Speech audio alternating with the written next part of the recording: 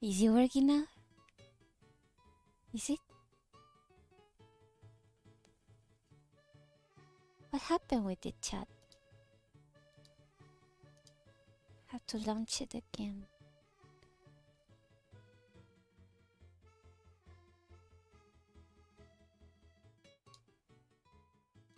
Okay, it's working now. Is it?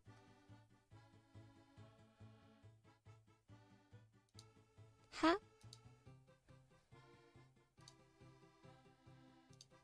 Hey, let me make myself smaller.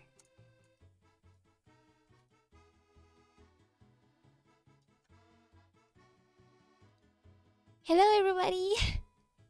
I'm a little bit late. I don't know why, but I had like suddenly technical difficulties, as you could see. So I guess today is not my lucky day. Well, it is never my lucky day, to be honest. So yeah, um, I was actually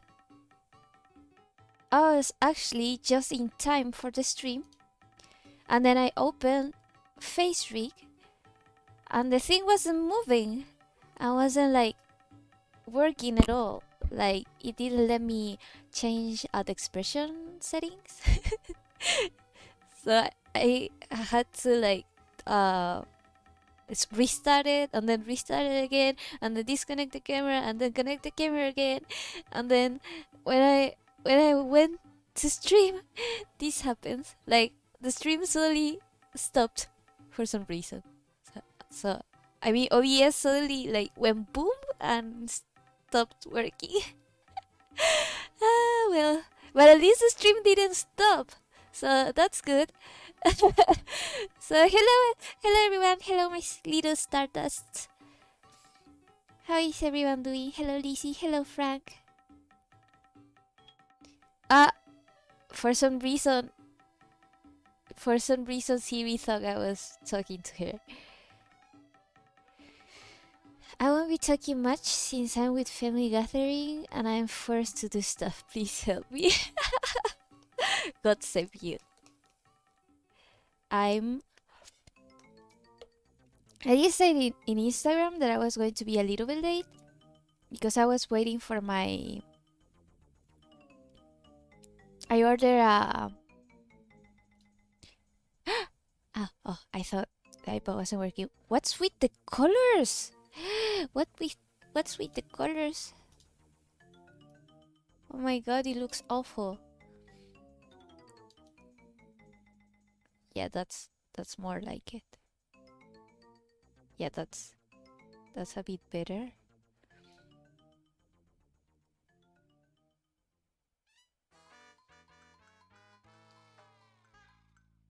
Little less brightness. Yeah, I think that's better. So yeah.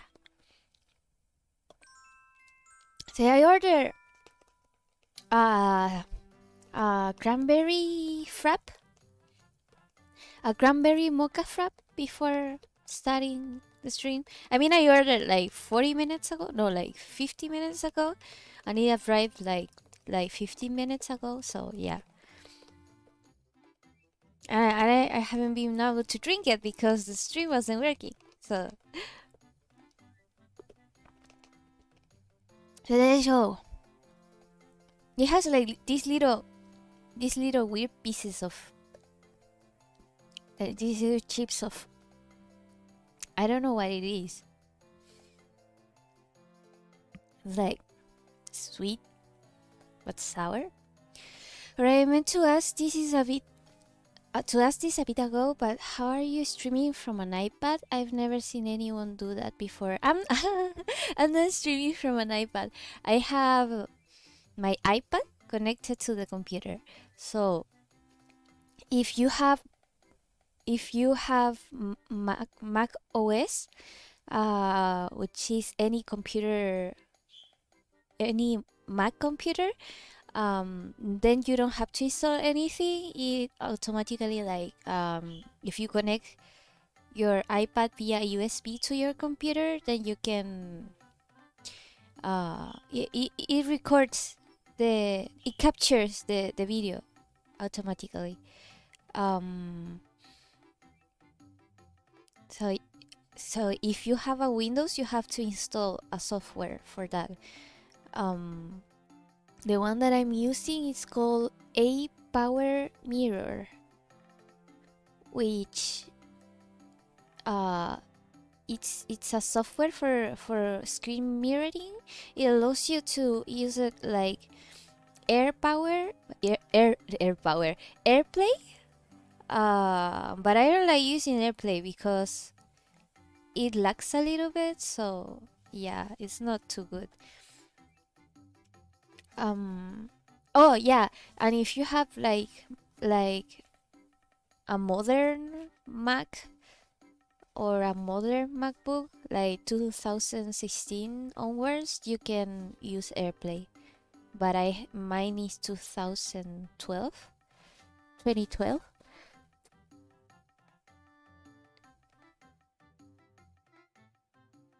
Ah, wait.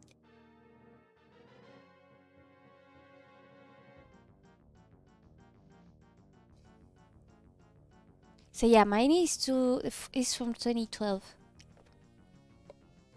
So AirPlay doesn't work. But USB is okay. Actually, USB is even better. Wait, I was not going to color yet. I'm doing the lines. Doing the lines, doing the lines. Uh, lines, doing the lines, the lines.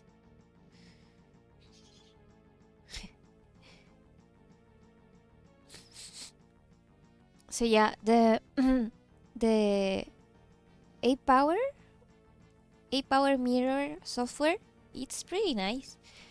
Um, if you want to like record with it, it asks you like to pay. If not, you can record only 3 minutes. But I'm like cheating because I'm not recording. I'm just streaming from a different software, so I can use it like for free. And it's funny because in the application you see a huge logo in the middle of the screen. But if I use it in OBS for some reason, I cannot see the logo, so I can use it for free. So, yeah. So I would say I recommend it just because of that. I wouldn't pay for a software because it's so stupid. In macOS, you have it for free. Like it detects the screen for free. You don't need like anything special for it. Eh? What's happened? Eh? What's happened?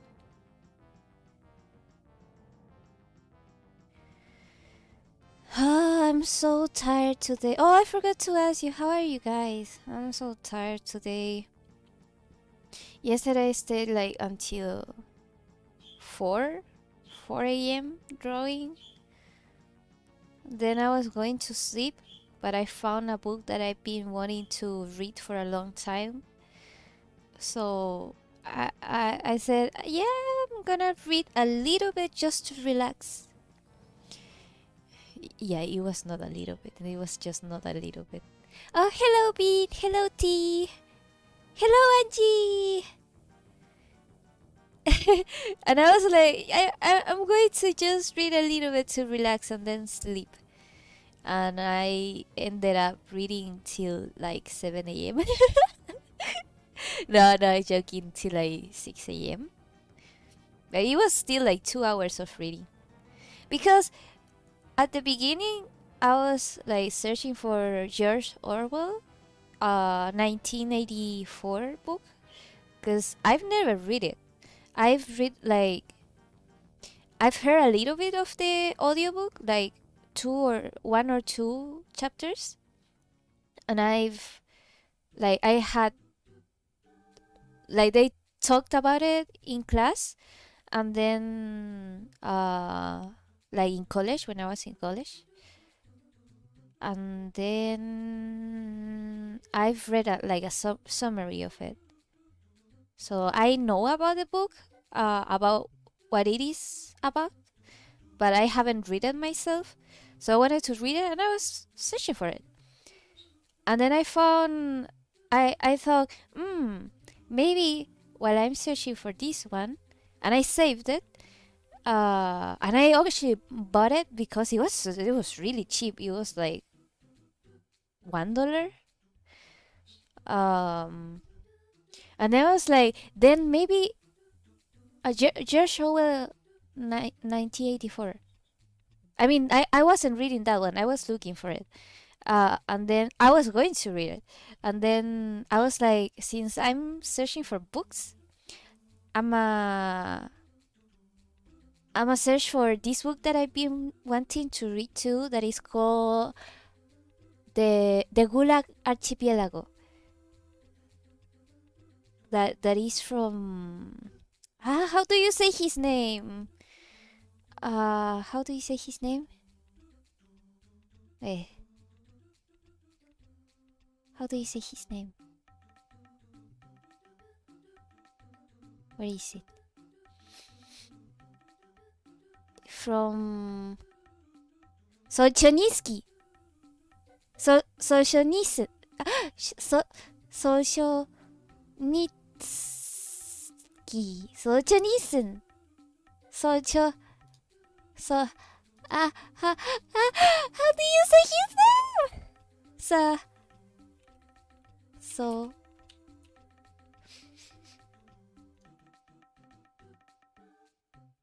Google, help me out a bit. How do you say his name? Let's put Google Translate. Should work, right? Papaya. Alexander Solzhenitsyn. Solzhenitsyn. Yeah, Solzhenitsyn. So yeah, I saved the Gulag Archipelago from Alexander Solzhenitsyn. And then when I was searching for Alexander Solzhenitsyn, I thought, oh, maybe I'll save the works from Dostoevsky, Dostoevsky, because I've been wanting to read him for a while. Because like a lot of his works are pretty good, and also he's like an existentialist, and I'm an existentialist as well. So I wanted to read him. Plus, he's like the favorite author from like one of my favorite authors. So yeah.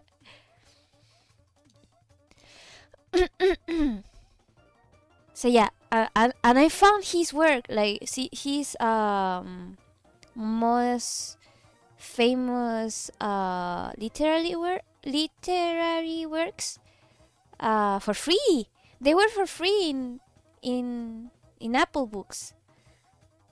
Like 6,000 pages. It was for free. Hello, Noemi. The Gulag Archipelago by Alexander Solzhenitsyn. So then, instead of studying George Orwell's 1984, I started Solzhenitsyn's. No, not Solzhenitsyn's. Dostoevsky's The Underground. What was the book called? I'm super bad with names, so I apologize. Wait, what was it called? Yeah, yeah, yeah, yeah, yeah. Yeah, yeah, yeah, yeah, yeah. Notes from the Underground. That's what it's called. Notes from the Underground. So I started to read that one because I played a game that had like phrases from that book, and I really liked the phrases, so I wanted to like read it.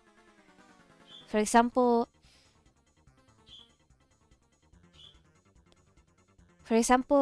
from different pages, it says, "I was lying from spite," because he starts. I mean, the protagonist starts the book saying that he's a spiteful man, Um, and then he says that he's actually not. No, no, no. From yeah, Fyodor Dostoevsky. So he says, I was lying from spite, and in reality, I never could become spiteful. Those are like from two different paragraphs, but those are like the notes that I took. And he says, it was not only that I could not become spiteful, I did not know how to become anything. Now I'm living out my life in my corner, taunting myself with the spiteful and useless consolation that an intelligent man cannot become anything seriously, and it is only the fool who becomes anything. Isn't that like super poetic and super true? That is right. An intelligent man, well, is a consolation, a self-consolation, that the intelligent man cannot become anything seriously. Only the fool becomes something. And I was thinking about that, like when you identify so much with something, sometimes you become spiteful and you become a fool. And smart people generally only know that they know nothing and they are not and they're nothing. So yeah. So then I stopped like at the end of the episode, the chapter, I think. I suddenly, I don't know why, but I started looking for a different book, which is called what is it called? Wait, do I have Kindle on my phone? No, I have it in my iPad only. Oh, what was it called? Notes from Nostradamus, I think. I'm super bad with names again. Even if I like songs and books and stuff like a lot, I I'm bad with names. Conversations with Nostradamus. That one is a little bit more on the like psychic stuff, like more on the woo woo stuff. If you consider like woo woo, um, it's about an author that she was a psychiatrist. She's called Dolores Cannon. Uh, and she was working with past life regressions. Like because she was a psychiatrist, then she was working with regressions to bring to people to like traumas from the past. And when she was doing that, and a lot of psychiatrists do this, that they're like going through memories from the past, and suddenly, without like even trying, they bring their clients to a past life. So their clients start to talk about a past life that they themselves don't know anything about.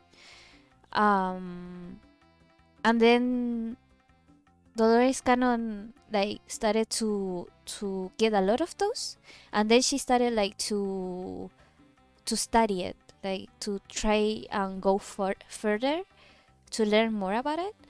And then she started like to get past lives and messages, like reincarnation thing. Yeah, she started like to get messages from different people, like different people that don't know anything about each other and haven't like been even in the same room. And she would like do regressions with them and hypnosis, and then she would get like messages that were similar, like they even talk about something that a different person talk about, but they didn't know each other. That's the thing. So it's not like she just came with this idea and believed whatever that she was receiving. uh, it was because it was so similar, the things that they talk about, that it was like impossible to deny that something was going on.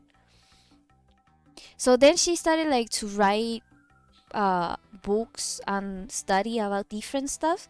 And one of those books is the one that I'm talking about. This is actually not the first book that I've read from her. I mean, no, it's the first book that I'm reading from her, but I have two audiobooks from her. So yeah. So the thing is like she invented this technique over the time, that is to channel messages from higher selves. So because sometimes when she was like in regressions, the clients would stop being in that like life they were talking about, and then someone else would talk in their behalf, and they would like talk directly to Dolores Cannon. And like I said, a lot of times they said about things that the client didn't know about, that was about Dolores Cannon. For example, in this book, she was doing a regression with a client, and suddenly it stopped, and he said, o sea, I mean, the person said, uh, the client was called Elena, I think, or Eleanor. I'm bad with names. Um, and she was talking in a past life regression, and then suddenly stopped because it was too stressful. And someone called Andy started talking and said that, let's say she was called Elena, because I'm not sure. Um, she said she's not ready yet to tell her about that. And then she asked like if Elena tell her about the message that uh, the like this higher self was told Elena to tell Dolores Cannon that she shouldn't like give up about her books, because she was writing some books. The books were almost finished, but she was looking for some publishers to publish the book, to print the book and stuff, but no one wanted to do it because at the time it was like 1983, if I'm not mistaken. um no one wanted to like print about that kind of stuff. Nowadays is like the idea is more known. There's different authors that talk about channeling messages from higher selves. For example, one of my like favorite authors uh, that actually like initiated me in this idea of past lives and regressions was Brian Weiss, that is also a psychiatrist. He's quite famous. He has several like bestseller books that are like really well, I don't know if you could say popular, but a lot of people know about it. For example, I think one is called One Life, One Soul, Many Lives, something like that. I'm bad with names once again. so so what was I talking about?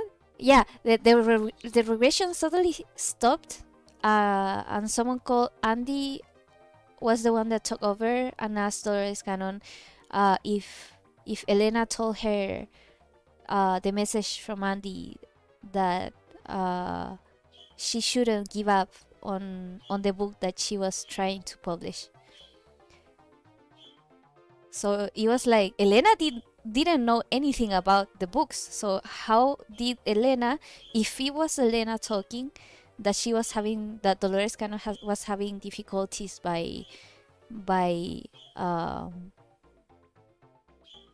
by publishing a book?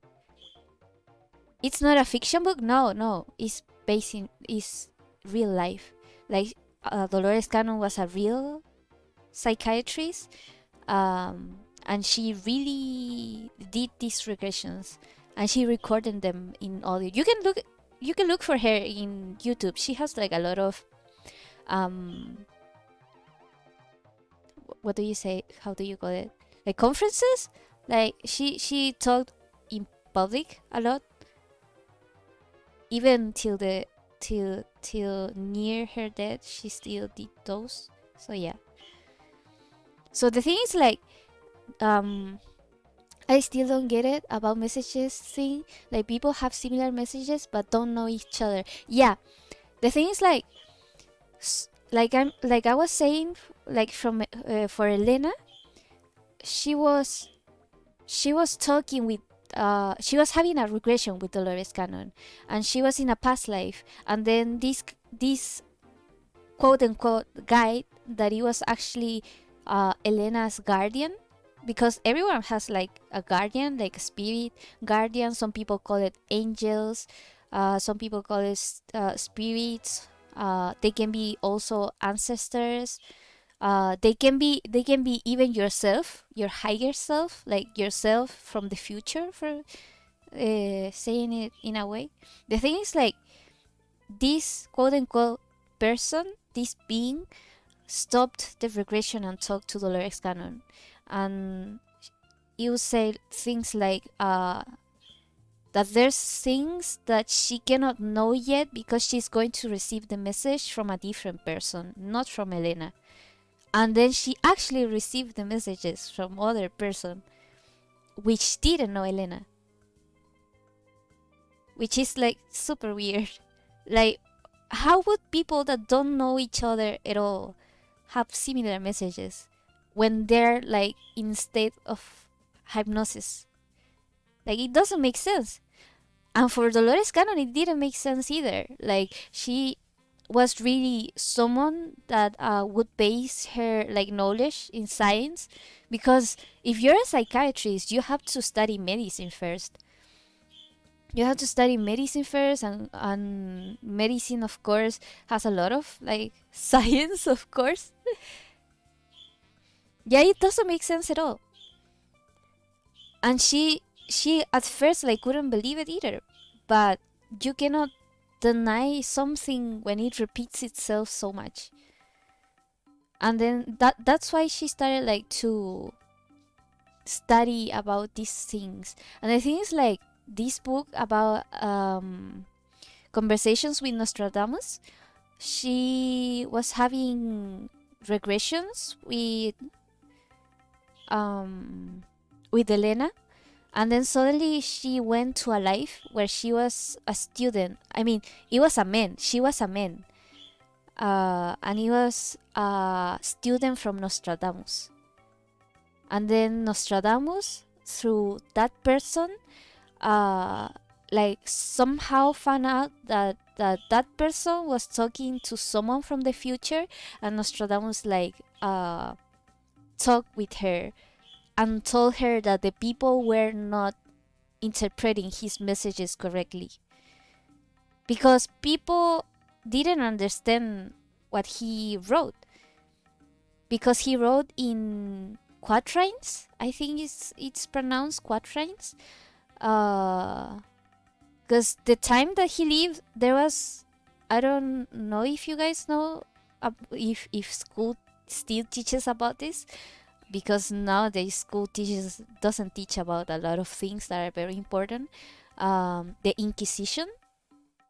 That was the time that the Catholic Church would prosecute people that had like different beliefs from them, even if it was like scientific beliefs. Like, I don't know, Galileo Galilei saying that the earth was not flat, things like that. So Nostradamus didn't want to write things directly, because if people that are not prepared read these messages, they will be afraid and they will not understand. And he didn't write his predictions because he wanted them to become true. He wrote his predictions so that people knew the worst things that could happen if they did nothing, so that people could avoid them themselves. That's why he told Dolores Cannon that he wanted her to help him translate some of his quatrains properly, so that the things that were happening wouldn't happen. And it was like, this was like 1983, 1985, around there. Uh, and things like, Elena got so scared of this that she decided to like quit. She decided to quit. She didn't want to do this anymore. So I think she moved away to Alaska or something. I still haven't read that part, that far. But I've heard like because Dolores Cannon talks about the book. She talks about the book in a video, like in an interview. It's like 50 minutes actually. She said Elena was like so scared of everything that was happening, because like, imagine if they told you that you were having regressions and suddenly you start talking to Nostradamus, and Nostradamus asked you like to help him read the future. Wouldn't you be scared too? So Elena got scared and she moved away. And Dolores Cannon was like worried, because like she thought the messages they were having, were the work they were doing, was very important, and how to didn't know like how to keep doing it, because like Elena was the link to Nostradamus, but Nostradamus told her through Elena that since the connection was already made, that they could keep doing it, so Nostradamus would be able to find her. And that happened. That really happened. She started to work with someone else, and that someone else received messages from Nostradamus too. So they already like had this thing. So it was like having Nostradamus' phone number. It was like so funny. So yeah, that's basically the book about. So I'm there's 3 books actually. I mean, the first one. The first one is mostly how they translated the messages and more about the story. I think the other ones talk more about what was translated. And a lot of things did happen. Like a lot of inventions that appear in those things were created later on, which is pretty interesting, because like I said, that was like a long time ago, and Dolores Cannon passed away like around 2014, I think. So she did see a lot of things that came true. So yeah, the future I see is one of a comic being created. What do you mean? What comic? If you know about the future, I would make a YouTube video. The thing is, like, if you know about the future, a lot of people wouldn't believe you, would they? People is like that. It's easier not to believe than to believe. But that sounds interesting. It is. It's very interesting. I recommend you the video from Dolores Cannon that she talks about the book. She's called.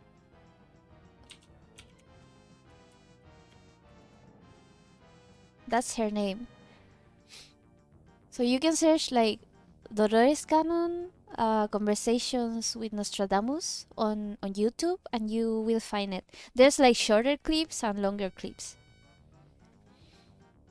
So yeah, it's pretty interesting what she talks about, and it's pretty interesting what this supposed Nostradamus talks about too.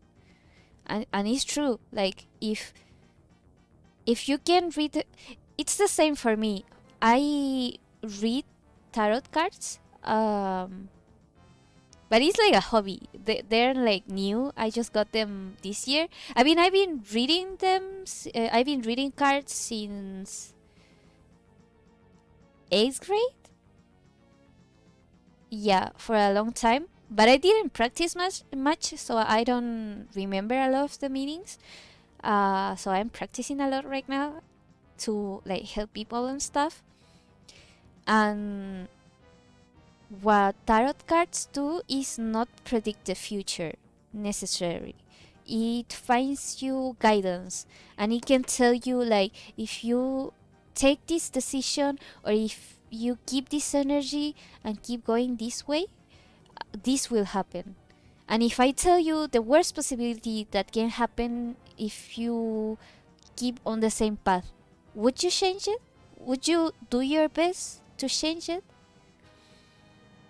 And I would say I would. But sometimes humans. The thing is, like, humans have free will. They have the free will to choose whatever they want to do, even if that's a mistake. And sometimes you have to commit mistakes in order to learn something. So yeah. A lot of people have like fear of things like tarot and stuff. They think like it's sorcery and stuff. It is not. It is just, in my mind, it's a way of taking the knowledge from the universe, like your spirits, because I believe everyone has spirits that guide you. Some people have one, or they have like several. I believe that tarot cards help you to connect to higher selves, and they tell you messages that you can convey and help yourself or help others. And you can, of course, decide to like believe in it or not believe in it. But if it's warning you about something, it can help you like to fix it. Yeah, that's right. Tarot is more a guidance, but people tend to misunderstand. Yeah, but that's too because there's people that scam others just to get money. And then thanks to people like that, it's that tarot can be like misunderstood. What am I doing? What am I doing? This was a mic. And mics can be like fold these days. Okay. So yeah, there's a lot of bad people in this world that would use tarot just to scam people, just to get money from people. Hello, Jean. Ah, what was that? Just to get like money from people and scam them, and that's why a lot of people don't believe in it. And a lot of people say like, I can predict your future. No, you can't. You can try to, but the thing is like the future changes.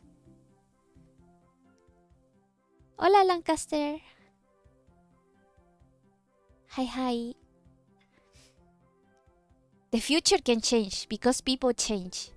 So if I predict a future and that person doesn't like it and they change the things around their life to avoid it, of course the future will change. Because people have free will.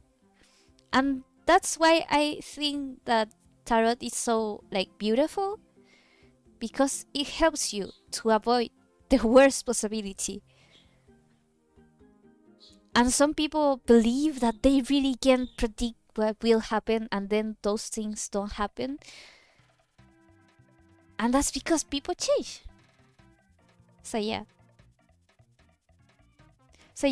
tarot is more like a tool. It's funny because one time I wrote a comment about tarot, like in a video, and someone commented, like responded back that I should throw away the cards because they were dangerous. And I was like, tarot is a tool. The cards are what you want them to be. They are not dangerous. They're just cards. They are just literally cards. They are like piece of cardboard or piece of paper with images. Actually, if I don't know if you guys know, but tarot, the cards from tarot, uh, where like they used to be a game. It was a card game. It wasn't like it did. They didn't have meaning, and then people gave them meaning, and that's why tarot cards have a lot of meanings, depending like in the person and the author, and sometimes the illustration, or even yourself. Like if you want to read it differently, because your intuition tells you to read it differently, then you can. It just depends on yourself. So that person told me like, throw away your cards. They're dangerous, and I was like, dude, they're cards. What will cards do to me? Will they like move from my book and strangle me when I'm sleeping? No. They're cards. But what if someone asks you, what will happen to my business? And he pull a tower card. Well, you can ask for the reason of a tower card. Like for example, if I ask, how will my business go? I can pull a tower card, and I would say, major arcanas. The tower, it's a major arcana. Major arcana sometimes are things that are out of our control. So I can like see, well, if I get the tower card, what does it mean? Will it be will it have like big consequences, bad consequences? Can it be avoided? If it can be avoided, how can I avoid it? If it cannot be avoided, what will happen next? Will that be the end of it, or can I get back to it? If it is the end of it, what can I do next? Because if something bad happens to your business, sometimes people will think that that's the end of it, like there's nothing more for them in that life. And you can bring a message like, no, this was supposed to happen, and if this happened, don't lose faith, uh, and something even better will come to your life, because some things have to be destroyed and some things have to end in order for new things to come. Because if you don't have space for new things, then of course new things won't come. Or you can ask like the tower will come because of, I don't know, greed, or because irresponsibility. So you can fix it. You can be more responsible.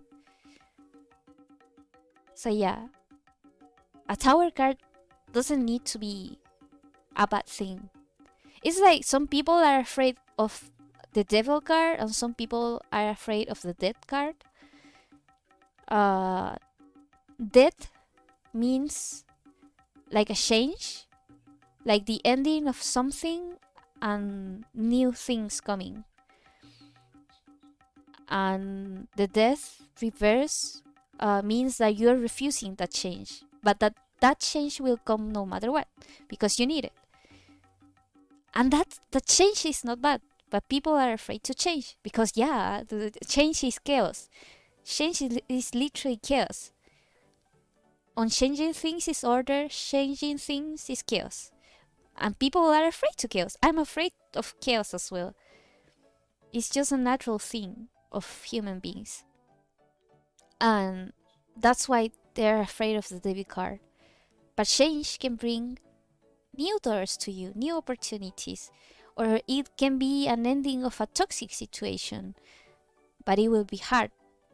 Major arcanas are not easy. It will be hard, but it's things that have to happen. And like telling that to people, that even if bad things happens, there's a bright side, or there's a way to make it better in the moment when you're feeling pain. I think that is really, really helpful and really healing. I'm an expert. I'm not. I'm barely learning.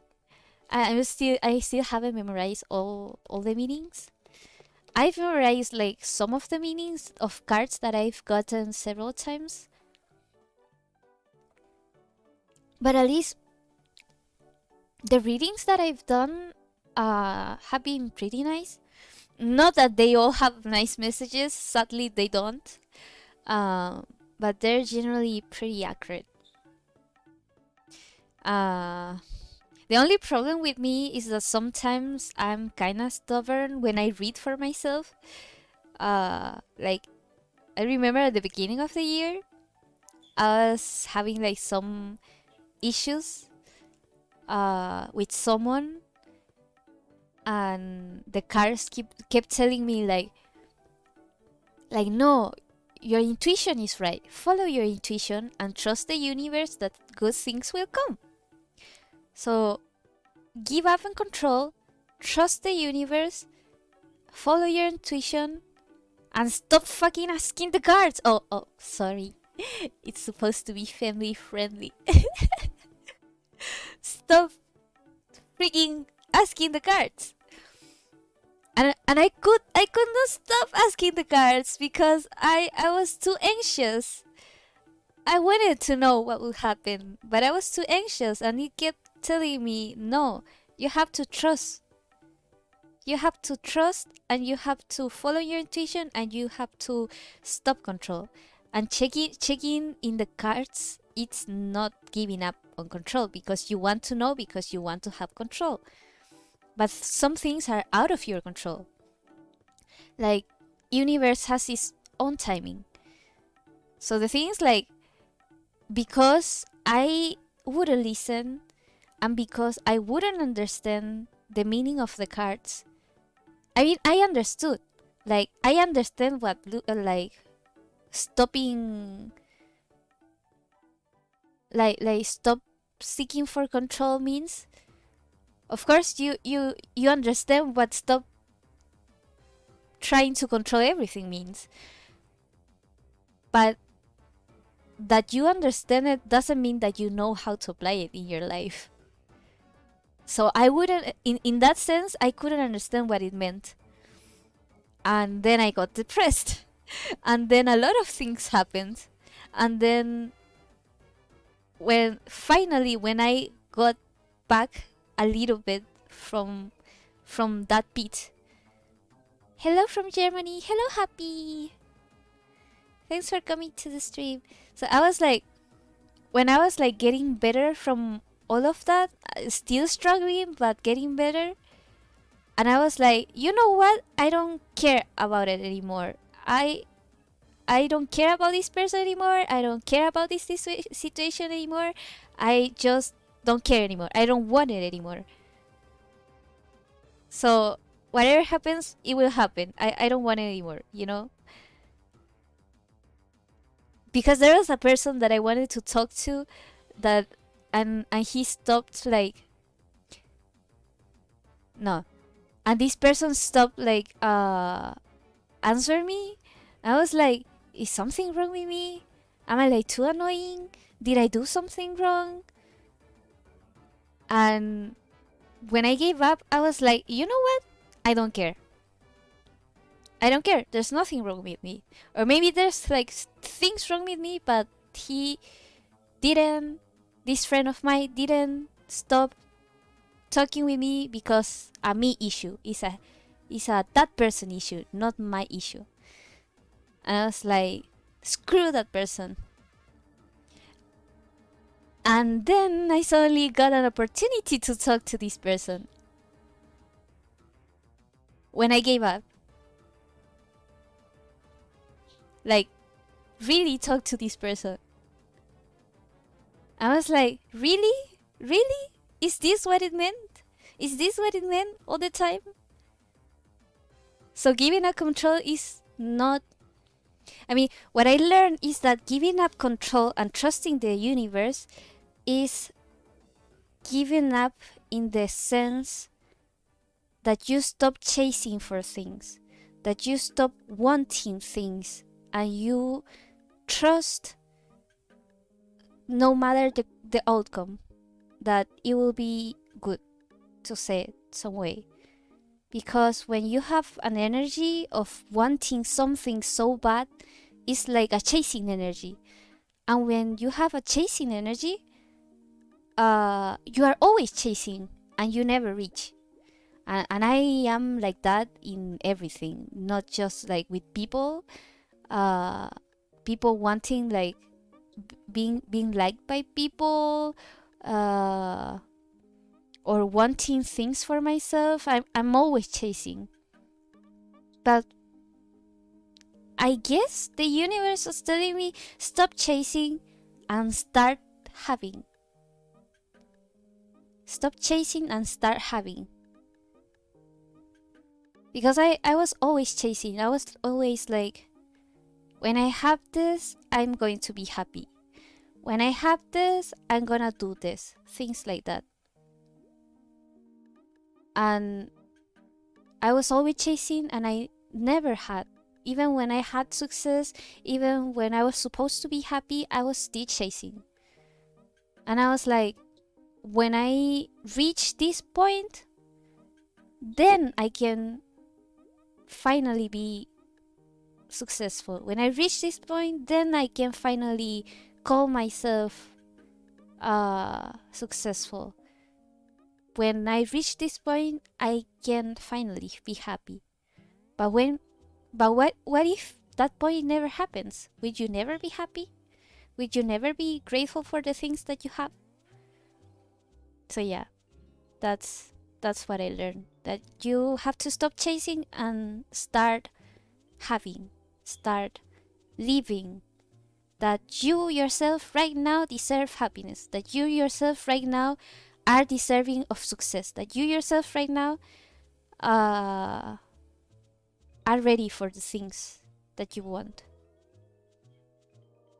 So start doing now instead of delaying it. Like, I will finally stream when this happens, and that day may never come. So I started streaming again. So yeah. Because I was like, I'm going to stream when I get a better computer, because my computer was really crap. I was like, but what if you never get a good computer? Then what? If you want to do it, then just why not do it? And I was like, dude, your brother has an amazing computer. Why don't you just ask him? And I was afraid of asking him. And then I took a leap of chance and asked him, and he said yes. It was really easy. So yeah, my dudes, stop chasing and start having. Stop chasing life. Life is for you. Universe is here for you, so you don't have to chase the universe. You don't have to chase happiness. Happiness is here. But it doesn't mean that it will always be happiness around you. Like, that's just unrealistic, because pain is necessary too. Like the pain that I went for so many months, it was necessary because I couldn't understand what I had to learn. I couldn't understand what it meant to lose control. I couldn't understand why I was not happy. I couldn't understand anything, even when the cards were telling me. So I needed pain to be able to learn. So sometimes, even if it sucks, because it sucks, it really sucks. But you have to feel pain to be able to learn. And no one likes pain. Like, even if you're a masochist, no one likes that kind of pain. Like, even if you're a masochist, maybe you will lose someone in your life, and that would be painful. And it's not a pain in your own life, so you wouldn't enjoy it either. And everybody needs that to be able to learn some things. So yeah. Seeing you draw June makes me happy. I love him so much. a good moment to finish 2020 with your word of wisdom. I don't know if it's wisdom really. It's just like things I've learned this year or over the years. I mean, you like can't really accept I mean you like can't really accept everything. In what sense? Yeah, I agree to you. T. It might not be now, but there will be always a right time to chase it.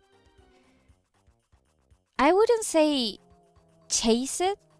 Of course, it doesn't mean you give up, but sometimes chasing means wanting something so much that you never have it. Hello, Jamia.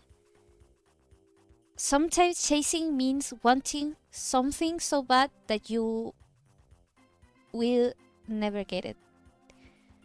Like, if you chase something, it means that that something will still get away from you. So you have to have like the mentality that you will get it. Or just not care at all. Don't care about the outcome. Don't care about what's going to happen. Just do it. Of course, not recklessly, but the meaning of it is not caring about the outcome. The meaning of it is giving it your all in the process and enjoying the process and living in the moment. Because when you're always chasing and looking forward, then you're suddenly not grounded at all. Do you understand what I mean? That when you're chasing, you're not living right now. Like you're looking forward, but you're not looking where you are right now. Even though the outcome is not really good, that's why I'm saying like that you shouldn't do things recklessly. Like for example, I don't know, you want this work and you're not sure if you're qualified for it. And you say, I'm going to deserve this job when I reach this point. So I chase for that result. But you're so focused on getting the job that you forget all the things that you do in between. And sometimes when you chase so much, you forget yourself. So yeah, it means the importance of living in the moment, and not caring so much. Like, yes, I want this job, I want it, but I have to believe that I can have it, not that I'll have it when I reach certain point. For example, a lot of people say, if I study this, I can get this job. For example, if it applies more for like humanistic types of work more than like science or engineering. But some people say like, yeah, I have to go through this career in order to get the job that I want. But that is not true. That is just not true. Sometimes you can get those jobs without even like having to go through them. Yeah, you will not have like the license, like the paper, the piece of paper, but you will achieve it like before everyone else. Like, for example, I was watching like this event that they were like people talking about their experiences and stuff, and this dude said like that his son knew this student, and this student was really bright, and then he decided to study this career, and he ended up and that dude thought, but why would this person choose this? Wait, let me change the color. And he was like, why would this person choose this kind of career? Like, he will just waste himself in college. Because the truth about, that's it. This is a life topic podcast. Well, it can be whatever. So yeah, the thing is like, they tell you that you have to go through college to be something, right? And I used to believe that too, because they tell you that since you're like in school. And the reality of college, because when I was younger, I used to want to be in college so much because I thought school was so easy and so boring. And I was like, when I'm in college, things are going to be challenging. When I'm in college, I'm going to find really like-minded people that are going to be really smart. That was not true. I didn't find like-minded people. I found the same kind of people that were in school. Teachers sucked. Really sucked. Like, they were really bad. Really, really bad. Some peoples were good. Some teachers were good. In my first year, I had like 2 good teachers. From like a total of 10 teachers or 8 teachers, I had 2 good teachers. 2!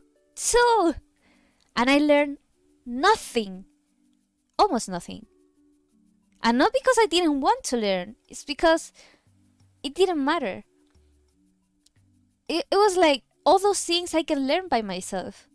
And I didn't find like-minded people because people were in college not because of the pursuit of a greater good. They were there because they were self-serving themselves. So yeah. And that type of career, journalism, I was studying journalism. You cannot study journalism to be self-serving. You should study journalism because you want to pursue the truth. You want to pursue the truth. You're there because you love the truth and you want people to know the truth. Because if you want to study journalism because you can travel through the world, then you're going to be those kind of people that don't care about what the hell they say, and when they get a mistake in the news, they're not going to apologize. And sadly, a lot of journalists nowadays are like that. Actually, the best journalists that I know are not, they didn't even study journalism. They were other things, like lawyers. So everyone can be a journalist. You can be a citizen journalist too, if you want to like do your own interviews, get your own like sources. You can start a YouTube channel and be a journalist yourself. You can write a blog and you can be a journalist yourself. The journalists that I admire the most didn't study journalism. So you don't have to go through a career to be able to be something that you want, except if you want to be a doctor or something like that, of course, because like you cannot like have surgery, apply surgery to someone without going through the career, of course. It doesn't apply for those things.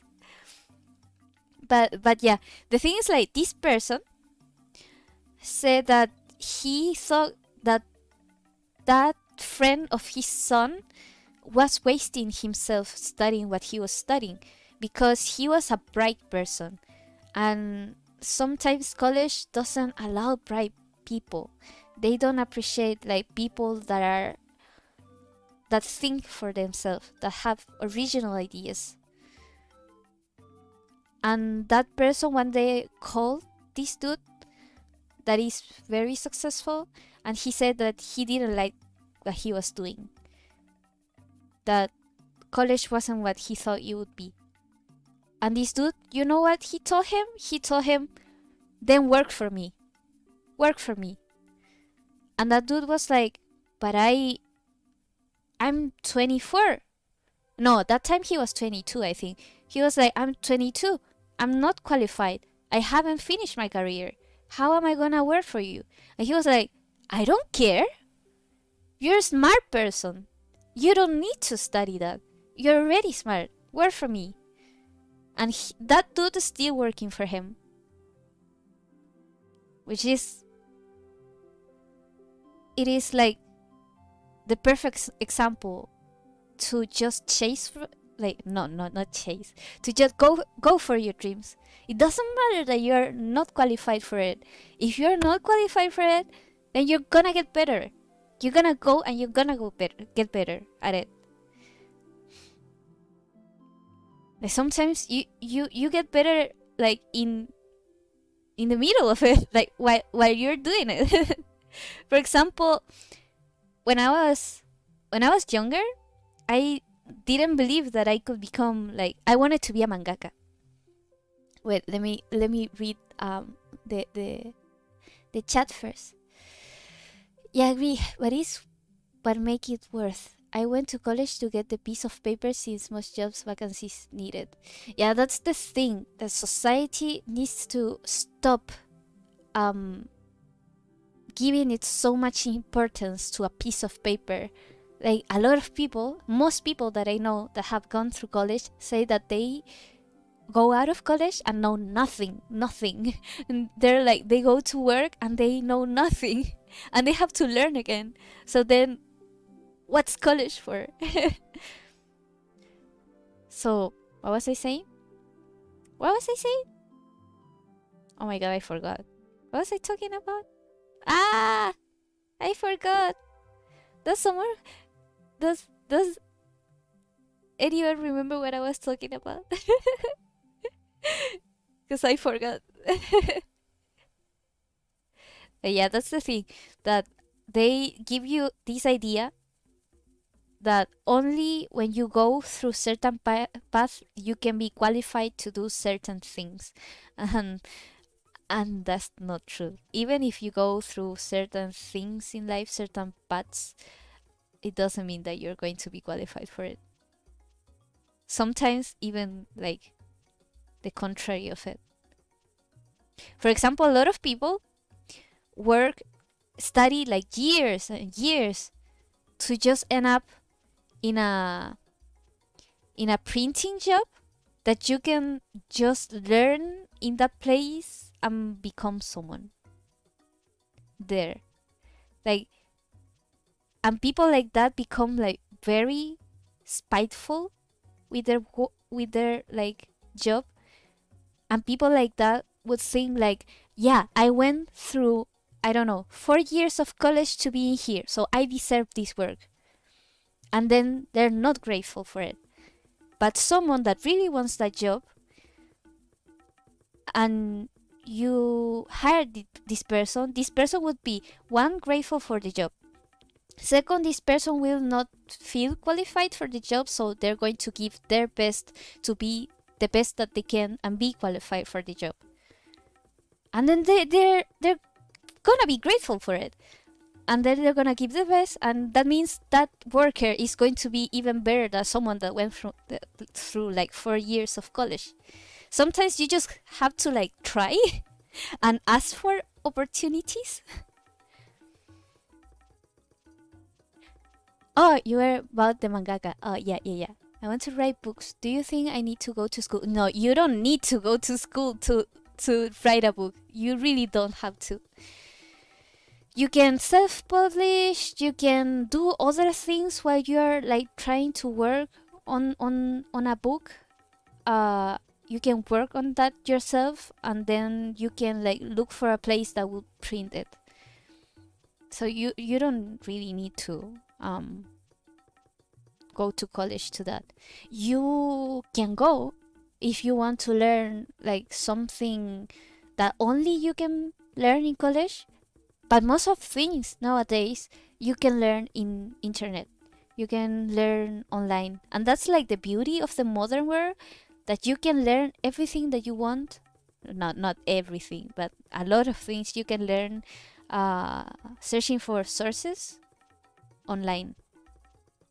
Or like finding books online. Like before, you were limited by how many books your local libraries have, but now there's a lot of books that are published online. So yeah, I was talking about wanting to be a mangaka. When I was younger, I wanted to be a mangaka, but like what do they tell you? If you live in a Western country where being like a comic writer is not a thing, um, that's an impossible dream. So I gave up. I never tried. I didn't even buy materials. There's people that at least buy the materials to try it. I didn't try from the beginning because I told myself that I was not enough, that that would be impossible, that that was just not the life for me. And people would tell me like you're too smart to waste your life drawing and stuff. And I believed them. I really believed them. So I tried myself to go through different paths in life, and I was always unhappy. I was always unhappy about it. And I didn't know why. And then, of course, I found out that it was because myself, my own soul, was spiteful about it because I never tried. And when I tried publishing my first webtoon, I stopped because I thought I was unqualified for it. But guess what? There was people that like it somehow, that liked it, and I was like, "Are you guys blind?" But I had to stop because my computer broke at the time. So yeah. And then I forgot everything about the story, so I stopped publishing it. And then when I started blank, I was like if I already cannot find meaning in my own life by doing things that they want me to do, then what's so wrong about doing the things that I want to do? Like, I'm so unhappy trying to make everyone happy. I'm so unhappy trying to be someone else. I'm so unhappy by having never chastened for my dream. Try to like chase for my dream or try to achieve my dreams. So why shouldn't I just like try it? Like, if it doesn't work, then I fail, but at least I tried. So I started posting blank, and I felt really unqualified for it. If you read the first episodes of blank, you will see that my drawings are very different from now because I've improved with time. So when people ask me like, how did you get so good at drawing, or what's your best tip for people that want to start their webtoon? My best tip is just do it. Like, yeah, you're probably gonna fail if you... There's more chances of failing. There's more chances of failing and not doing well or not getting noticed than getting noticed. For example, my first webtoon, it had like 1,000 subscribers, which was a lot for me. It has like A stars rating, which is really bad. It was really bad on webtoons at that time, and it felt like crap. It didn't feel good at all. Of course, it felt like crap, but I learned from it. I learned because I tried. But if you don't try, then you never learn. And I was like, for a long time, I was like, I cannot be a mangaka because a lot of mangaka have teachers. I cannot be a mangaka because a lot of mangaka go through a school of art. So I cannot be one. But do you really need it? Can you like just learn for yourself? So that's what I've been doing. I know I'm not like the most successful one, but I've reached far more than I ever thought that I would. So yeah. So I would say like go for life. Even if you feel unqualified, go for life. You're going to learn. Even if it sucks, even if things get ugly for a while, even if you feel really unqualified, go for it. And you're going to learn and you're going to get better. Like, for real, a lot of times, if you just apply for the job, you could get it. For real. You're going to get a lot of rejections, though. That's the truth of it. Like, in life, you're going to be rejected, like, several times. If you're lucky, you're probably gonna get it in the first time, but there's like more chance of failing than chances um of succeeding. But that doesn't mean like you should give up. But of course, it doesn't mean that you should chase blindly for stuff. Like, for example, if I want to be an artist, but I lack creativity and I lack the talent to do it, and I also lack like the self-criticism to get better, then why would I chase art aimlessly? I should either commit myself to get better and sacrifice a lot of things in my life. For example,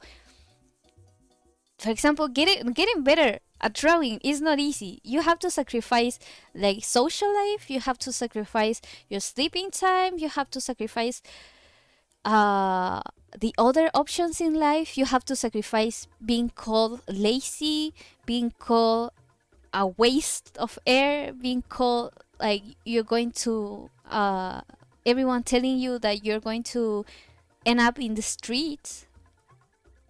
You're probably going to face a lot of stuff if the people around you are not supportive. And it's hard.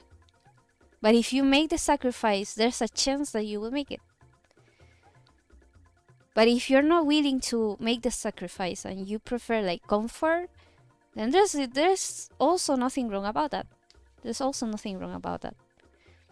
So we shouldn't just shoot at anything aimlessly. We should like think about it carefully. And if you think about it carefully and you still want to go for it, then go for it, even if you feel unqualified. So yeah, I'm not telling you guys to be reckless in life. I would never tell anyone to be reckless in life.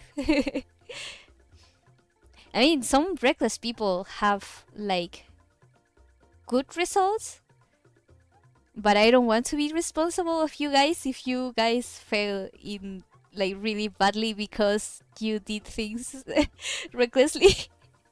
So yeah. What's the chat talking about? Hi, I don't know you were streaming today. Oh, I'm sorry, I can't stay for this one. Hello, chicken. No worries. I'm not gonna stream tomorrow though because tomorrow uh have I have to do things. Yeah, tomorrow I have to do things, so I cannot stream tomorrow. Probably gonna stream Saturday. I'm gonna be streaming Hyrule Warriors. So yeah, I hope you can be there. Hello, Aline? Es Aline? So yeah. And the thing is like, what like really annoys me about nowadays, and that annoys me because there were people like that in my life too, and they made me like had this kind of mentality, and I didn't have like the strength to break out from this mentality. Is like this coward mentality, this fear of failing. And when you fear failing so much that you prefer not to try, I think that's the most like dangerous thing that you could like teach a child. The fear of failure, the fear of trying, the fear of making mistakes. Like, of course, the fear of the bad. Bad in other people and bad in yourself. Like a lot of people, they tell you that you should do no wrong, and that there's nothing wrong with you. But I would say there's a lot of things wrong with ourselves. They say that some people are evil because of their circumstances, and like there's no helping that they're evil. It's not their fault. And that one should not look into oneself. And I think that's really dangerous. To think that one is not evil. I think everyone in life, every human being has good and bad in themselves. Every human is as evil as they're good. Some people call it their shadow. But the thing is, like, if you don't accept that you have evil in yourself, then you cannot fix that evil. You cannot work so you are not evil. As only accepting all of yourself, only accepting the bad things and the good things, and that you are evil too, that you can be the worst human being just by acknowledging that you can be the worst human being that this earth could have, then you can start trying to fix it. Because if you think that just because of your life circumstances, you don't have to take responsibility for the actions that you take in your life, then you're not growing. You're never gonna grow if that's the case. Like if I believe that, for example, that I don't know, I was diagnosed with bipolar 2. So if I believe that just because of my life circumstances I'm bipolar 2, I'm gonna get depressed and I'm gonna get manic, hypomanic, and my life is gonna suck and there's nothing I can do about it, and if I'm a shitty person with others, I don't take responsibility of it because I'm bipolar and the world made me this way, because there's nothing wrong with me, then of course I'm not gonna get better. I'm gonna be a shitty person. I'm gonna be a spiteful. Ow, ow, ow. I'm gonna be a spiteful person and a bad person towards others, and I'm not gonna try to fix myself because I was suddenly born this way.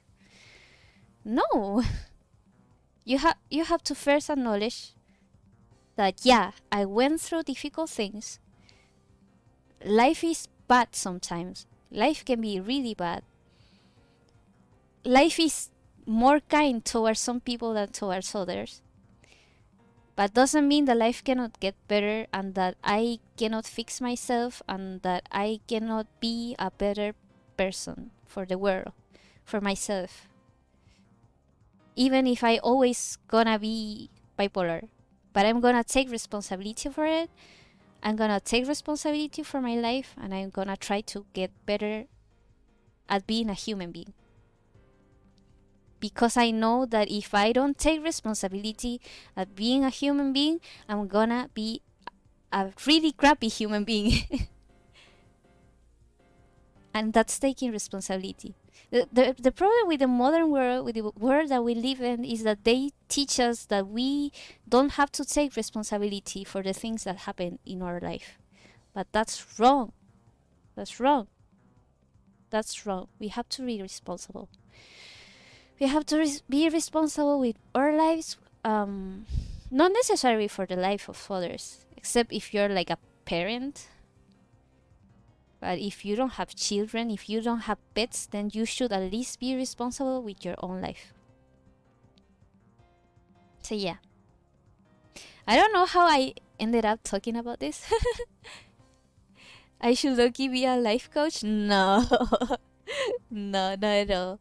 My I just learn from my mistakes and like to share it. I don't know much about life.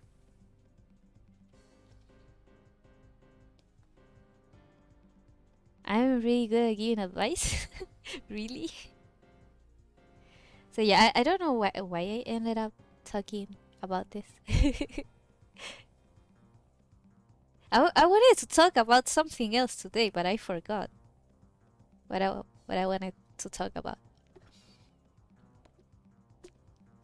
I hope I'm not boring you guys with all this. And by the way, if any of you is going through a lot this year, like through a bad patch, through a rough patch, through a dark place, I would say that you should keep the faith and things will get better.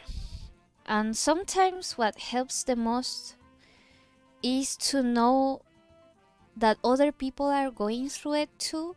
And that doesn't mean that your suffering is less important, because our pain is our own pain and only we know how much it hurts.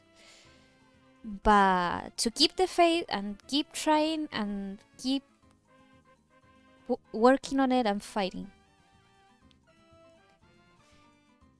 Because I don't know if any of you guys believe in astrology, but this year is the age of Aquarius, and the age of Aquarius means there is going to be a lot of changes, a lot of important changes, and sometimes really, really rapidly. And a lot of people are going through what is called the Great Awakening. They're like waking up through life, waking up in a lot of senses. And when you wake up at the beginning, it's not nice. To be able to be the best self, the best version of yourself that you can, you have to clean the ugly parts. And a lot of us went through or are going through the cleansing part. So if you feel like really, how do you say it without cursing? Whatever. If you feel really shitty, if you feel really shitty right now, it's going to get better. We are going through things like this because we have to clean ourselves, and we have to wake up, and we have to learn. We have to learn from something.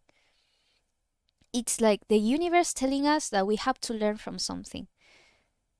So ask yourself, what it is that I have to learn? What it is that I'm pushing away, that I should like revise from myself? Wait, the playlist is over. No, this is Banjo Kazooie. I wanted Donkey Kong. No, but I want Donkey Kong 2. Donkey Kong Country 2. Okay. So yeah, we are going through this, through like bad moments, through moments of self-reflection, to moments of self-doubt, to moments of darkness, because we need to shine light over the problems. We need to shine light over the dark parts of ourselves. Do you like ethics? I haven't read ethics like for a long while. I used to study it a lot when I was in high school, but I stopped reading. I stopped reading for a long time because I didn't think that I had time. Because I prefer to read webtoons. When I got a Starbucks for myself. What happened with me? Oh. When I got listen. ASMR. When I got coffee, I got a gingerbread cookie. No, my cookies, my cookie doesn't have an arm. Where's my cookie's arm? Ow.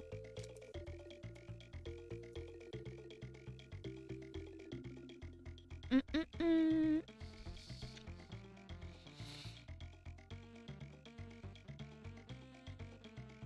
What is happening with my? I have a question.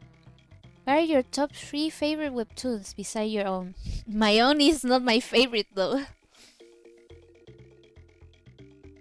Hey, no, I really want to like make ASMR. I really like ASMR. The thing is, like, I don't have a mic for it. Like, this mic that I'm using is my brother's headset.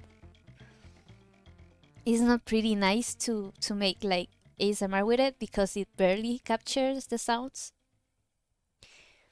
So yeah, I want to save up for a mic and do it like when I have a mic. I really like Donkey Kong um BGM. Wow, the cookie, the gingerbread cookie. It's a bit spicy. I guess because it has like ginger.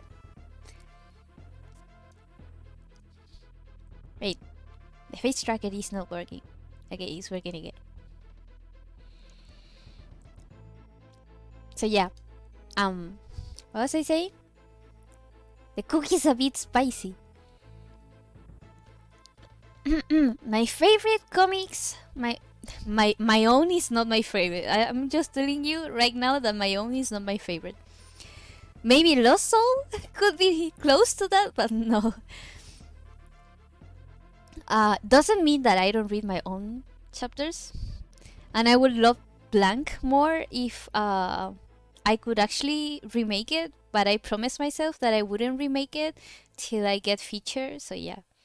I'll just keep going because I want to finish the story, and I cannot wait forever to get featured just to do that.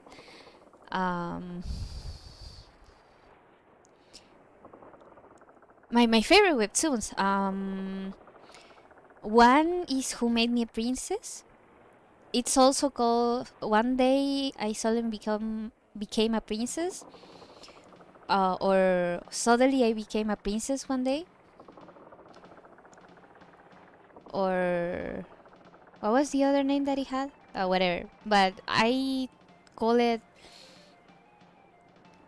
No, One Day I Became a Princess. But I call it Who Made Me a Princess because that's the first name that I found it with. So yeah, that's one of my favorites. Another one is they are all like isekai-ish, like historic, historical each. The other one is, what's it called? The Villainess reverses the Hourglass. And the other one is the villain's seducing the villain's father. Yeah, I really like those. They're all romances and stuff, but yeah, I'm a sucker for romance. I recommend this one that isn't a romance that I finished pretty recently. It's called Charlotte. It's about a maid that wants to be a writer. It's a pretty nice story. It's a tragic story, so if you wanna cry, that's a good one to cry for. They're not from Webtoon. They're from Tapitoon, I believe. Charlotte maybe from Tapas. But the other ones, I think they're all from Tapitoon. But just say you can find it free somewhere else. I didn't say it. I didn't say anything. it's yes, by the episodes in Webtoon. That's what I said. Yeah, that's what I said.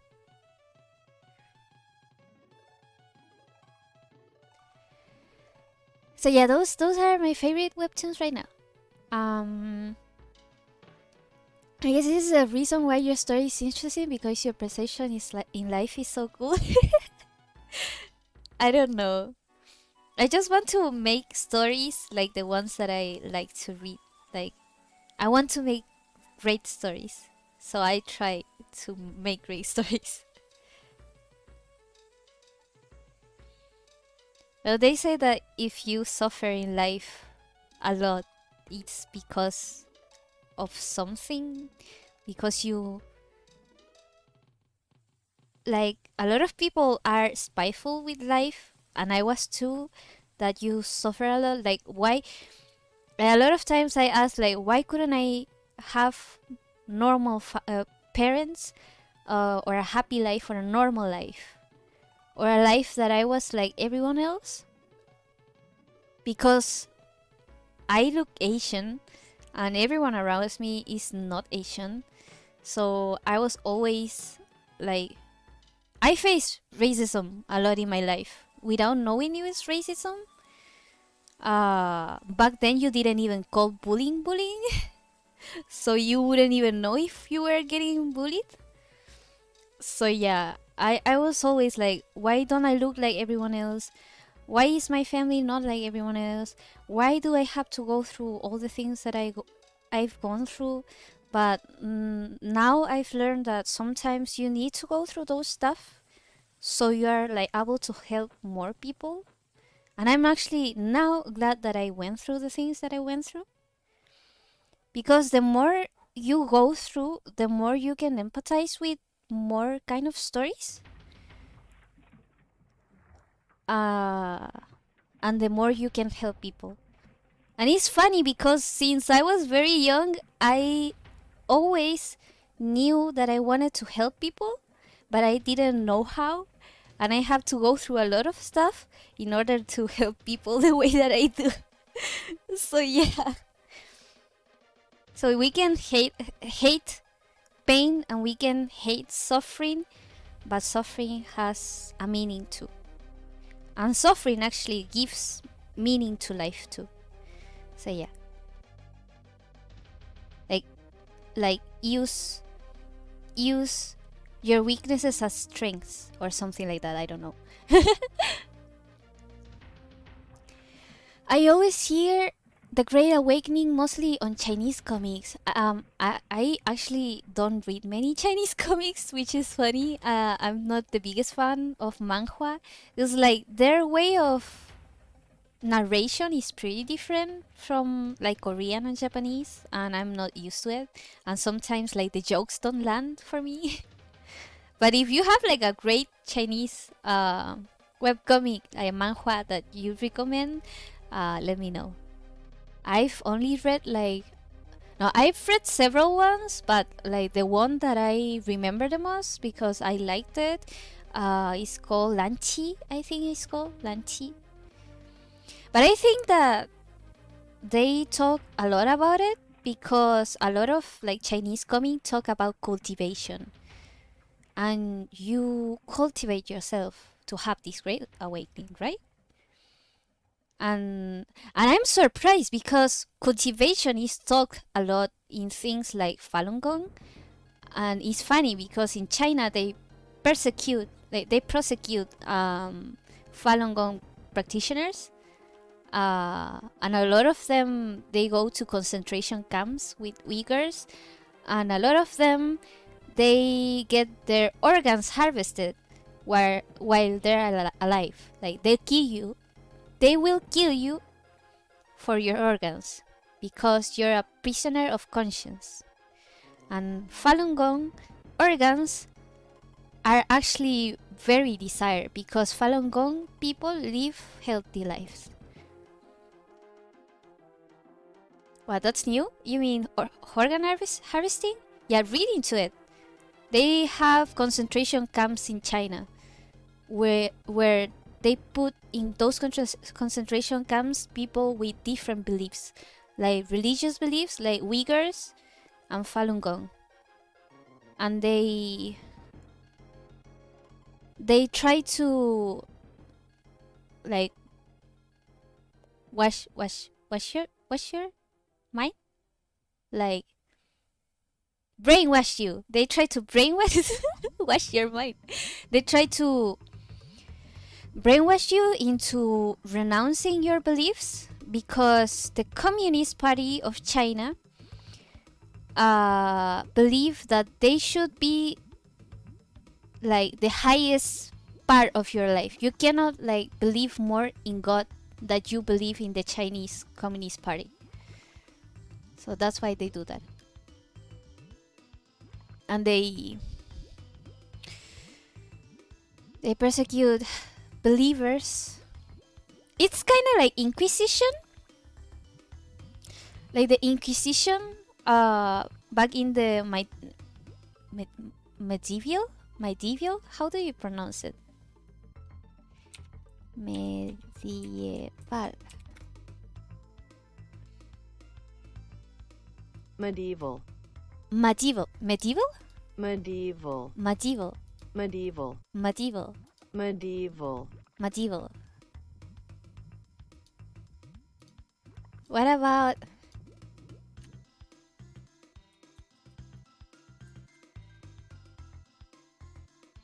Middle Ages. do they call Middle Ages? Are you sure?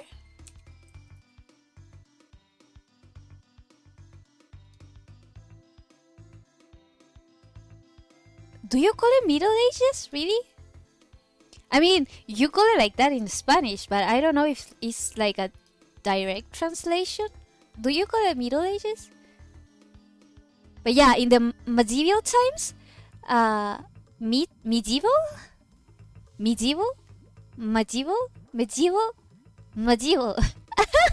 I don't know. The things like the Inquisition, they back then the Catholic Church was the most powerful. So they would like, I already talked about it at the beginning, but I'm gonna say it again. They used to, oh yeah, I wanted to talk about that.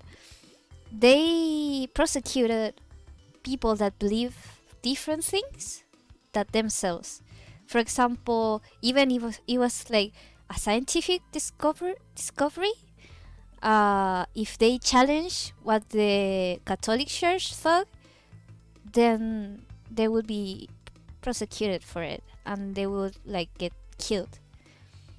And something similar is happening right now in China, and it's like similar but the contrary at the same time, because back then it was a religious organization with a lot of power that if anyone questioned what they thought,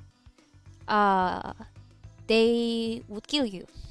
So people wouldn't say what they thought out loud. And now with the Communist Party of China, it's the same. But instead of questioning, because before it was like the Catholic Church was the proxy of God. So if you challenge what the proxy of God thinks, then you are challenging God.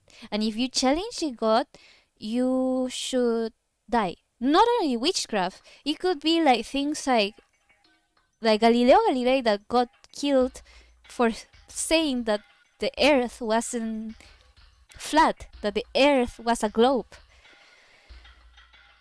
For things like that, if you dare to say something slightly different than what the Catholic Church believe in, then you would going to, yeah, because that's the case. I'm eating a cookie.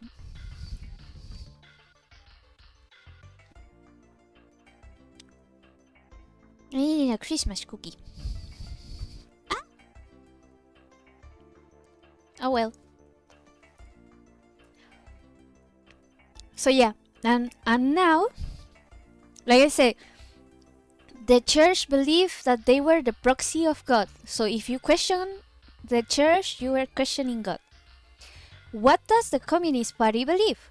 The Communist Party believes that they want to make heaven on earth. They want to make heaven on earth. It's called 天下. 天 being heaven, and 下 being like down. So heaven on earth. They want to make heaven on earth. And they are the ones that are going to be the middle of heaven on earth. And everyone has to follow the Communist Party because they're the leaders of heaven on earth. So they want to be gods.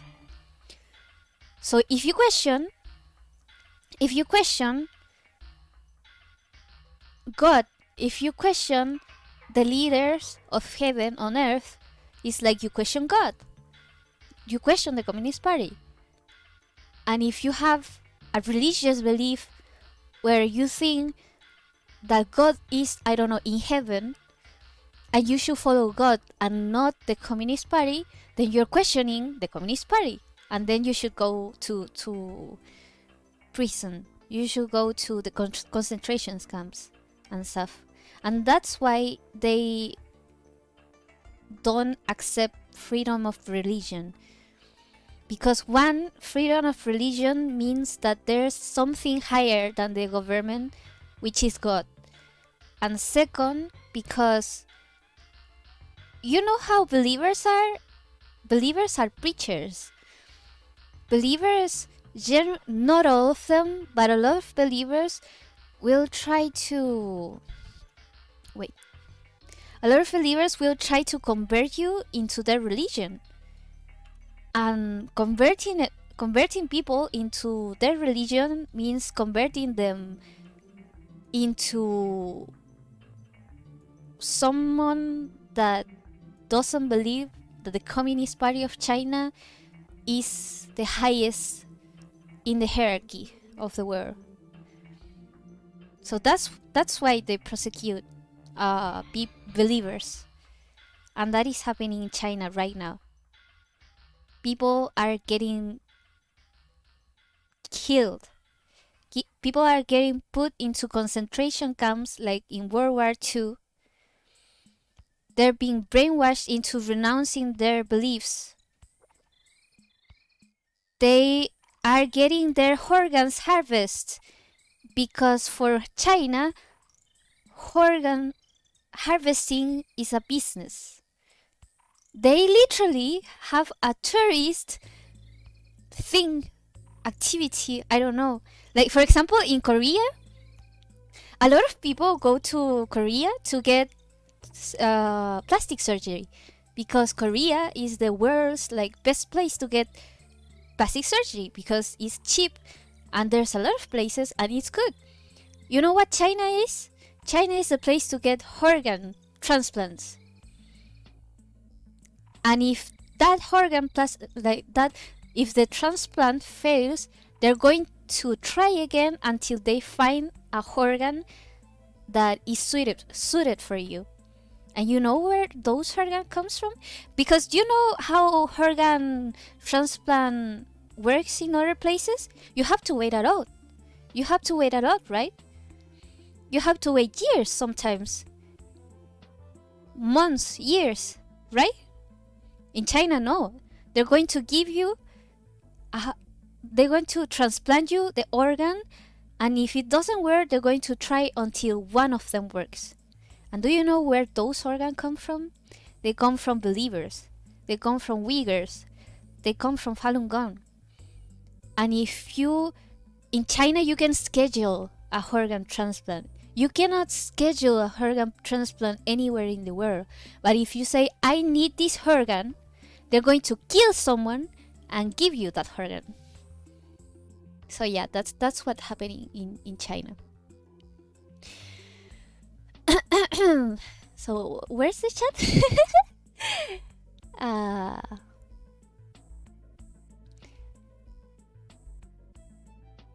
I was just about to say the same exact sentence. I'm a sucker for romances too.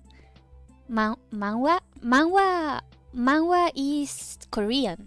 Manga is Japanese. Manhwa is Korean.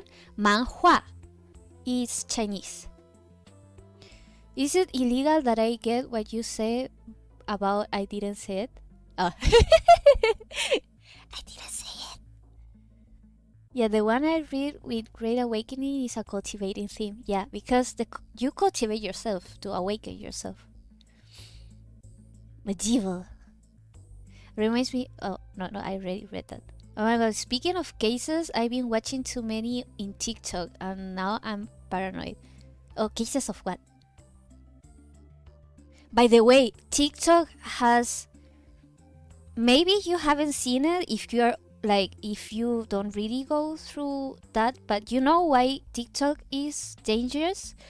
Because TikTok is controlled by the Communist Party. The Communist Party has access to that information. That information is the things that you like, the things that you follow, your age. So what people like at certain age. So then they can target certain demographics to change their mind through soft propaganda. So they're going to put things, content that will be suited like for your age, for what you like, and they try to convince you in like even the smartest of things, even like just believing that socialism is good, just believing like certain things in history are not like they were, because they want to change your mind. Just believing that, I don't know, Orange Man is bad. That is soft propaganda, and people don't notice it because they know their target group, so they know how to advertise their propaganda. That's why TikTok, besides like selling your data, that's why TikTok is really dangerous. Which is sad because TikTok looks so fun, but I don't want to get all my data sold away. And the saddest part is like, I don't want my data being sold away, and now Instagram, Facebook, and WhatsApp are selling your data to China, to Baidu, which is from China. Baidu is the Google of China. Their fact checkers have fact checkers that are from China. Murder cases. Oh, yeah, in China is a big thing. Like when I went to China to study, they would tell me to be very careful of people, because they have like this kind of drug that it's just a smell. Like someone can put like this smell, and if you smell it, you pass out, and then they take your organs. So yeah, that's a common thing in China. So wait, I want to get this straight because I'm still confused. Loon, you are Chinese, but you grew up in a Spanish-speaking country, and that's why Spanish is your first and main language. My parents are Chinese. I grew up in a Spanish-speaking country. I grew up in China, actually. But then we moved to a Spanish-speaking country. So my first language is Cantonese, Chinese Cantonese. My parents escaped from China, from communism.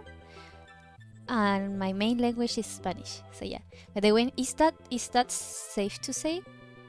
What is safe to say? Thank you for educating us. It is important. It is important to know, because the world, a lot of people doesn't know.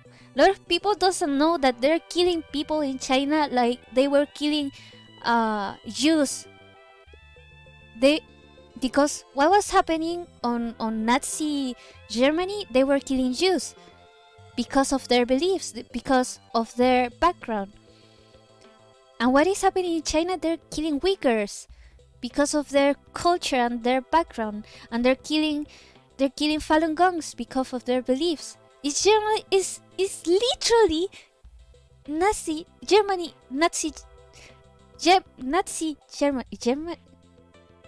Nazi Germany? Germany. You guys understand. It's literally what was happening with the Nazis. It's literally what was happening in World War II. And people are doing nothing. People are doing nothing. It's so frustrating. And people don't know about it. Even when humanity pledged that they wouldn't let the world go through that path again. Humanity pledged that they wouldn't let genocide happen again. They wouldn't let that kind of cruelty happen again. And then they are freaking letting it happen. And why? Because they don't want to madden the communist China, because if you get Chinese mad, then you cannot sell your movies to China, and you cannot like have business with China. For real. They're letting genocide happen to be able to sell movies to China. They're letting genocide happen to be able to do business with China. And the only person in the world that is trying to stop it has been attacked for 4 years. I'm not gonna tell you who it is. Because do you know who's the one that has criticized China the most these past couple of years? Someone that everyone's hate.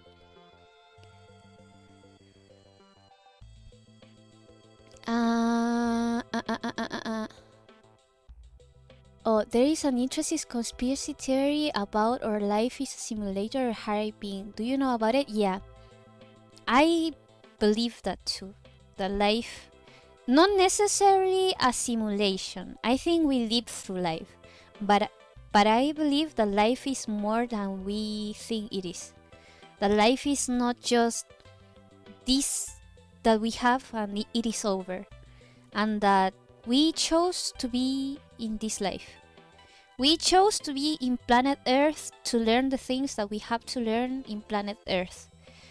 And we chose the difficulty that we wanted. Because what do you do in games when you decide to choose difficulty?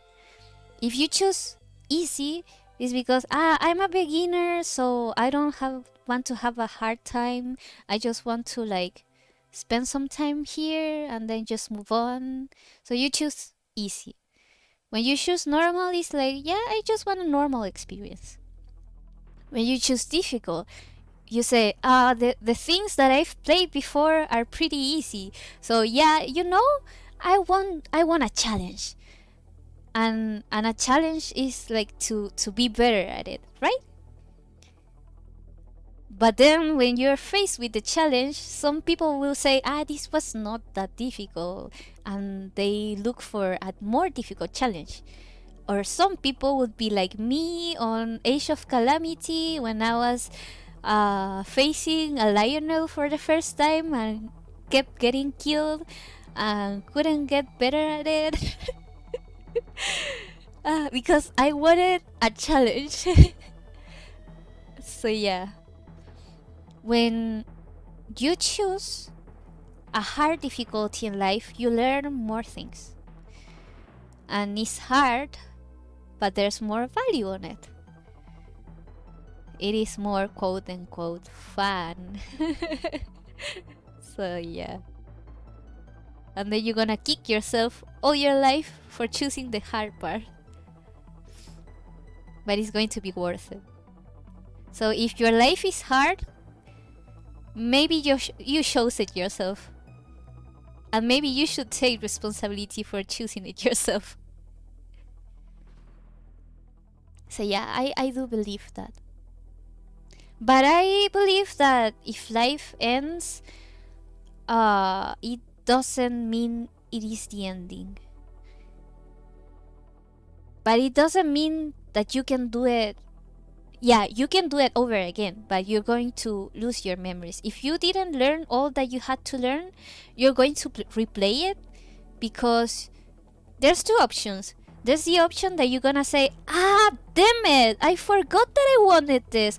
I forgot that I wanted difficult level. If I've learned what I had to learn, I'm gonna do it again. I'm gonna play again. You can do that. But you're gonna forget your memories and you're gonna go through a different life again, through similar circumstances again, just to be able to learn what you wanted, just to be able to beat this game.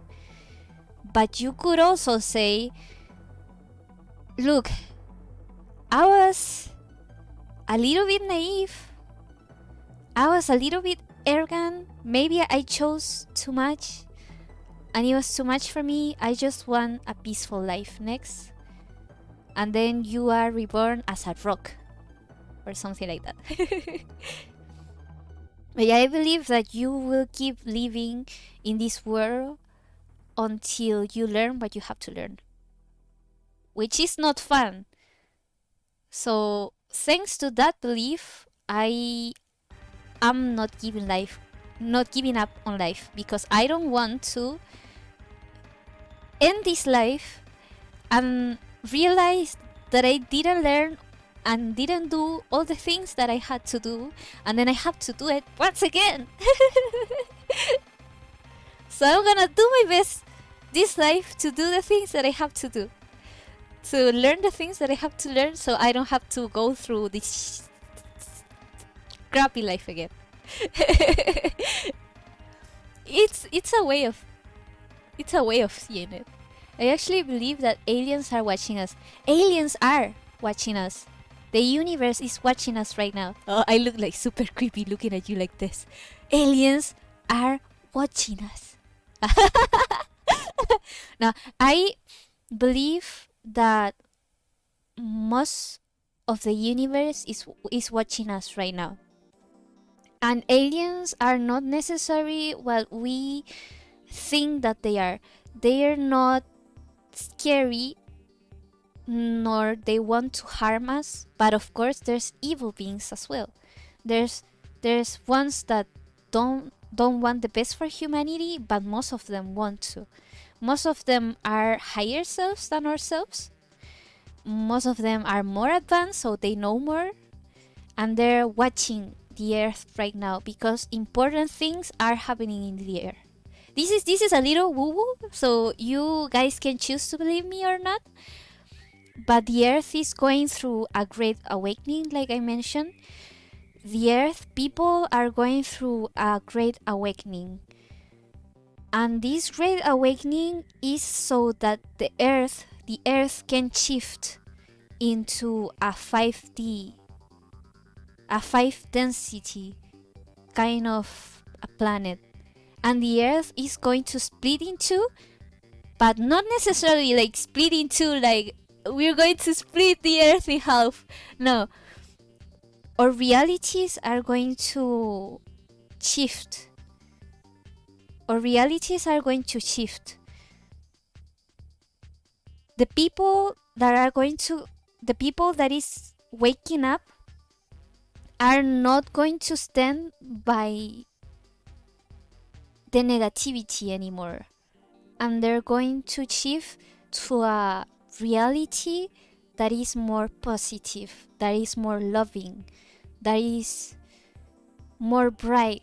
I don't know if you guys have felt this kind of feeling, like when, I don't know, you look something from the nature. For example, I feel it a lot of times in simple things. For example, a sunset. Looking at a sunset, I'm feeling immense happiness. I'm feeling like the world is beautiful.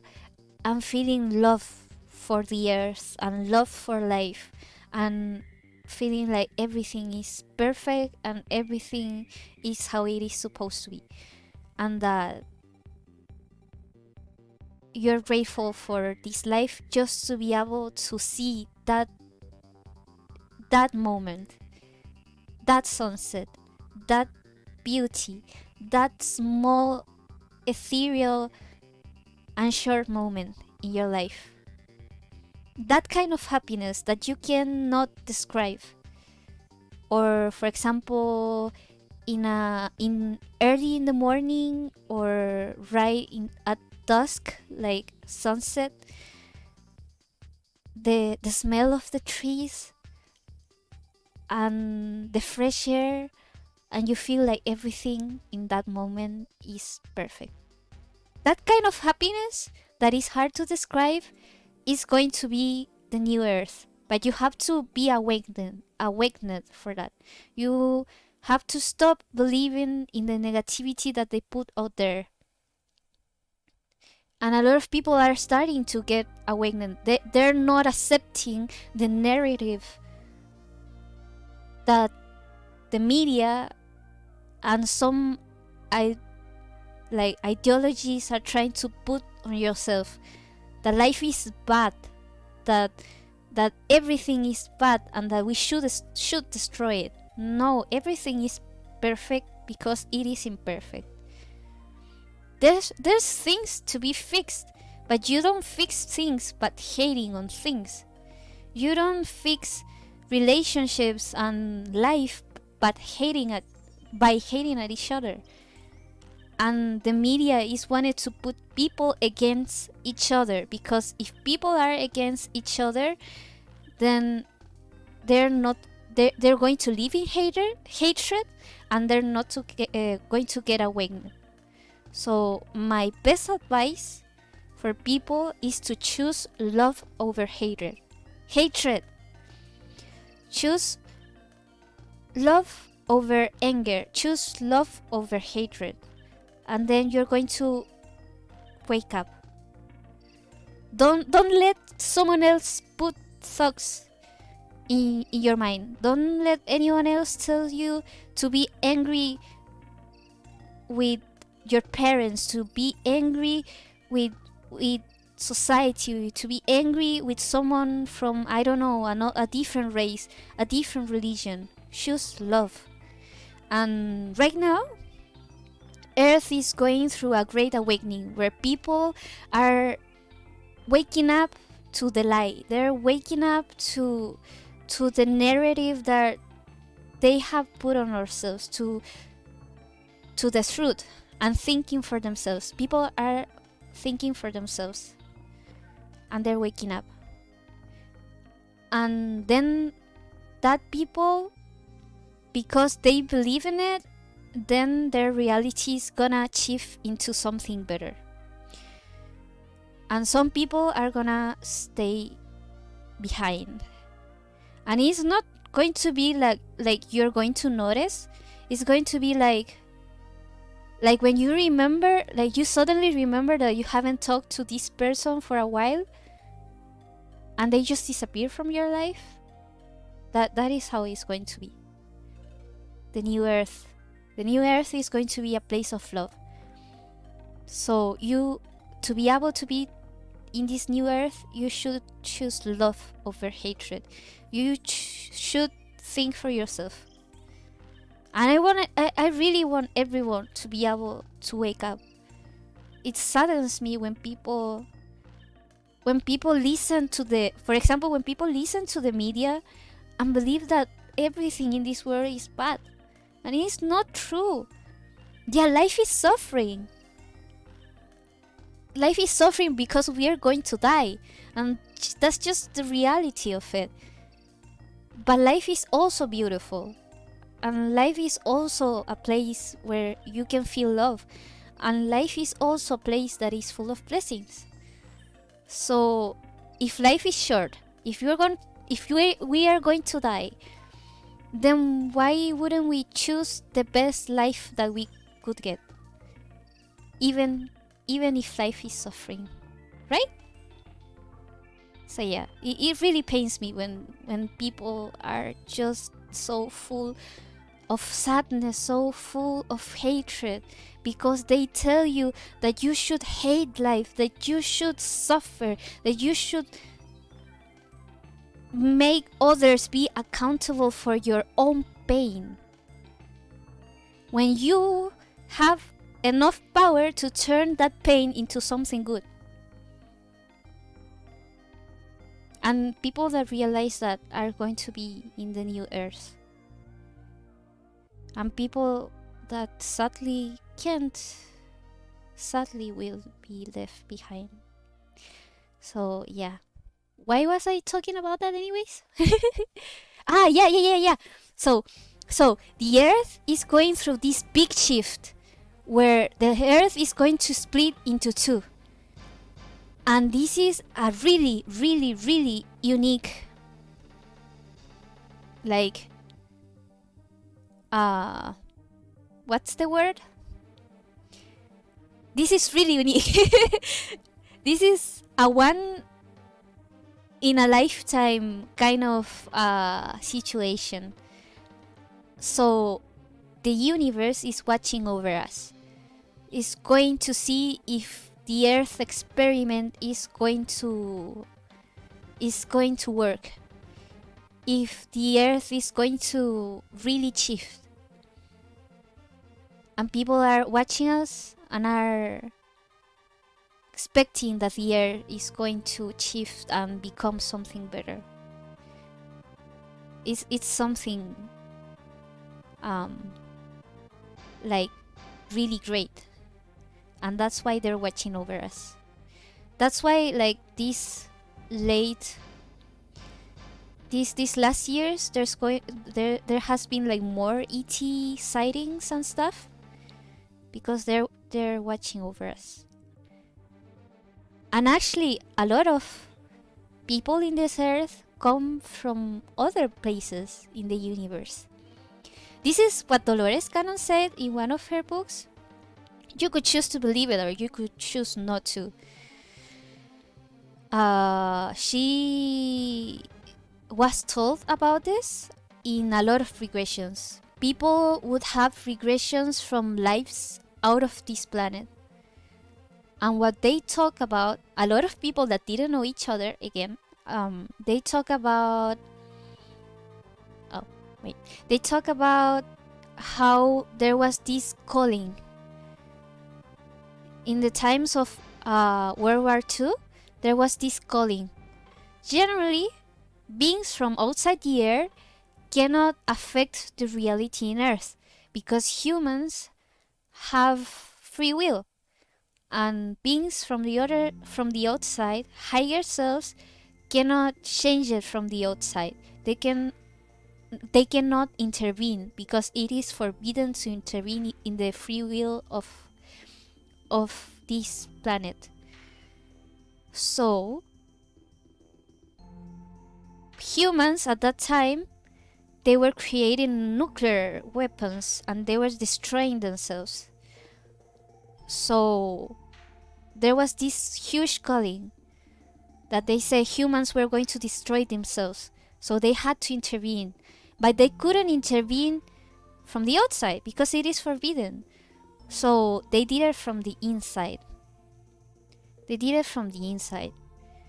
There was this great calling from the earth saying that humans were going to destroy it. So a lot of beings from different places of this universe took this calling and decided to come to the earth, decided to work on this great awakening together with humans, decided to take this work and save the earth. I believe you could be one of them. It is called being starseed. That's why I call you guys Stardust, because you could be from the stars too. So yeah, beings from all over the universe heard this calling and say, I want to go help. And if you've studied history, you would know that great wars were stopped thanks to people protesting, people choosing to do the right thing.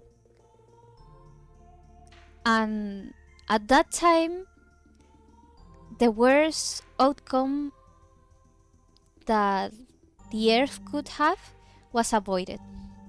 thanks to the raising of the vibrations of beings that came to the earth. Since then,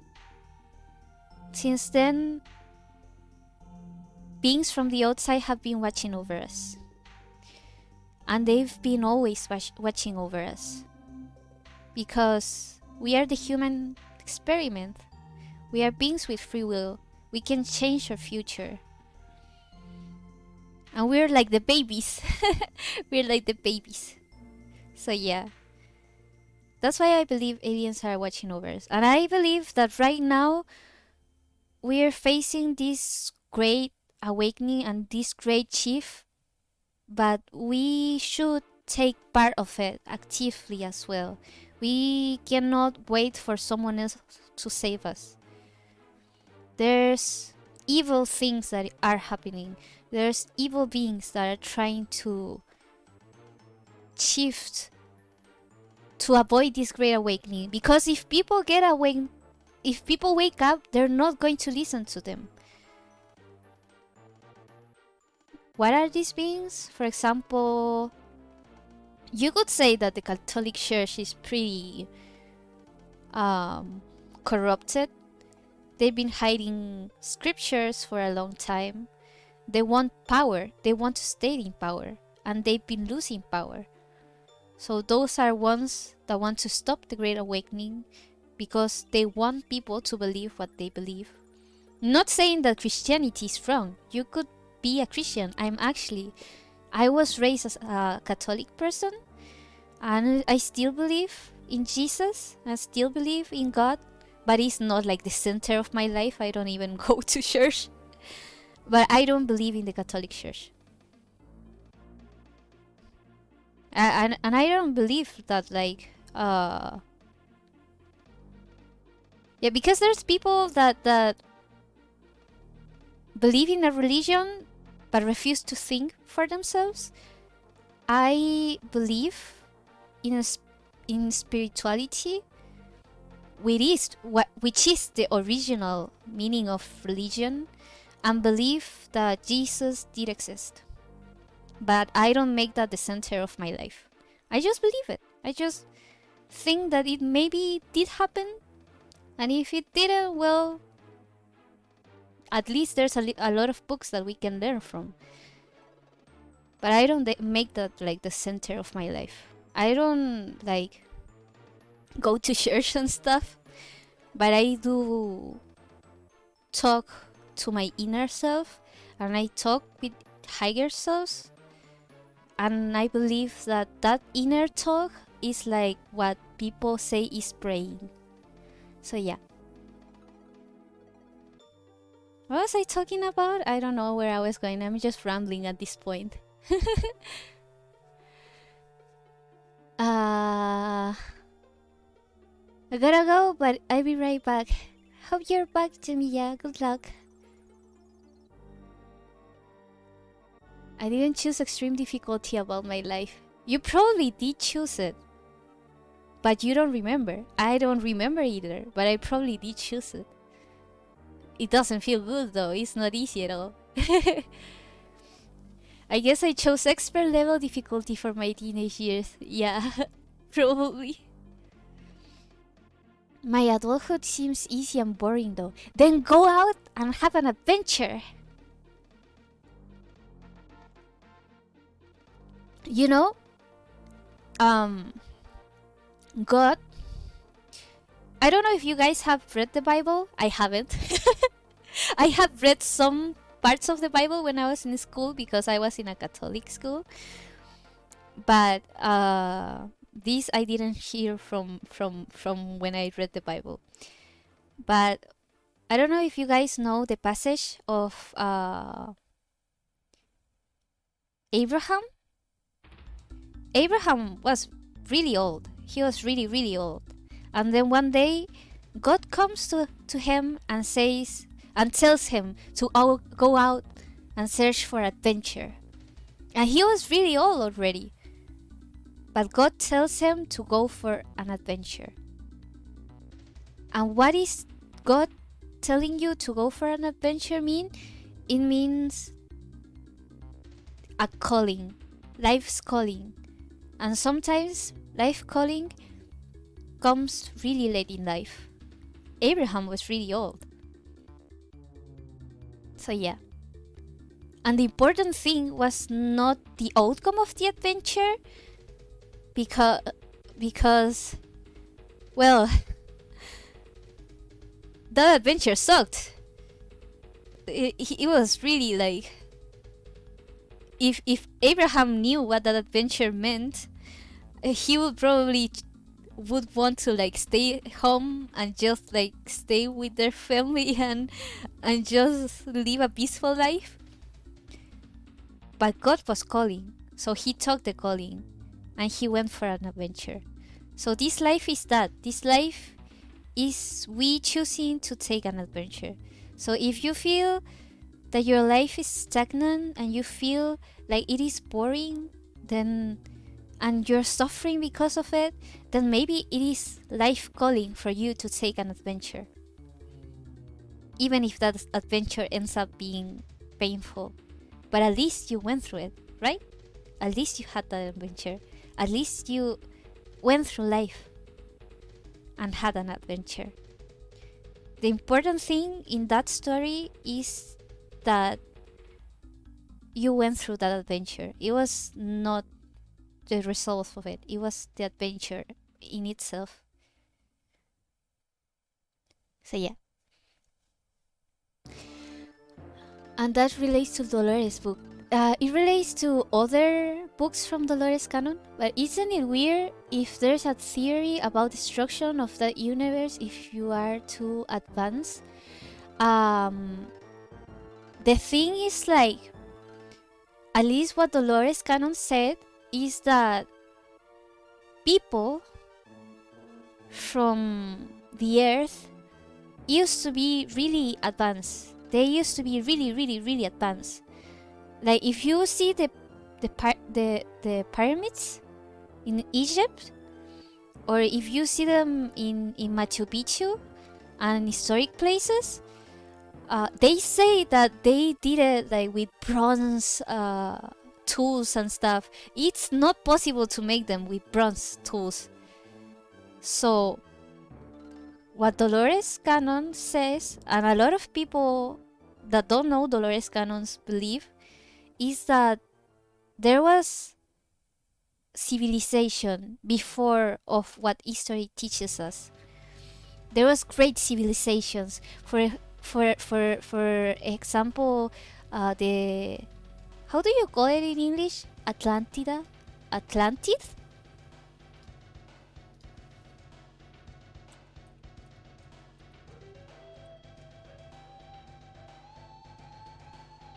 Atlantida. What? No. You don't say it like that.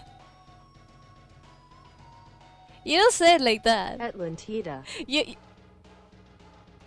What? You don't say it like that.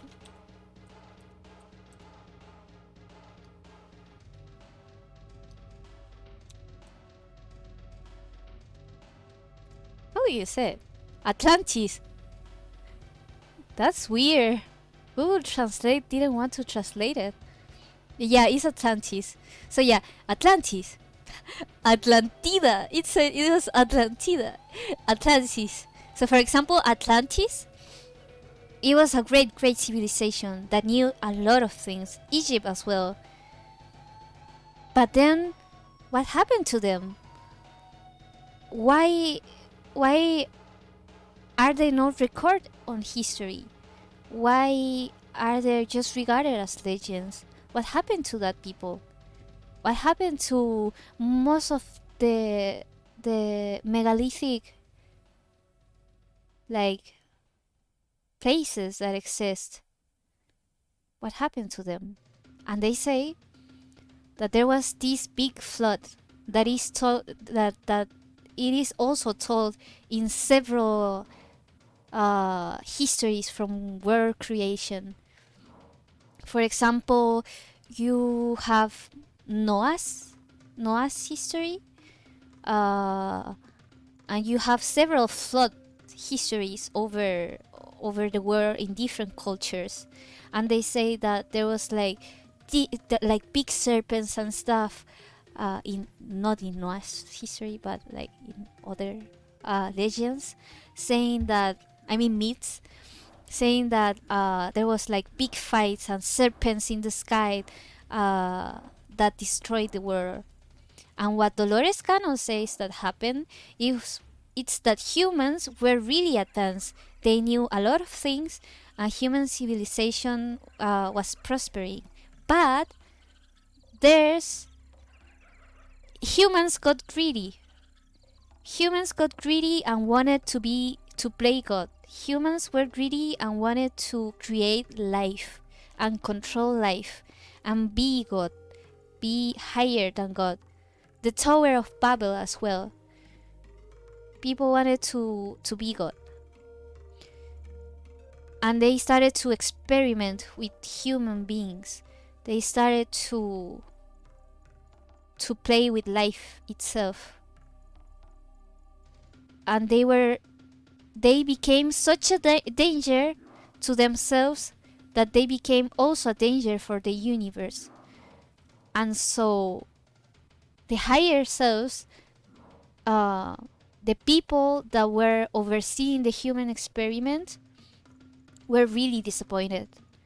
So they decided to restart it all. They decided to start over again. So there was this huge flood. And humans survived, but they had to start all over again.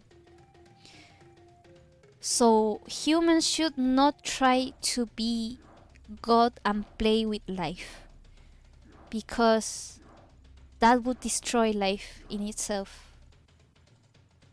Like they had really powerful weapons that could have destroyed the whole universe. So they had to be stopped. And so the human experiment started once again. Or it was something like that. I don't remember the story exactly how it was, but yeah. That's why if you read different myths in different cultures, from like for example South American cultures, Chinese culture too, and really almost all cultures will have a flood story. Like almost all Asian cultures will have a flood story, and I believe that that's what happened. And you know what? I'm kind of worried, because some humans in this planet, in this timeline right now, they're trying to play God. Have you guys read the news about the CCP, the Communist Party of China, doing biological experiments with their own soldiers to make biologically improved soldiers? They're experimenting with people right now. And sadly, all those experiments are first tried by prisoners of conscience. So they want to improve the human DNA, but for bad, for evil, for greed, not for the greatness of human beings. Even COVID. Oh, I shouldn't say that. I already said it. Even this virus that is right now, this pandemic, it is genetically modified. They're doing warfare with human race. So I believe that this world should do something about it. Because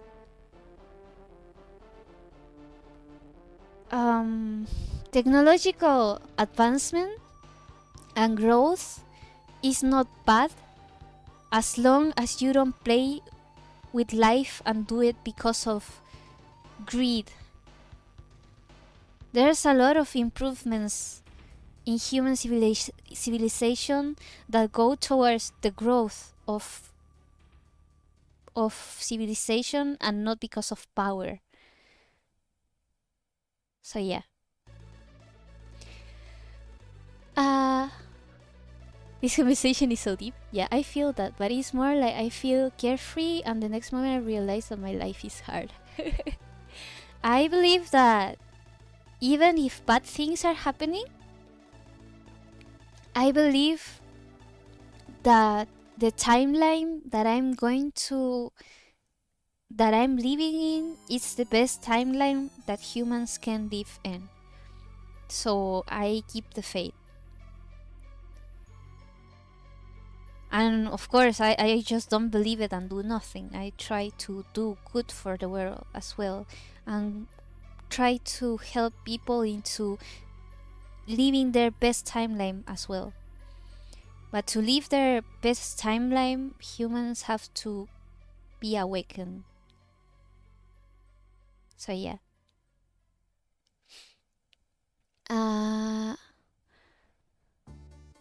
So just believe that things are going to get better. Just believe that you are living in the best timeline that you could be living in. Believe it and it will happen, even if there's suffering. Because life is suffering. I stopped watching news for that. There's always bad news. Yeah, that's the thing. Because they want to keep you in negativity. They want you to keep being in this negative energy. And they want you to believe their narrative. They don't want you to think for yourself. If you're in the US right now, they are telling you, don't look at some of the news that they're spreading out there. They're fake news. They're a hoax. Don't believe it. But they don't tell you, think for yourself. They don't tell you, look for the evidence yourself. They don't want you to think for yourself. They want you to trust them. They want you to give up your power and trust them. And you shouldn't give up your power. You shouldn't fall into this negativity. Because by you feeling fear, by you feeling negative, by you hating life, they're taking away your power and they're taking control over yourself.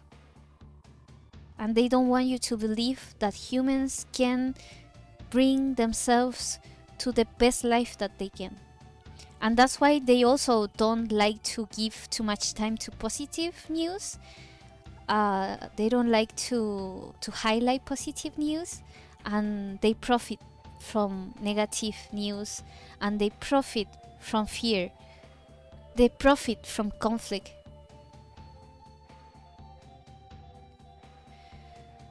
What brush do you use for your highlight in the eyes?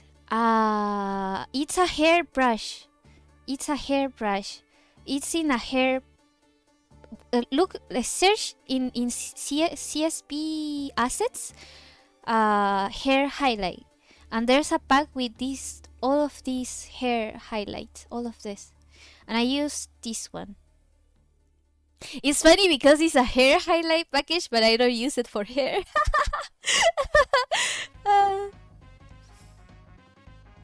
Yes, we are born to suffer. That's why we are crying when we are born. Yep, that's totally true. Do you believe there is Jesus or God, but don't believe to the religion? I mean, I'm not like a declared believer where I call myself like I am a Christian, or like I am this or I am that. I just believe in what I want to believe. Everyone can just believe in what they want to believe. They don't have to be like married to a religion. But it's fine if there's people like, if believing and marrying to a religion makes a person be better and find salvation and find happiness, then that is fine. But I also don't agree on people that push their own beliefs into other people. So yeah. What? My bed is full. So yeah. But I do believe that Jesus existed. But I don't believe Jesus was as they say in the Bible, that he was like this only good human, because at the end he was just human. Even if he had like he could make like miracles and stuff, he was human too. I believe that he went through human experience, so he was human too, and he felt human emotions, and he felt anger, and he felt love, and he felt everything that humans felt. Because if he hadn't, he wouldn't have said, if what's the saying? What's the saying? The one with the rock? Oh, my phone is running out of battery. What was the saying? Sin, rock, Jesus. Quote. I'm really bad with saying so. Let me see. The one where he says, throw the first rock. Throw the first rock.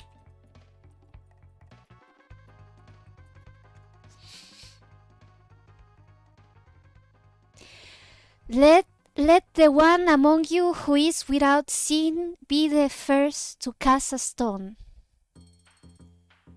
He who is without a sin cast the first stone. So, because they were throwing stones at a prostitute. They were throwing stone at a prostitute.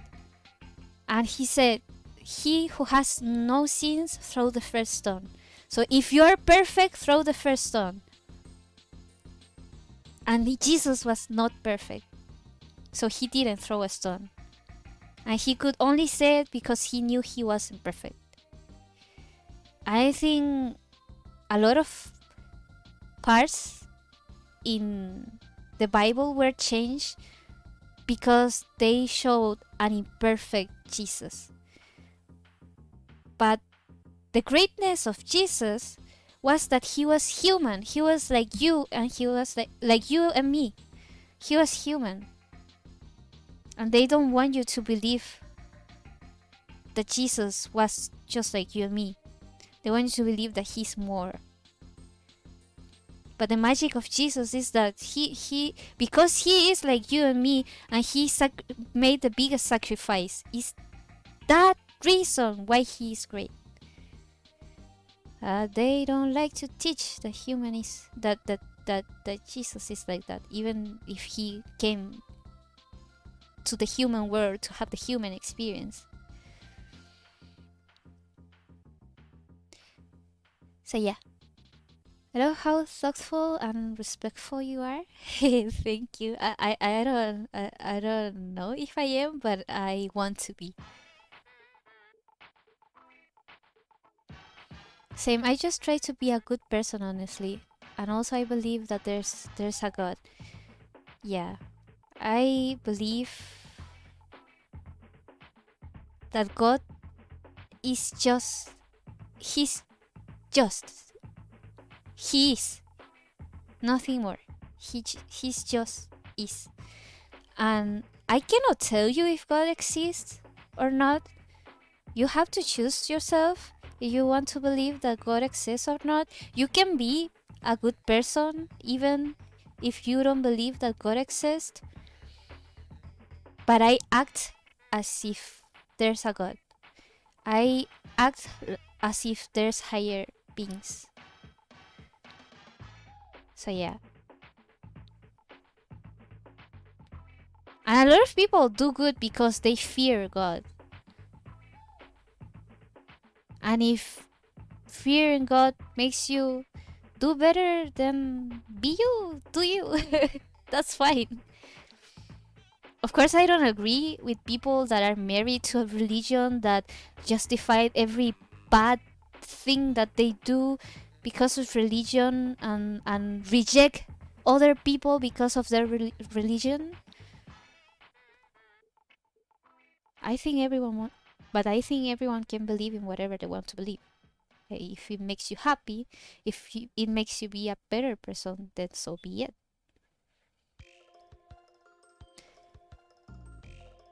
So yeah. Well, that's okay, since religion is kind of a way of life. I think, let me look for the original meaning of religion. Latin.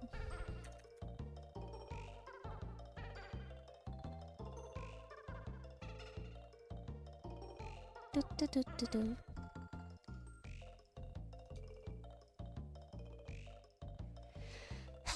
Where is it?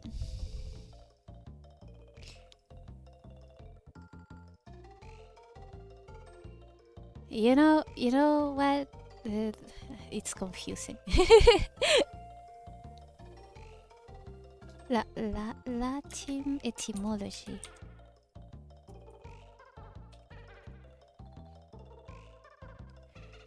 Respect for what is sacred, reverence for the gods, sense of right, moral obligation, sanctity. Obligation, the bond between men and the gods.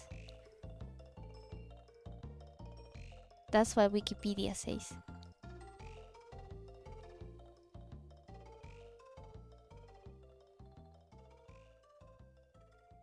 Respect for what is sacred.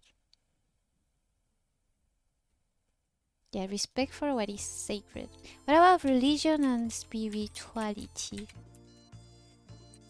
Etymology. I used to know what I wanted to say. The term... But I forgot. My memory is really bad. But anyways, I believe religion is more like a way of spirituality.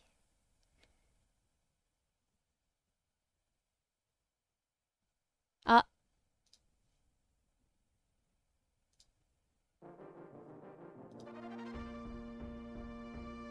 don't have, no, I already read that. Where did the chat go? And God gave her old wife a child, as far as I know. What? You mean Maria? Is it weird that I came to a Catholic family but I don't act so modest like what they expect Catholics are?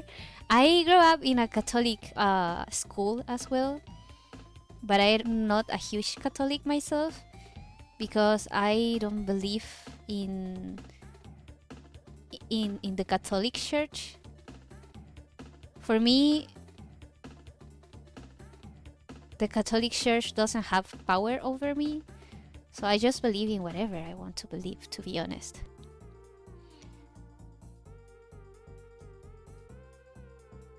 As long as like you're a good person and you try your best to do what the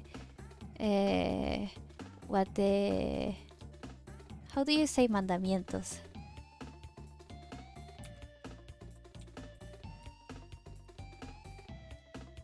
Commandments. What the 10 commandments say. For example, not lying, things like that. How did this stream get so deep? I don't know. Because I was talking about the things that I was reading, and some like one thing went to another and it turned out that way. Well, sometimes it's important to have deep conversations, isn't it? Because I'm not, by the way, I'm not telling you guys to believe what I believe. You can believe in whatever you want to believe. Just think for yourself. When you process your own thoughts and believe what you want to believe and think for yourself, is when you learn with yourself. So you don't have to believe in what I say. Like I could be totally wrong. Maybe there's not other life. Maybe there's like Jesus didn't exist. Maybe aliens don't exist. Maybe we only have one life. Who knows? Maybe God doesn't exist either. But I will act as if it does exist and as if this life is much more than only this life. And you should believe in what you want to believe. So yeah. Hello, Sasha. I gotta go. Sorry for not sticking around. Bye. Have a good day. Thanks for coming, anyways. Even if you're busy. And I hope to see you in another stream. Good luck in your day. Eat your meals. And have a nice day, evening, afternoon, night, wherever you are. I'm sorry, I just want to comment on how funny the music sounds in the background with a serious talk. It's to not get too deep. I could even put like some Animal Crossing music and it would be even better. But I'm feeling the Donkey Kong mood. We are in a Donkey Kong mood today, so yeah. It's to make the topic more light. Life doesn't have to be that serious, even if you're talking serious stuff. So yeah, we have to maintain the balance. It's not bad. It's just funny how different it is compared to what we are talking about. Yeah, we gotta maintain the balance between serious and lighthearted. So yeah. Anyways, yeah, it got really deep. It got really deep, and I'm like super. I'm drawing like super slow because I'm talking so much. I don't think I can finish the episode for 11. I'm gonna finish the episode today, but I don't know if I can post it today. So if it's not up today, it's gonna be up tomorrow. And who's to blame for? Myself. For talking too much. What was this?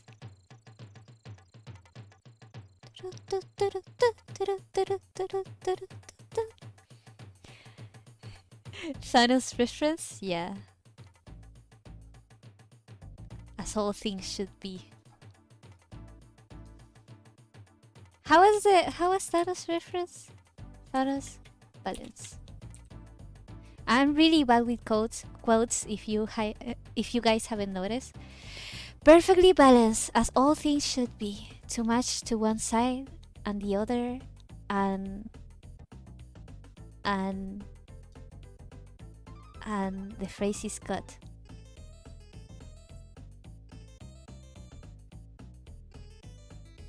Wait, what was the ending of that quote? Come on, Google! Why do you do this to me?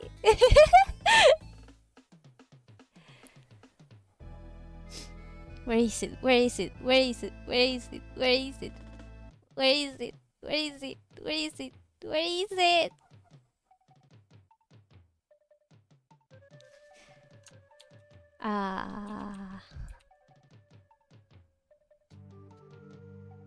Where is it?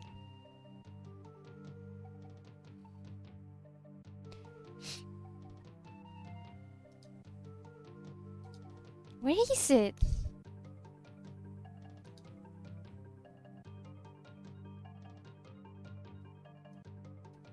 Oh, it was just that. No, but there was a different one. When I'm done, half of humanity will still exist. Perfectly balanced as all things should be. I hope they remember you. Whatever. I'm really bad with quotes. Wasn't meant to be, but I guess so. Ah, a Thanos phrase? Yeah, it turned out to be one. I'm really bad at remembering quotes. My memory is really, really bad. I mean, it is bad for. Oh, I know what it was. It was that. It's really bad for like precise things like names or numbers or dates or quotes. But I can remember like facts, like the general idea of things. And my visual memory is also good. Like for example, I still remember pictures of horror movies or like ghost documentaries from when I was really young. And I always remember them in the worst moments, like when I'm alone.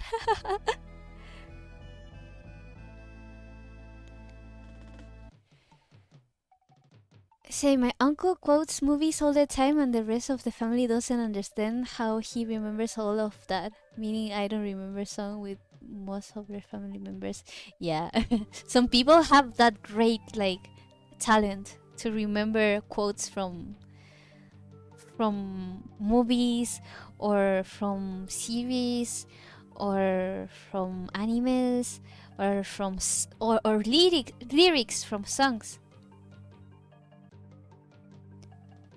Like they'll be like, "Oh, this this reminded me of this lyric from this song from this year." I think that's cool. I just can't relate. Hello, Aizen.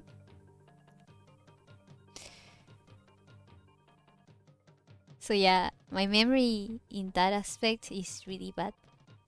I wish I had a better memory. I'm also really bad at remembering people's faces and names.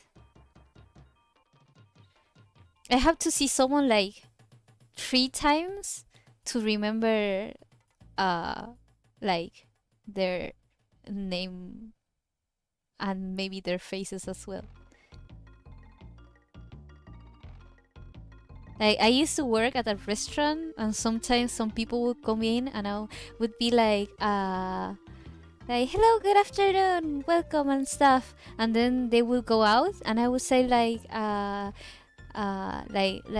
thanks for coming, and the person would say like no, I'm just going outside to take a call, and then they would come back in, and I would say hello, good afternoon, welcome, and blah blah blah, and they would say like no, I was already inside, and then they will go outside again, and I would say that again to them, and they would be like, I'm just taking a call, and that would happen like 3 times until I stopped myself and realized it was the same person. What is this? I guess the. I was to say maybe you can be a lawyer or a detective, but never mind. Yeah, it wouldn't work for me.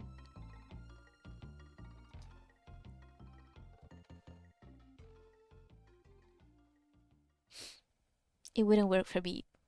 I wouldn't be good at that. I'm not good at remembering those kind of things. Plus, I'm like not good at remembering details. And like to be a detective, you have to remember the details. And I wouldn't be a good lawyer because I don't like conflict. And to be able to be a good lawyer, you have to be good at conflict, even if you don't like it. I'm just not good at it. Wait. Wait.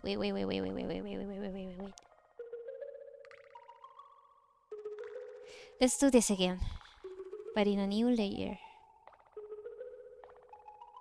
So yeah, because when you're a lawyer, you have to defend your client, and sometimes defending them can be really hard, and you have to go into lawyer mode and be a I don't know, prosecutor. Well, some lawyers don't become prosecutors. Some lawyers don't go to courts. Some lawyers are just attorneys. Wait, no. There's a difference between attorney and lawyer, but I'm not sure which one was one. But one of them uh doesn't necessarily go to defend a client in court. Yeah. I'm gonna go now. This stream was so nice and deep. I love it. Thanks for coming, and I'm glad that you enjoyed it. So, thanks for coming, and good luck with your day. Have a nice evening, night, day, or whatever it is for you. And Merry Christmas. I forgot to. I generally don't tell people that in my life, so I forgot. So Merry Christmas. Telling you because I'm not streaming tomorrow, so neither in Christmas. So yeah, gotta tell you guys early.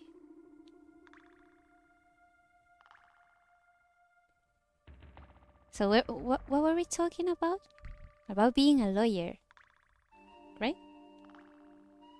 Wait, I forgot something. Forgot that. Doesn't this song make you want to go to the bathroom?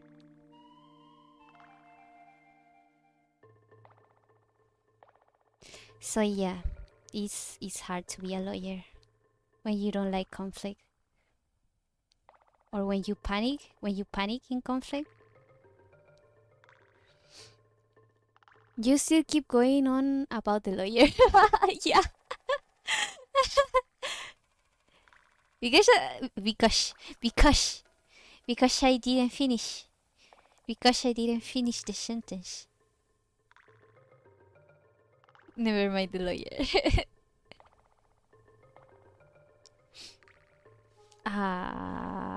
Oh yeah, gotta duplicate it.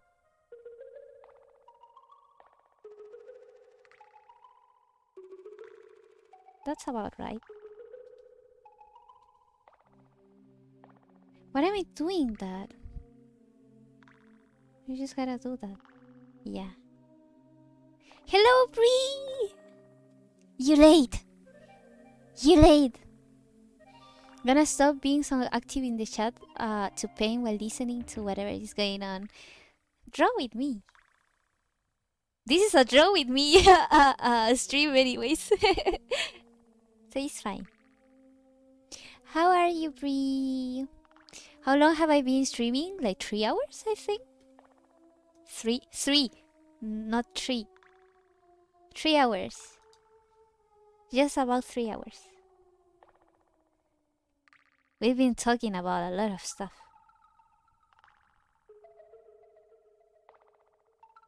I think I'm very talkative because I'm drinking coffee. Because I'm drinking coffee. So coffee is like alcohol.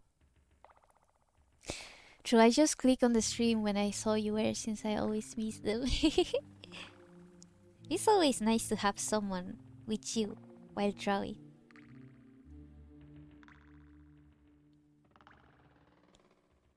Oh, I mean, no, sometimes it's like better to do it alone. But I like to listen to stuff when I'm streaming, like audiobooks, YouTube videos, and stuff.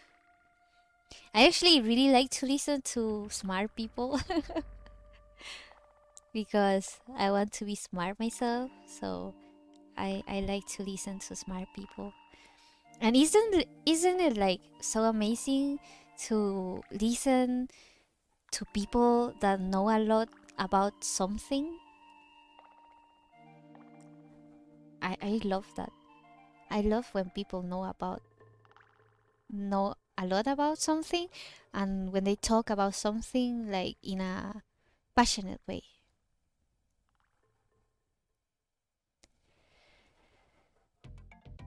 Yeah, I was able to make it back. Welcome back, Frank. How am I? I'm having fun talking. I'm good. How about you, Brie? How's your day? I'm actually drawing right now and watching this stream. It's like listening to a live podcast. I'm glad that you guys enjoy the conversation. Because sometimes I kind of like afraid of being preachy because I don't want to sound like I'm better than anyone or that I know more than anyone.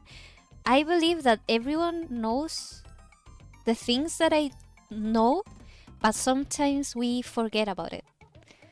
So I believe if I can like help people remember those things, then I would say I did a good job. So I don't believe that I know more about life than other people, really. Oh crap, that was... Uh-oh, uh-oh, uh-oh. What? Wait, wait. Where's the ribbon? Where's the ribbon? Where's the ribbon? Where's the ribbon? Okay. What is wrong with this? So yeah, I don't like to sound preachy or to sound like I'm telling people to think the way that I think, because I could perfectly be wrong about a lot of things, and that's okay.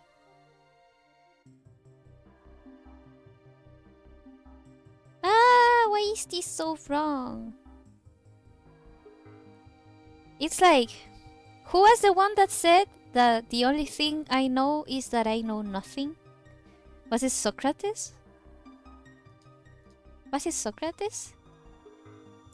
I only know that I know nothing.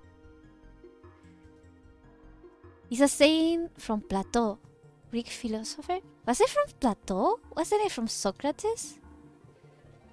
Yeah, it's from Socrates. I only know that I know nothing. Well, Socrates was Plato's teacher, wasn't him?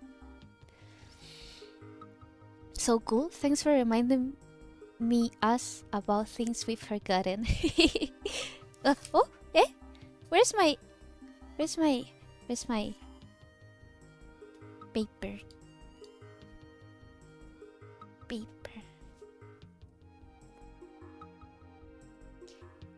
I once read in a book that I really like that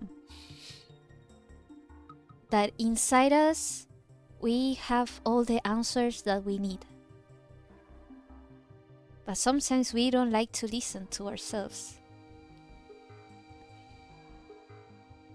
So you know all answers, but sometimes you just gotta remember that we are in this life in order to remember. And by remembering, you learn. Plus, it is like, imagine you know something, you learn something in school, but you never practice it. Then you really don't know it. You don't know things until you put it into practice, right?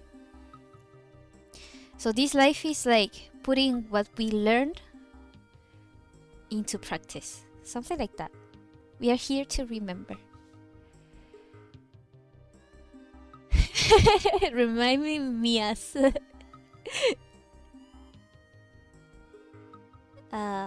It's a little bit tilted.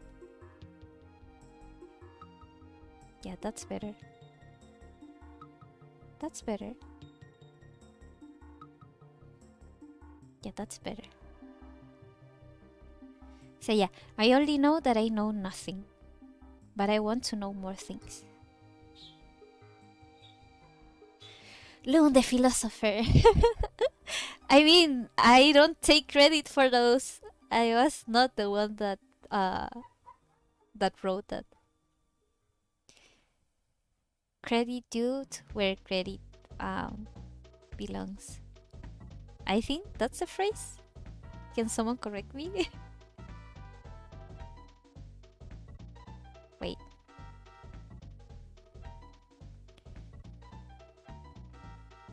I actually used to love my philosophy classes, but most people hated them. I'm not meaning that all classes were fun, but I had like the really good grades on philosophy class. But sometimes it was really boring. But that was because of the teacher, not because of the topic.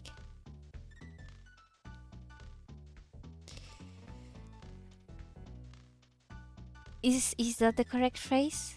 I'm not good with phrases anyway, so don't quote me. Don't quote me on that.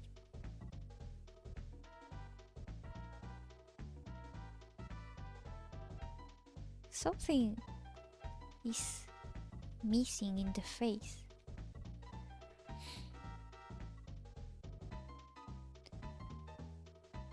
Yeah, that was it, I think. And maybe the hair? Like this?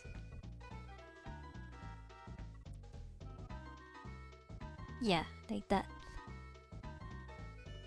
Like that.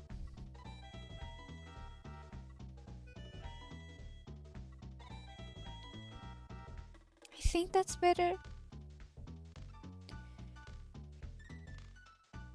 I missed that part.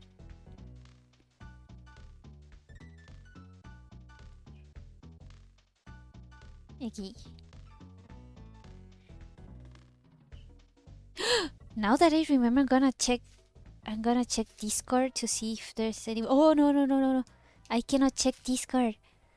My phone is going to it has like 1% of battery is going to turn off. I'm gonna hold off a little bit. I think I'm gonna finish lining this page. I'm gonna turn off the stream because what was I gonna say? What am I talking about? What was I saying? Oh yeah, because I want to charge my phone and check if there's anyone like selling, like anyone that had good prices to sell turnips. Because I finally remembered to buy some turnips in Animal Crossing. I haven't bought turnips since for 2 months or 1 month, and I gotta sell those turnips before they go bad, because it's a lot of money. Have you ever thought about making a Discord server? I mean, some of you guys told me about making one a while ago, but I think about it if the community grows a little bit more. Because I'm honestly too bad at keeping up with stuff. Most of the Discord servers that I'm in, I don't talk. And I don't even check for weeks and months. So yeah, I would be very bad at keeping it and maintaining it. So yeah. So if the community grows, then sure. Because I would like it to have a pretty design and stuff.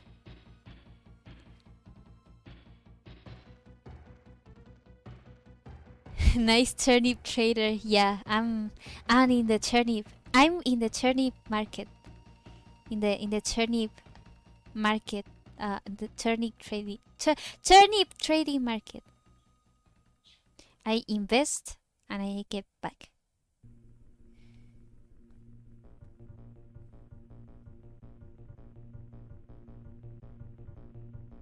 Same, I have my own server and I didn't keep it up, so it's dead. Yeah, it can be really hard. Because it takes time. So I think if the community grows more, then it would be nice to have one. But if not, then it's like a lot of work to keep it up. And if I cannot like compromise to keep it up, then it's gonna die.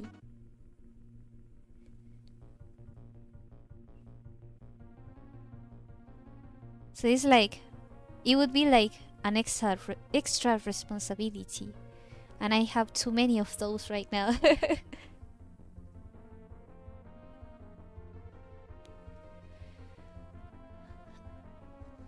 The philosopher turnip trader. That's a good name. I can imagine like if you're making a Discord server, you would be look like a consultation meeting where you make a circle but online.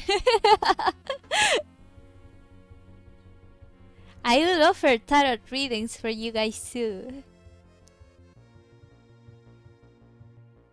But right now it's even hard to keep up with Instagram messages, so I'm trying to focus on the things that I have to do first. And when I'm like in a better space and can keep up with life again, then I'll try to think about more things.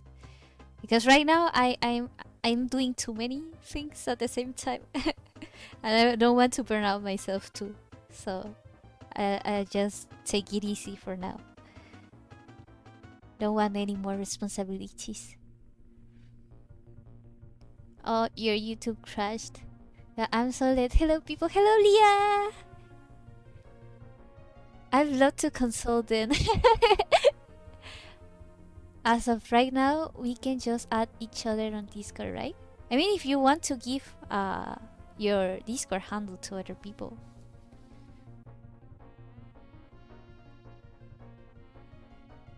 I can barely keep with my friends on Instagram, so I'm just taking it easy on social media right now.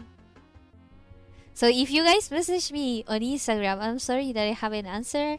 I just haven't checked a lot of messages. I still have to get back to a lot of people, and I'm doing too many stuff, and I don't want to like think about too many stuff at the same time, because then I get too distracted and I burn myself out. So like I said, I'm just taking it easy. So if I'm not answering messages, it's because I cannot keep up with them. It's not because I don't want to, but because I'm the type of person that if I answer one, I have to answer them all, and there's just too many. So one at a time, one at a time.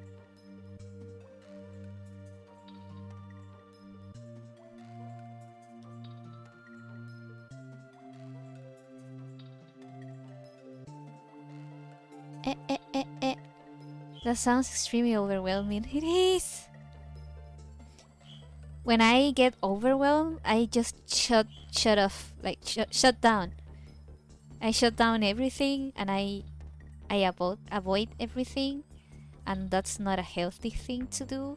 So I'm trying to fix it, but I can only fix it if I do one thing at a time. So I'm trying to do one thing at a time. I mean, in the literally sense of it, I'm not doing one thing at a time. I'm streaming while I'm talking, while I'm drawing. So it's not one thing at a time, but you know what I mean. You know what I mean.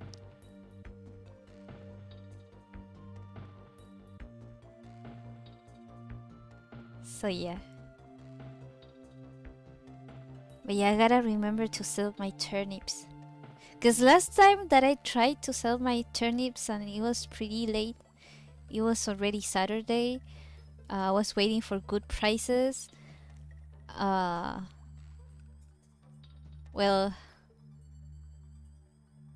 the dude that was offering his island, that at the end was like his friend's island, turned out to not be available, and I had to sell them uh in a lower price. But I still gained like a little bit. But I wanted to sell it for more, of course. Chicken said that they cannot make it today, but they came. They did come for a little bit to say hi. They did come for a bit. They did say that they could not stay. So yeah.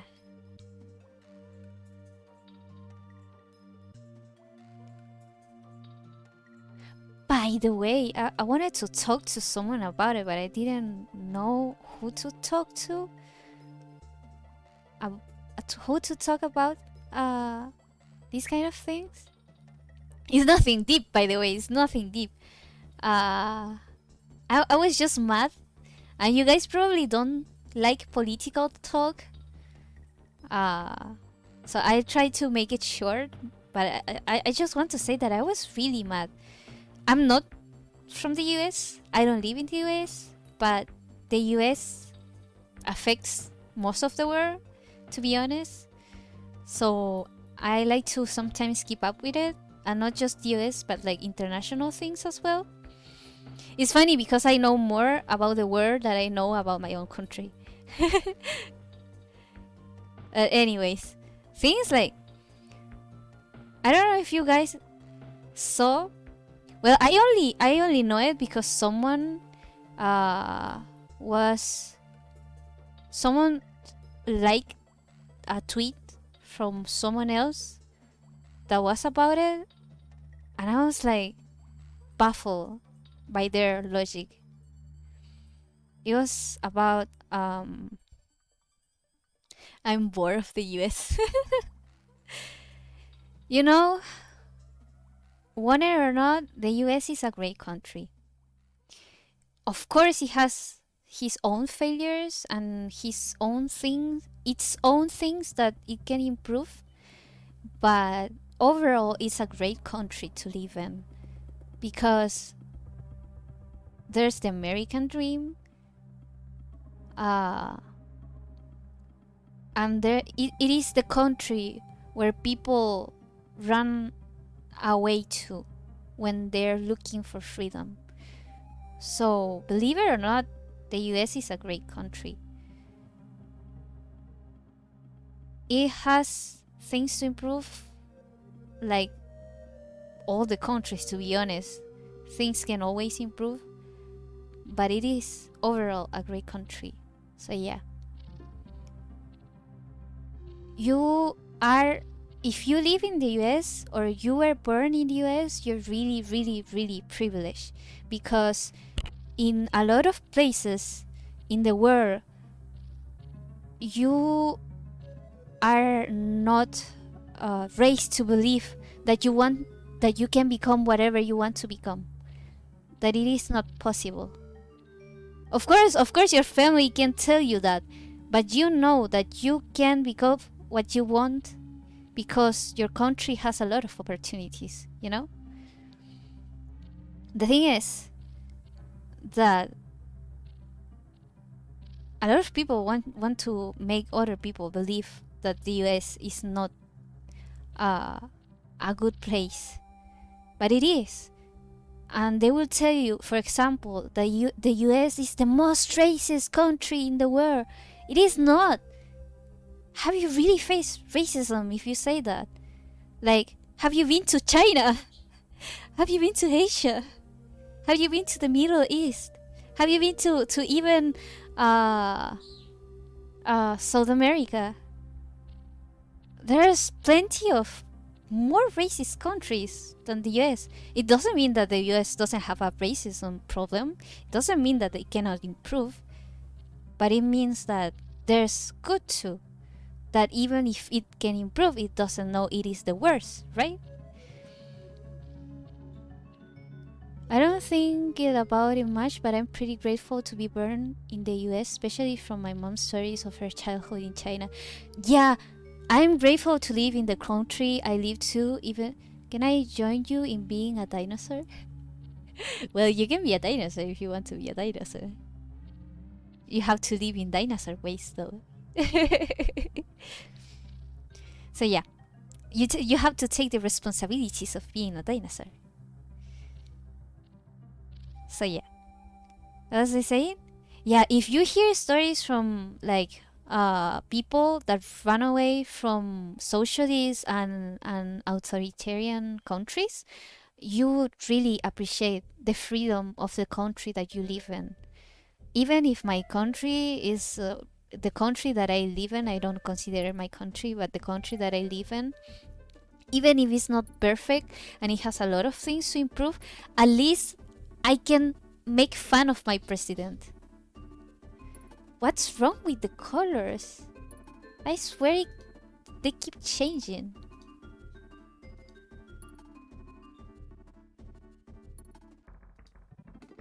I swear they keep changing.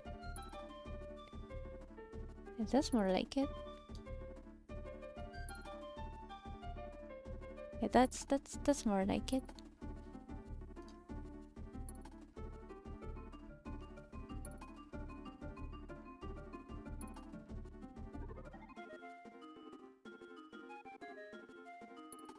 I don't want to have too long of a neck. Yeah, saying like Korea, if you're not like everyone else, you consider weird, or like if you're not slim, you're called fat. It happens in all the world, honestly. It's not good, but it happens everywhere. It's like, I'm not saying just suck it up, but we should be grateful for the place that we live in, because at least you can talk back about it. At least you have the freedom to speak up, the freedom to believe in what you want to believe. Although there's people right now that want to take away those freedoms from you. But right now, in like the reality we were born, we have that freedom, and we should be grateful for that freedom, and we should fight for that freedom, because we cannot take them for granted, or we'll become like the places where some of our parents or a lot of other people ran away from. So yeah, so what I wanted to talk about wasn't that. What I wanted to talk about was that in Twitter, I saw someone like I don't like going to Twitter. I'll be honest, I don't like going to Twitter, but I share some art there, so gotta go there anyways. So the thing is, like, some people talk about like to complain a lot about things and know nothing about the world.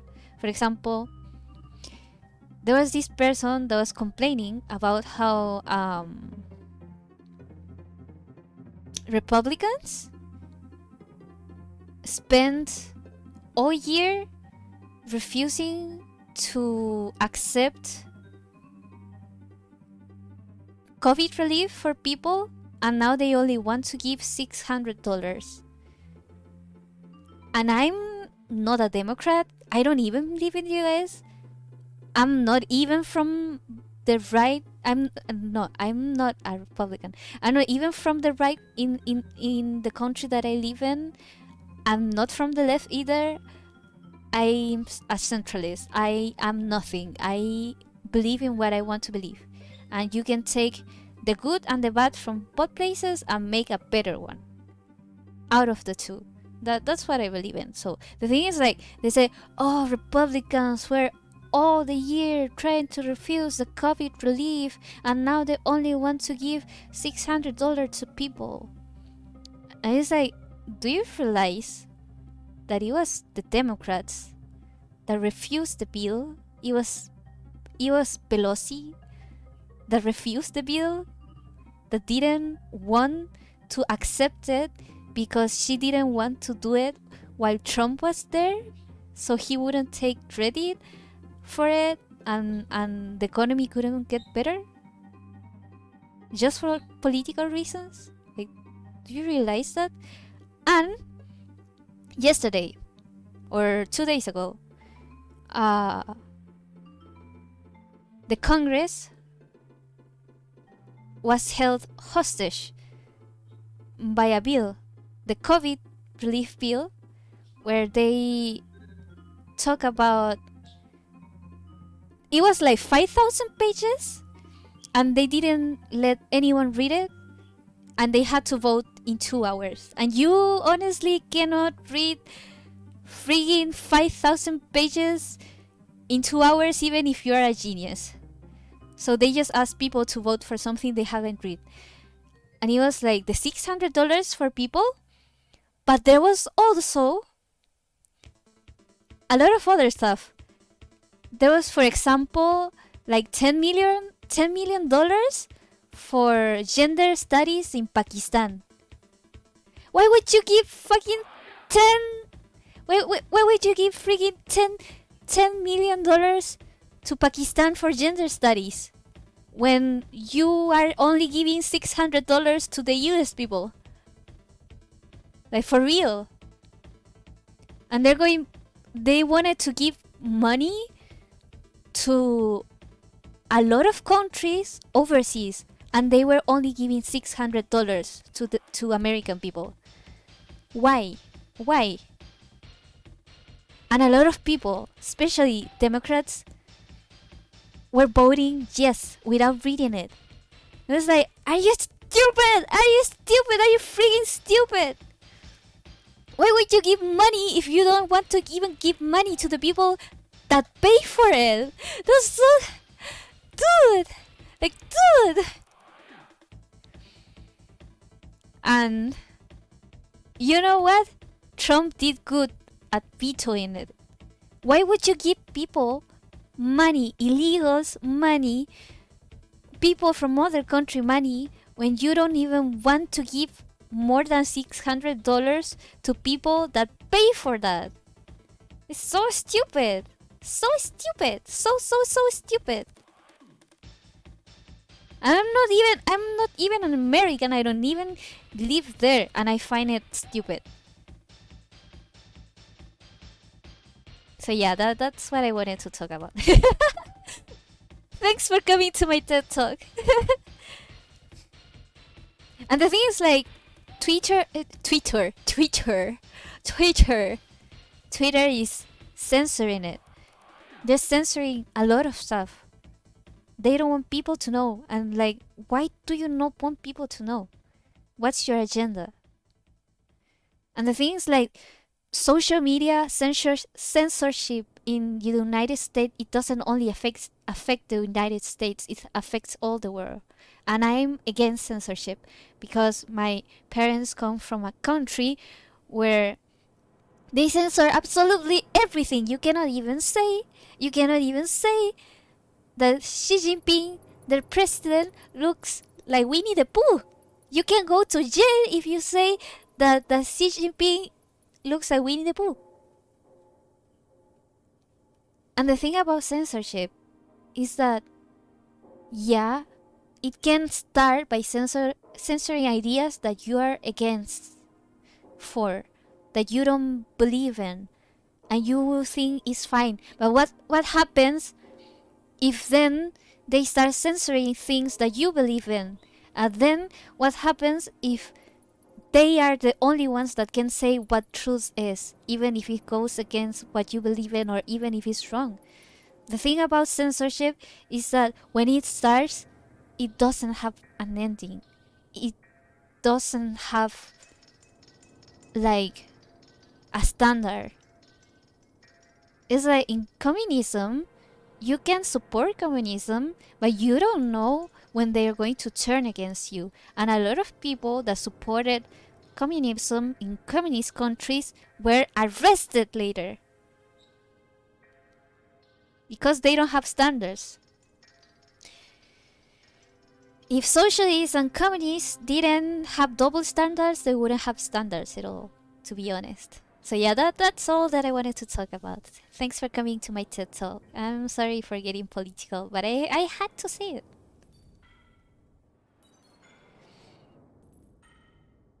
Yeah, I'm literally mad about it. Like it's like a 2 billion, 3 billion bill, and like most of it is going overseas and it's not going to American people. And it's like your family, your parents, yourself are paying taxes for it, and they're sending all your money overseas, and people are doing nothing about it.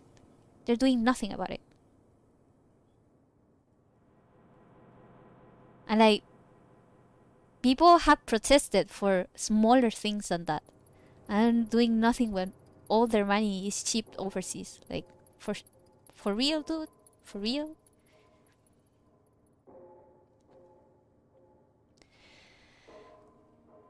Yeah, I think the most absurd giving money away things is when they send like 4 billion to, I forgot, to, for example, 10 million to gender studies in Pakistan. Like, sure, send 10 billion of American tax money to gender studies in Pakistan. Sure. And then they are sending it to Asia, they're sending it to the Middle East, they're sending it to South America, and they're giving $600 to American people. Nice. Nice. Find it funny how you're like the only person who agrees with me about this kind of stuff and you don't even live here. I'm not the only one that agrees with you. The thing is like for people that are not from the left, it is hard to speak up about it because people is afraid to get cancelled. They just want to live peacefully.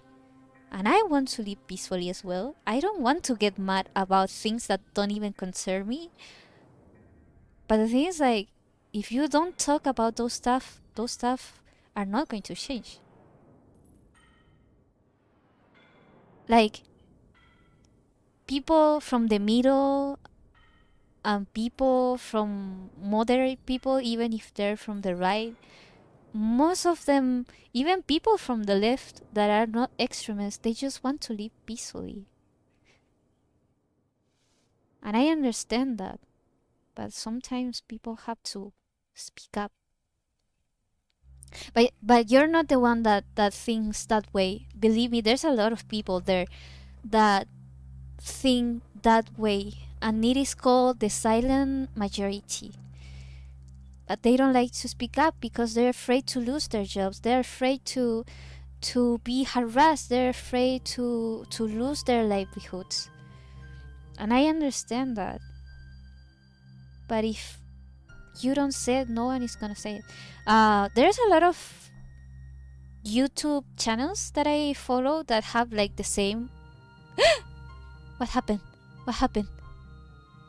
My screen suddenly went dark, but it's like back at it again. So yeah, what was I saying? What was I saying?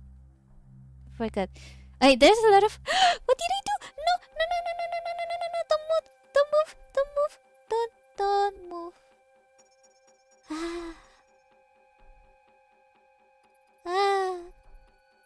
There's a lot of channels that I watch that have like the same or similar opinions than myself. For example, Tim Pool is more to the center left. The Epoch Times is a good source of news that is like more neutral, or at least they try to put a different version of things.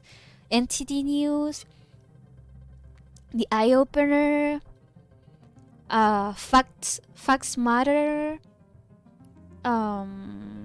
What else do I watch?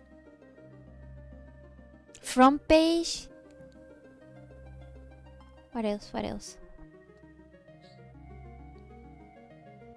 I also like to watch people that I don't necessarily agree with, or that I agree with in certain stuff but not in all. For example, I don't know why, but people think that it is controversial to like Ben Shapiro. It is not controversial. You can disagree with the dude. You can agree with things and disagree with others. And I disagree with a lot of things that Ben Shapiro says, but I agree with other things that he also says. And I don't know why it's such a huge taboo. But yeah, I like to get a lot of sources to have like different opinions, different views of world, and then make up my own mind. But people are afraid to make up their own mind because it is scary to think for yourself. It is scary to take responsibility for your own thoughts. It is scary. It is hard. But it is worth it too. So yeah. I felt. Oh, man, more people need to hear this. Tell more people. Talk about it. Social media is being gatekeeper to what is more important than memes. They're even trying to censor memes. You see, why the US is so important is that the US has control of the social media that everyone in the world uses. So regulations in the US affect all the world. And right now, things like Article 230 in the Constitution that protects social media from being sued and gives a lot of leverage to social media and a lot of protection, it's affecting everyone. It's affecting artists all over the world because social media in the US, Facebook, Instagram, Twitter want to censor people just so you don't know something that they don't agree with. They're censoring all the world just because US politics.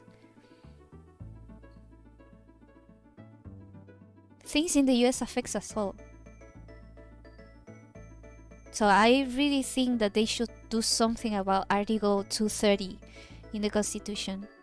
Because I don't want censorship.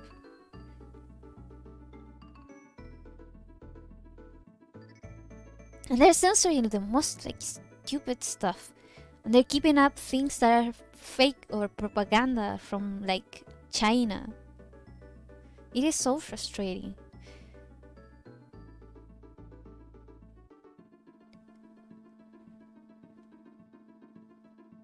It will open their eyes. People these days are getting more and more ignorant. I mean, people these days...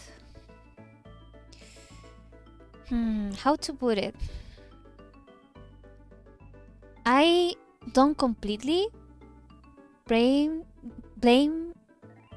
people for it, because for a long time people believed in the establishment. They believe in media because we are supposed to believe in the media. We're supposed to believe in the news. We're supposed to trust them because they are the gatekeepers that should hold the government accountable or the politicians accountable. But instead of that, they are teaming up with certain group of politicians for their own gain. And we cannot trust it anymore. Gladly there's still like media sources that you can trust, but you should always think for yourself. If someone tells you, don't look at that, don't think about it, don't talk about it, you should do exactly the contrary. You should do exactly what they're telling you not to do. Look at that, think about it, question it, talk about it, risk thinking differently. Because if they tell you don't look at that, it's because they're hiding something. Like when your parents told you when you were younger to not go to the room before Christmas, and you went to the room and you found out they were hiding Christmas gifts. They told you not to look at it, not to go inside because they didn't want you to find out that they are the ones hiding the gifts and it was not Santa. So if someone tells you, don't look at it, don't think about it, don't talk about it, do exactly the opposite. Of course, if someone tells you not to look when it's like someone changing their clothes or something like that, don't look.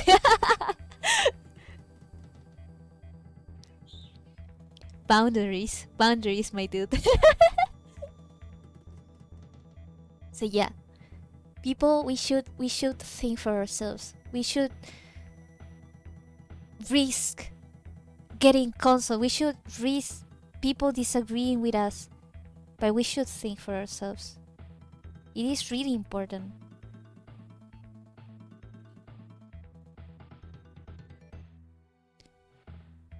Like, I remember when I was young, they would teach you to question what you see on TV, to question what they tell you on TV, because not everything on TV is real. Not everything that they tell you is the truth. That's what they used to tell us when we were younger. But what is TV telling you nowadays? Don't question everything. Don't question anything. We are telling you the truth. Believe us. Believe us. Doesn't it sound trustworthy?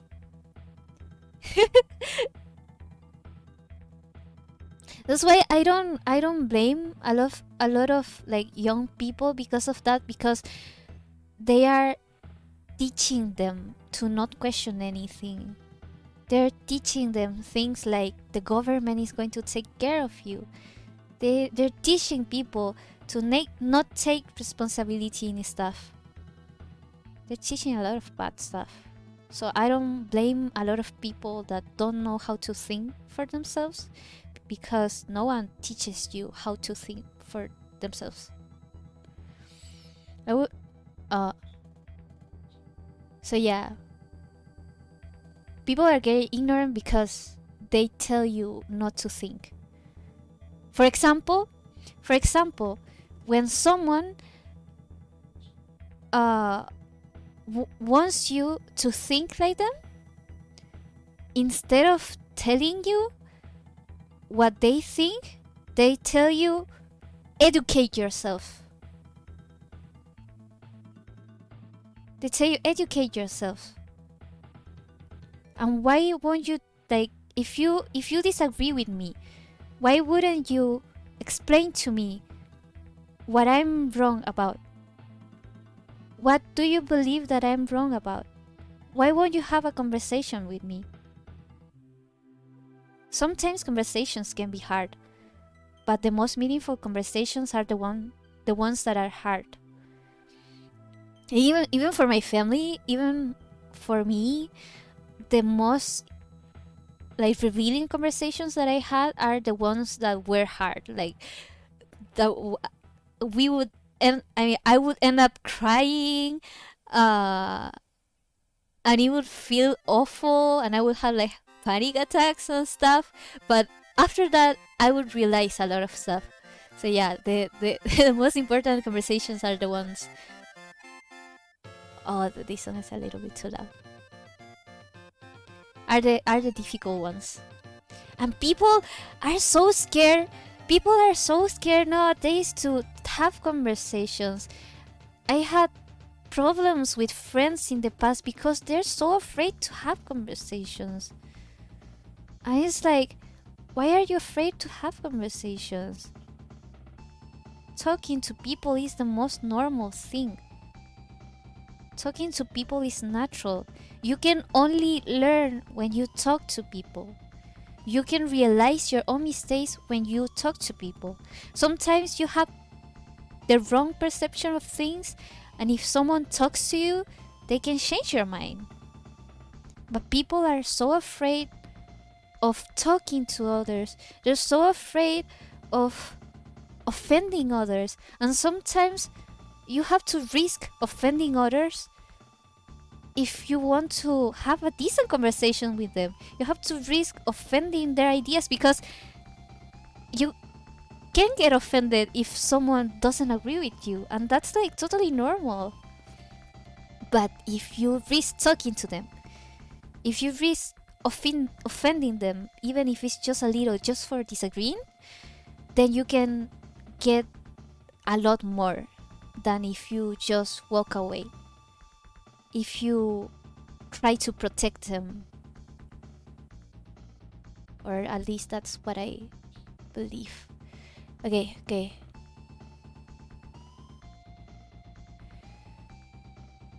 Ah, I missed so many messages.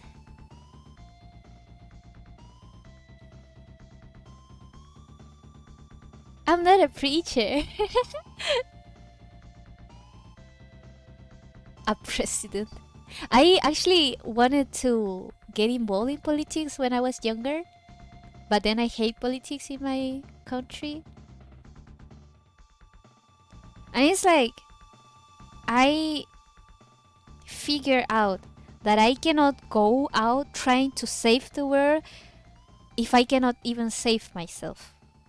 So I decided to clean my room first, save myself first, work on myself first before trying to save the world. So yeah. We have to start from the basics. We have to start from ourselves. We have to clean our rooms, we have to clean our minds, we have to fix ourselves before we try to fix anybody else. It's like when they tell you that you should learn to love yourself before trying to love anybody else. If you guys have watched RuPaul, when he says, "How are you gonna love yourself?" No, how is the phrase? How are you gonna love yourself?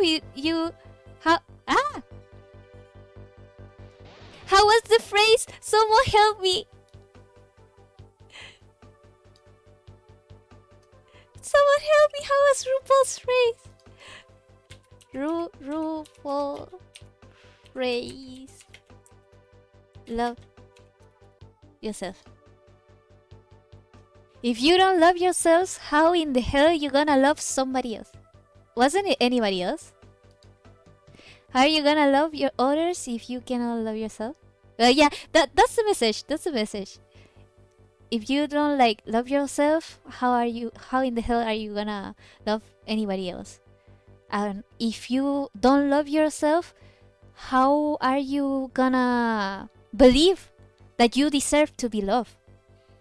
If you don't love yourself, how are you gonna let others love you too? So it is the same. If you cannot fix your own house, how are you why do you try to go out trying to fix the world? Why are you trying to fix everyone's lives if you cannot fix your own? So yeah. So yeah. My caps lock is stuck. You guys are screaming now. I did vote for Loon no matter the year. I vote. Will look again 10-10? What do you mean? I don't care if Loon is an option on the voting ballot. Pretty much I follow artists on Instagram and the 12-year-olds are all talking about the left views and I just don't say anything because they would probably hate me for it. The thing is they are freaking 12! They're freaking 12! They don't know anything about life. I don't know anything about life. And I'm more than 10 years older than them. And I don't know anything about life. How do they freaking expect to know anything about life? Kid, shut up. You know nothing. If you want to have leftist ideas, why don't you go and live in a leftist country? Nah, that's too extreme. The thing is in life, in a country, it is important to have different opinions. Be it left, be it right, be it whatever. It is important to have all opinions and listen to everyone, because you know, people that are from the left are no artists, musicians, creative people are generally more inclined to be from more liberals, more from the left. Why? Because it is in their brain. Like, left is chaos, right? Conservatives is order. Conservatives like order, don't like change. Liberals like change, and change is chaos. When I was studying in college, they taught me this. Um, when when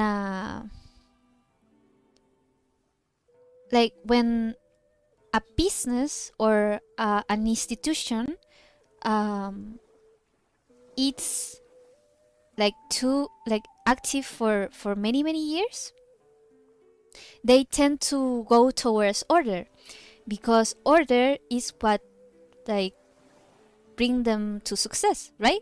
Order is what work, but the world changes, humans change, and life change, so they have to adapt. But a lot of businesses, a lot of institutions will disappear because they refuse to change. But when you have too much change, or when the change is too extreme, you're risking destroying everything. And sometimes destroying everything is actually good if the thing that you have is really bad. But most of the times you don't need to destroy everything to make a change. And the thing about the left is that, about liberals, about progressives, is that they won't change. But the problem is a lot of them refuse to believe that all things are good too. And that is true. There's all things that are good too. And you have to listen to each other. And the problem with the youth right now is that they don't listen. And that actually is really common about young people. Young people just don't listen. Teenagers, they just don't listen, because dude, when you were a teenager, or if you're a teenager, you probably have been tell no to your parents, or refuse to listen to them, and then you make the mistakes that your parents were warning you about. And that's natural from the youth, but you cannot change the world just because the youth refuse to listen, right? Because you're an adult and you have to take responsibility for being an adult, and you know more. But not all adults, not all adults know more than young people, because there's adults that refuse to take responsibility. There's adults that never grow and are like man-childs, like adults that refuse to grow up. So the youth should honor history and honor the people that are older, but the older people should also listen to the youth, because the youth know about the changes that are occurring in this world. Because sometimes adults can refuse change because they are so used to what they have that they don't notice that the world changes, that they don't notice that change is necessary. So the lesson in this is that we should freaking listen to each other. We should listen to each other. And nowadays, if you dare to have a different opinion about things, you get cancelled. So they refuse to listen because they refuse to admit that they are wrong. And honestly, like I said, that's common about young people. But just because young people refuse to admit that they are wrong doesn't mean that one should cower themselves into believing something if what they believe is most likely true. Because, dude, what do you know when you're 12? What the heck do you know about life? You have lived nothing. Like when you're 12, you probably haven't made a lot of important mistakes. You probably haven't taken a lot of decisions, like difficult decisions in your life. You're not responsible for your own life. And when you're young, you don't understand that humans make mistakes and humans change and humans learn from their mistakes. So a lot of people that you see out there canceling other people don't realize that people can change. People can change from their mistakes. People do silly stuff. When you're young, you do stupid stuff because you're young, and you don't realize how cringy you are until you grow up. Like, I used to think that I was like so smart on things, about certain things, and that I knew better. And at the end, in a lot of those things, I knew nothing. And my voice. And when I look back at the person that I was when I was 12, at the person that I was when I was 14, at the person that I was when I was 16, 17, I'm not the same person. I've changed. I've grown. I know more things. I'm not perfect. I'm still not perfect, even though I am an adult. When you grow up, you don't know everything. You can make mistakes. You still can get manipulated. You still can make a lot of mistakes in life. You still can suffer. Adults are not perfect, and kids are not perfect. But that's the point of life, isn't it? So yeah, if a 12-year-old is telling you that your country should become a communist country because that's what that's what they believe, because that sounds like a good idea, then tell them, kid, read a book. Read a book. What happened to Germany? What happened to Russia? What happened in the gulags and Germany in the concentration camps? What is happening right now in China? What happened in Cuba? What happened in Venezuela? Do you know what happened there? Do you know why people escaped there? Do you know how many people are dying, are suffering of hunger? Do you know what happened in North Korea? Do you even know that Nazis were the Socialist Party? Do you know that fascism comes from the left? The fascism comes from Hegel. I mean, Hegel was not the one that invented it, but the one that invented it was inspired by Hegelian dialect, by Hegelian ideas. And Hegel was the one that also inspired Marx, and Marx is the one that is the father of the communism. Do you know that those totalitarian ideas come from the same person? I mean, from the same roots? Do you know that? Do you know what it means when you call someone a Nazi? No, Nazis are not just totalitarian, and not all totalitarians are Nazi. So, if you see a young person telling you that or saying crap like that, tell them, let's read a book together. Let's talk about it. Let me tell you what they are not telling you in school.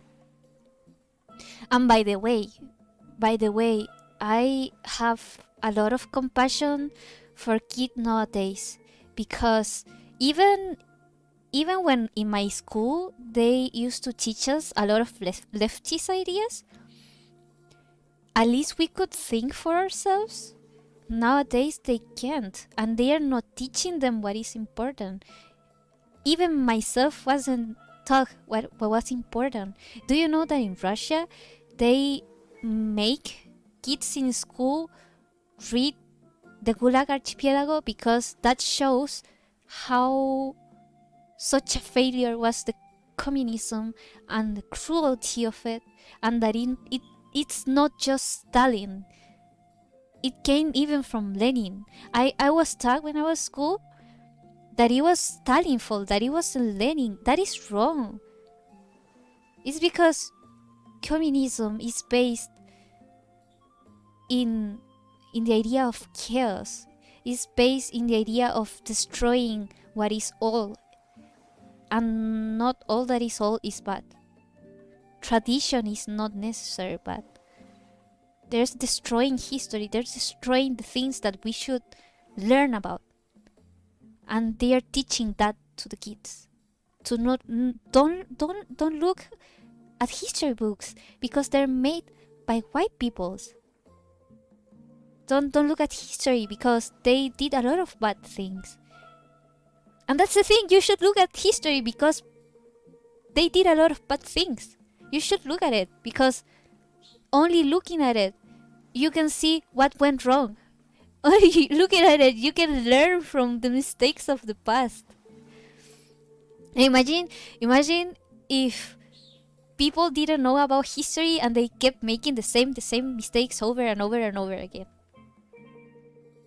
Imagine if we had if people forgot about World War II and we have World Wars every 5 years or every 10 years.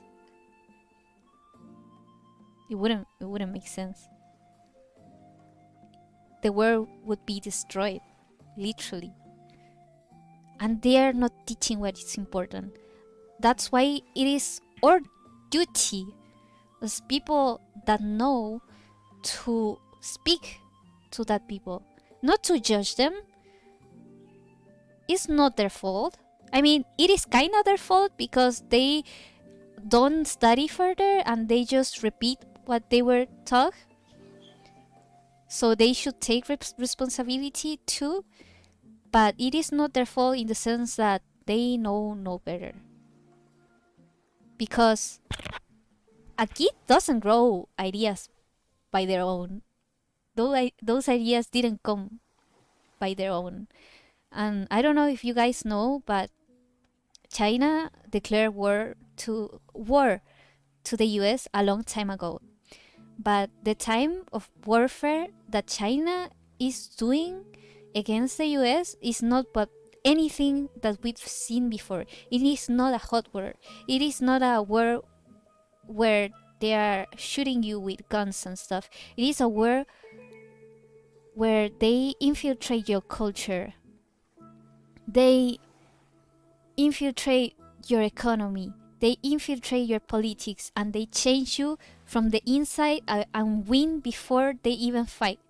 That's the war that China declared to the US, and is the war that China declared to the world. And they are shifting the youth's ideas and beliefs by infiltrating their social media, their schools, their colleges, their politics. And that's why we have a proliferation.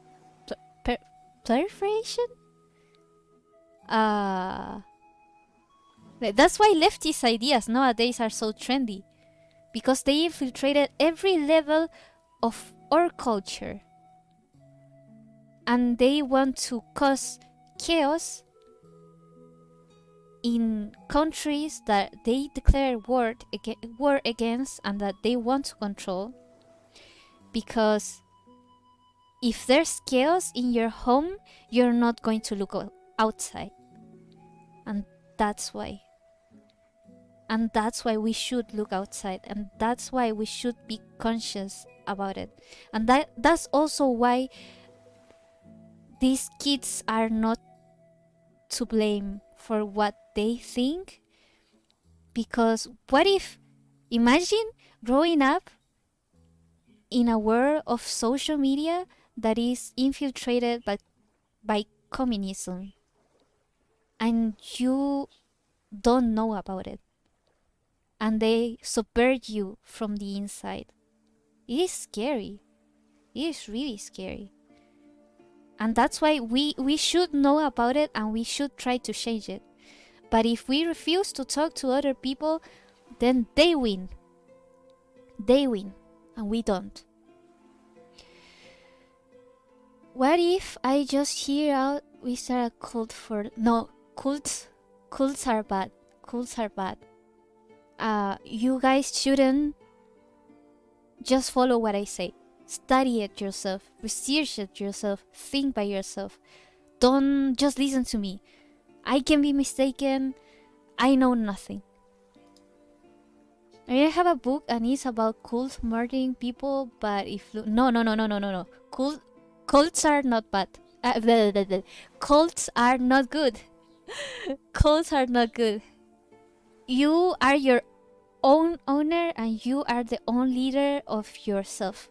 Don't let anyone tell you what to believe. But you can be Stardust. So yeah, cults is bad, because cults tell you what to think. And it is easier for people when they're told what to think, but it is not good. Also, anyone else finds funny she isn't noticing this? Yeah, I was just in my own thoughts. I think she's reading all the messages because she missed them. Yeah, I miss a lot of them. How do you fix gaps? Restart your phone? Wait, are there situations when ignorance is a bliss? Sometimes life can be hard, and life can be too much. When life is too much, then you shouldn't overload yourself with information. You should take as much as you can. And actually, the universe always will give you as much as you can take. Although sometimes it will look like a bit too much. But when it is too much, stop a moment and tell the universe, I know that you are doing this for me, but it is too much right now, and I need a little break. And they will hear you.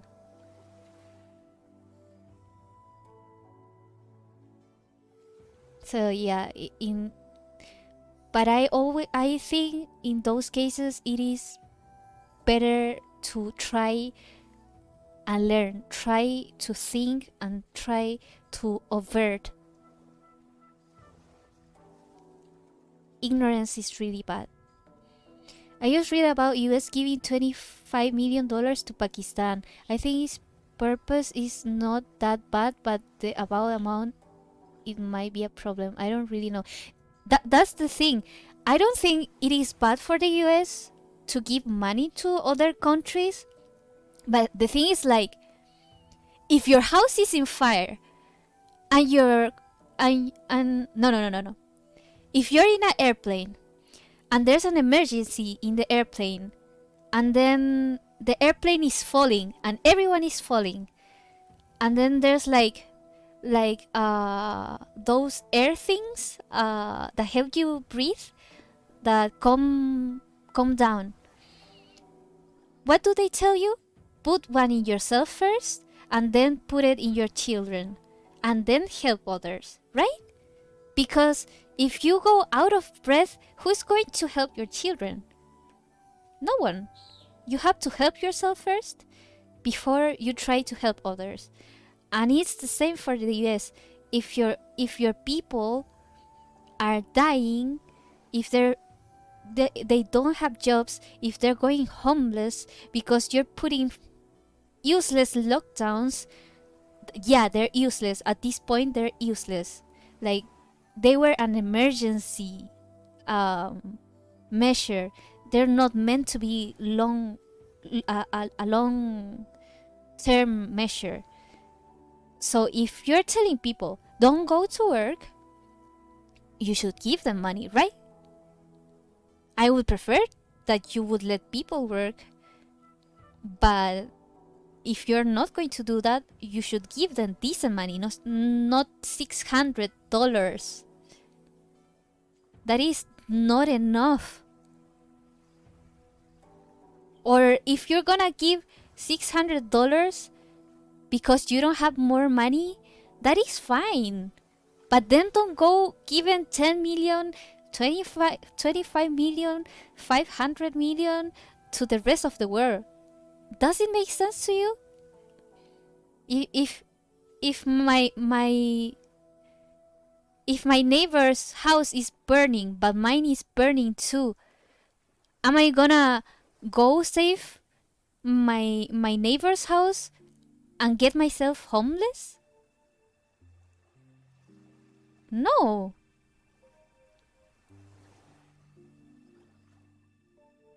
Like, your neighbor can try to save their house as well. Or you can try to save them. If your fire is not as bad as your neighbor's, you can try to put out your fire first, the fire from your home, and then go help him. Go help others. But you have to save yourself if you want to try to save others. So that bill is so stupid. It's just so stupid. If I was in the US, I would be so mad. And thank God Trump vetoed it. Thank God. Even if it's controversial to agree with Trump. Like, yeah, the dude is a douchebag. The dude has an awful personality, but at least he tries to work for the people. At least his policies make sense. At least he's the only one in so many years that has tried to do anything for the Chinese people. Not for China, not for the CCP, for the Chinese people that are being oppressed. For the Hong Kongese that are dying, protesting for freedom. And people don't see it. Because the media hates the orange men. The media hates the orange men.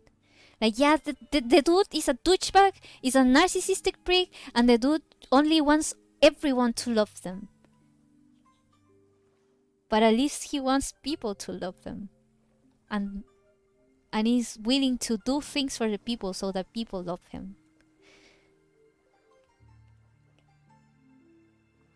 And the thing is, like, not everyone is just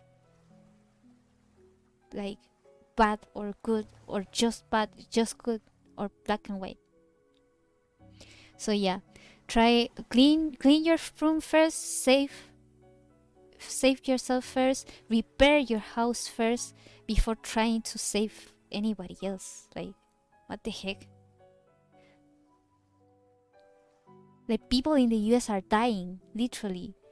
People are in the streets, people are losing their jobs, and you want to give $10 million to Pakistan for gender programs.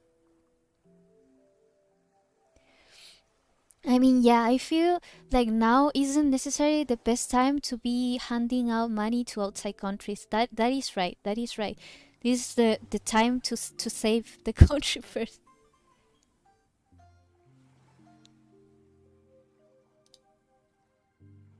Where was I? Where was I?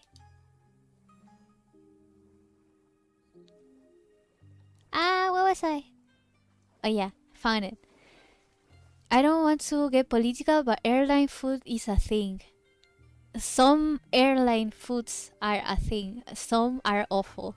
Just telling you that once I was in Air France and the food that I had, that chicken, the smell and the flavor was so bad that I still remember it for like 2 years. I still had it in my mouth like for 2 years. It was so bad. But The one that I took, the US Qatar Airlines, that was pretty nice. That was pretty nice. Loki procrastinated on painting that needs to be done by Christmas Eve. Same! Same! I'm talking way too much.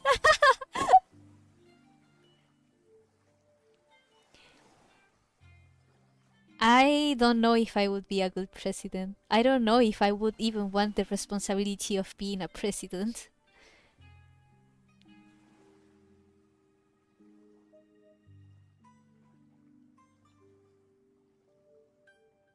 Like, a president really needs to be strong. Like, they need to have a certain mental capacity to stand a lot of criticism and being like exposed to everyone's eyes. And I'm not. I cannot. I'm not that strong. If someone, if for example they treated me that the way that they treated Trump, I would cry. I would be so depressed that I wouldn't go outside of my house anymore. So the fact that Trump is a freaking narcissistic prick that wants people to love him so much that he's willing to face all that criticism, it's really something. Not everyone can do that. So yeah, I wouldn't be a good president. Uh, let's paint a background. Potato. I'm a teenager. It's fine to be a teenager. What does a baby computer call its father? Data. What? I don't get it. I think a lot of the 12-year-olds on Instagram are part of LGBTQ plus community, so they all hate Republicans. The thing is, like, Republicans used to be Republicans don't like change. That's the truth. And a lot of Republicans grew on a conservative family, and the acceptance of people different from themselves, it's scary for them. That's why there's like such a bad conception about Republicans. But the things, like, a lot of Republicans are pro LGBTQ plus. Actually, Trump has done a lot of things for the LGBTQ plus community. But a lot of people don't know about it because the media won't talk about the good things that Trump did. Of course not. Like, why would you say something good about orange men? Orange men bad.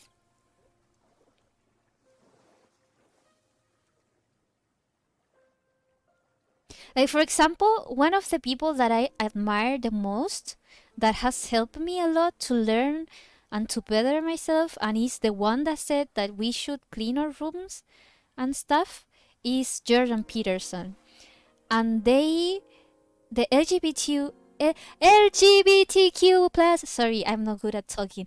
The LGBTQ plus community believe that he was a bigoted, racist, white supremacist, and that hated women.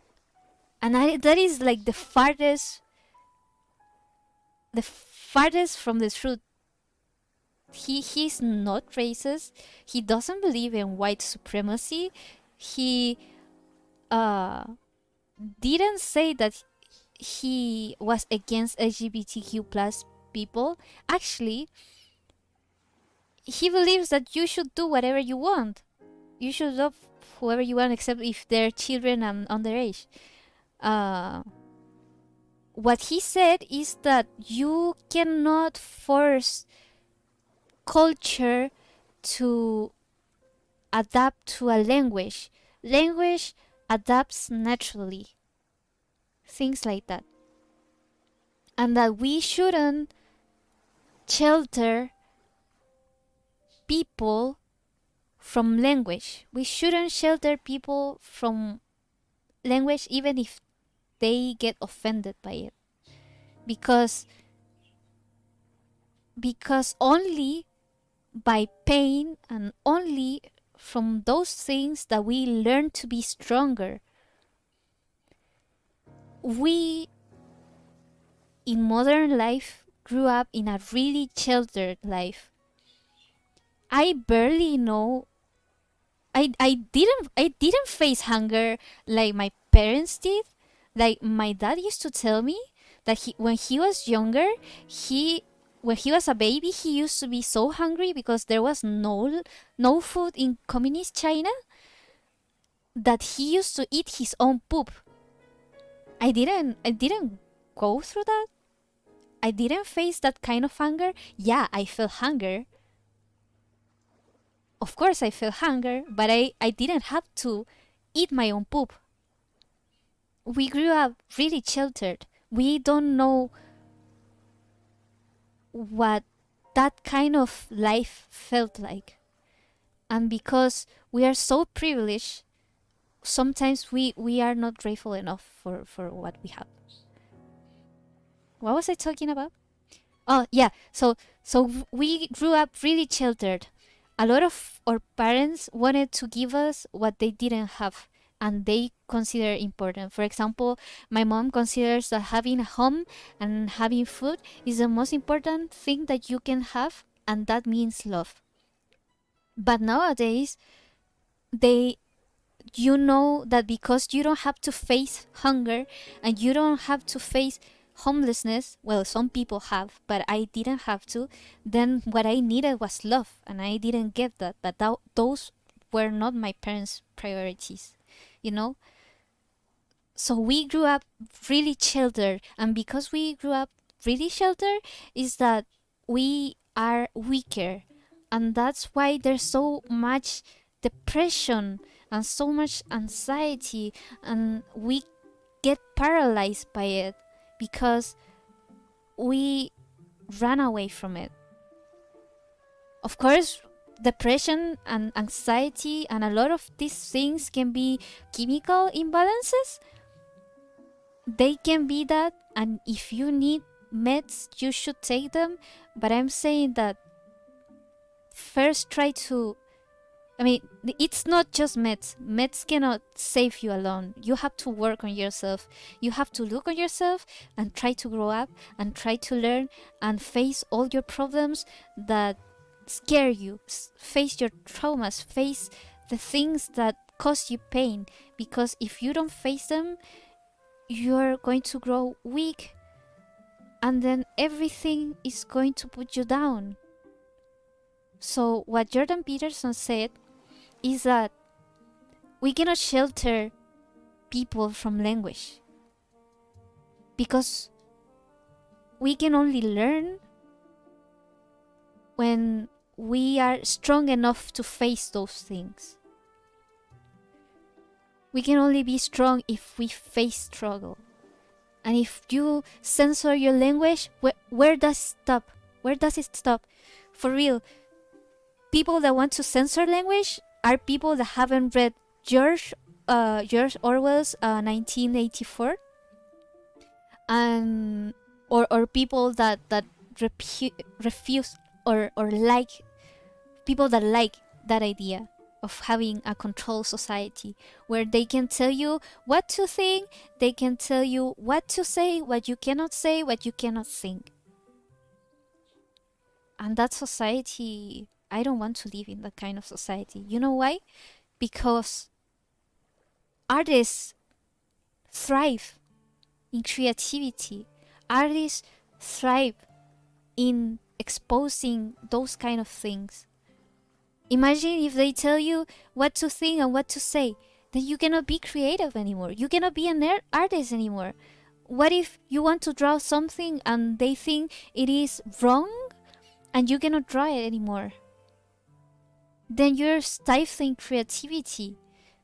You're stifling what art is. And sometimes art shows the cruelest things in the world. And if you don't want to show that, to shelter someone, then art is no longer. Otherwise, they are great peeps though. All of them are actually really nice. That's the thing. They are good people. They want to do good. And they think that for sheltering people, they are being compassionate and they're doing great to the other. But the thing is, like, just like a parent, if you overprotect your children, they're not going to be able to face life.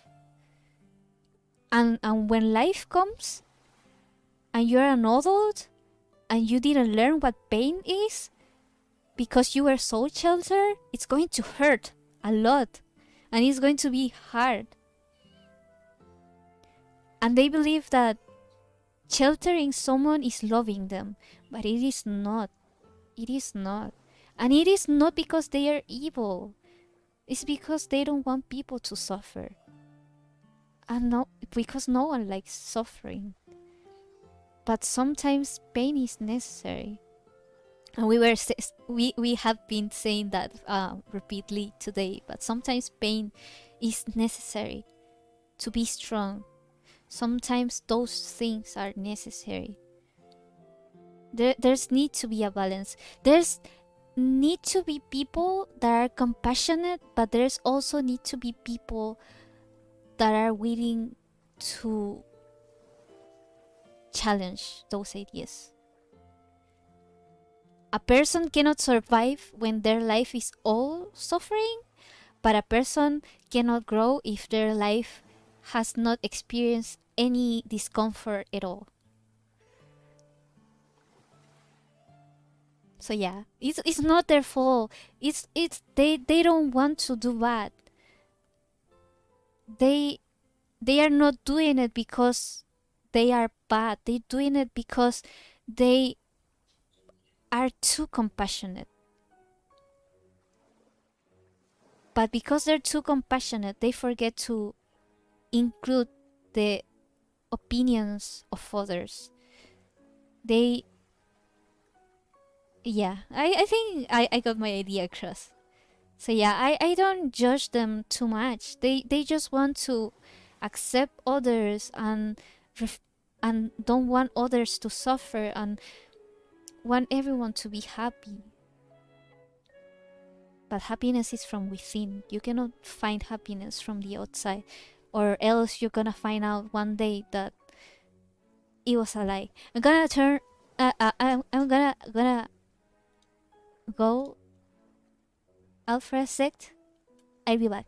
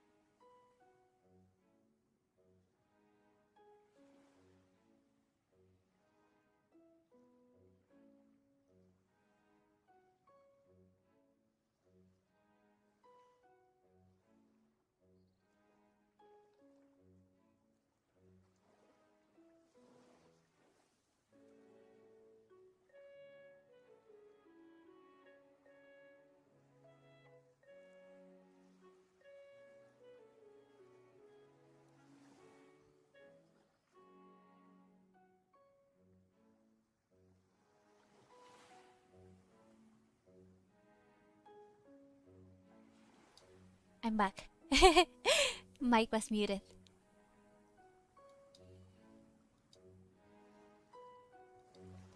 Wait, music is really quiet.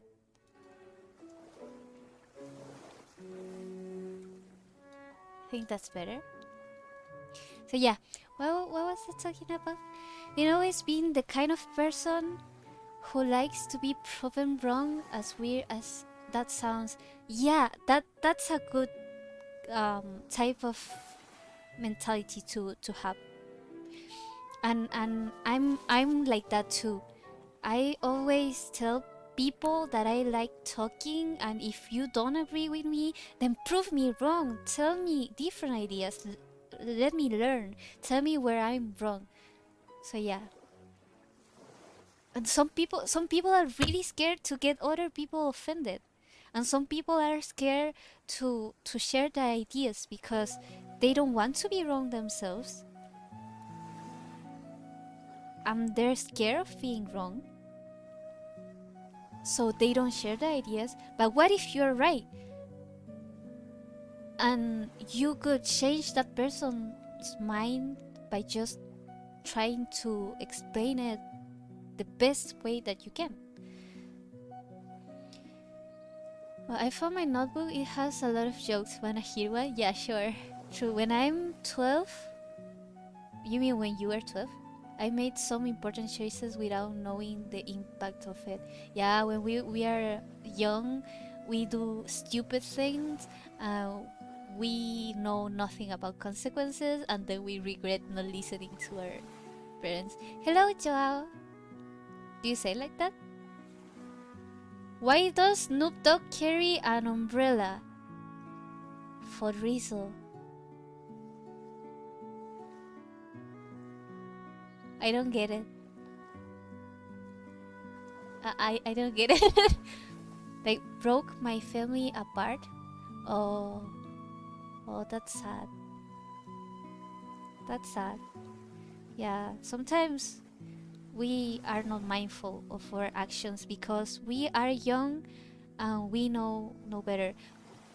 But let me tell you this. You are not the one that broke your family apart because you were a kid.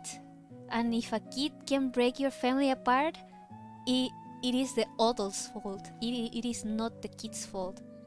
You know? Like, adults should know. Do you say adults or adults? Adults. Adults should know that kids know no better. And when adults blame everything to the kids, is because they themselves don't want to take responsibility. And it's sad. It's sad. Because you're a kid. You know nothing. You cannot take responsibility for other people's decisions. You can barely take care of yourself. What kind of car does an egg drive? A young squad? That one is good. Why should you never eat a clock? Because it's too time consuming. Those are good ones. I'm gonna start paying more attention to what Loon is saying now. It'll make you tick. You run out of jokes? Those fast. Well, history books are just from the perspective of a white person. Yeah. The thing is, like, history is really... History is what the historian writes about it. Like, even some news cannot avoid to be... It's like when you tell a story about what happened to you and someone was there too and they tell two different stories. History is the same. History is from what the from the eyes of the beholder, to say it in a way. But it shouldn't be discarded just because of that. You should read all perspectives. If you read all perspectives of an issue, of an historic issue, then you'll learn what really happened and you'll make your mind about what really happened. But just because some people wrote it, it doesn't mean that you shouldn't read it, right? Plus, just because it was from a white person, it doesn't mean it's bad. White people has done a lot of, and I'm not a white person, by the way. White people has done a lot of things for others that are good, and not only white people. And it's like women that hate all men, but men actually had done a lot of good things for women too. Like the dude that created period pads, he was a man, and he was criticized by it, by everyone, because he wanted to give women an option to go out and do things and have more convenience and comfort when they were in their periods. And that dude was a man. So we shouldn't look at things because they're from a race. We shouldn't look at things because they're from a gender. We shouldn't look at anything because they're different from us. People do good things and people do bad things, regardless of their gender, regardless of their religion, regardless of their skin color, regardless of anything. People do good things and other people do bad things. And not because one or several bad people did something bad means everyone from that group is bad. Individuals are different, and we shouldn't judge a whole group of people just because some of them were bad. And we shouldn't put modern standards to all issues. We shouldn't put modern standards to all issues. It's like putting your own standards to your younger self when you knew nothing, and being harsh on yourself for that period of time. Like, bruh, you were a baby. You knew nothing. You cannot put the same standards than when you were 12. And same, history changes. People change. Nowadays, women are more accepted. Back then, they were not. Things like that. Back then, slavery was okay. Today, it's not. And a lot of people grew up thinking that slavery was okay. But you cannot put the same standards, because some people did it because they wanted to, but some people just grew up on it. And the world changes. You cannot put the same standards to them.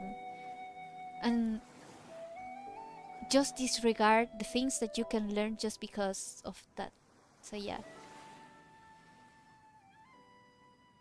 Yeah, kids are really impressionable, but they're because they're kids, so it's fine. Sometimes I'm too lazy to read history because how they deliver it boringly. Then look for another source. Look for different sources. There's out to be some of them that are interesting. Have never learned this much in my whole life.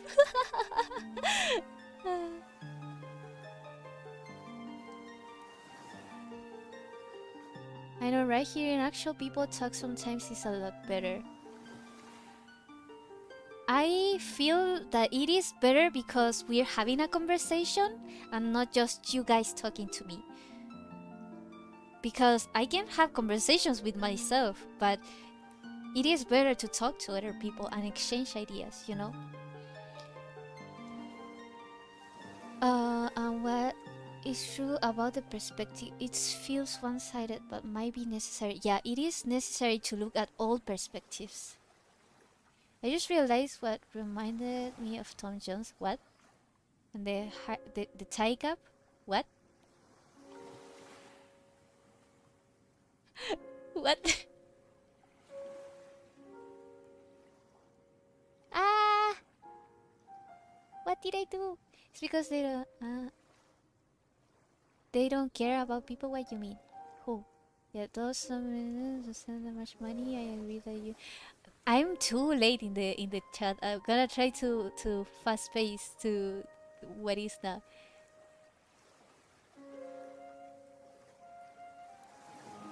You know anything about politics? You know something, and you can learn, and you are still young.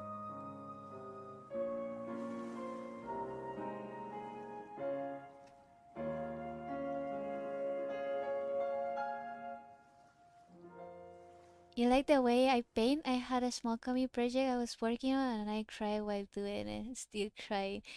It's nice when your own work makes you feel things. It's like healing. Well, the media is really what's up. Blushes fall. Okay, that's deep. I mean, I feel identified with that. Not eating poop. I mean the other. If you not mention the poop thing, I would misunderstood by now. I'm already lost.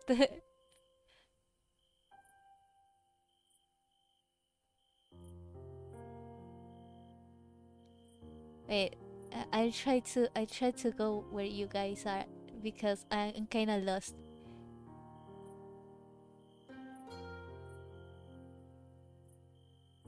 Yeah, I'm catching up. Remember when I said that I was gonna finish later and I'm going to sell turnips? Yeah, that was like an hour ago.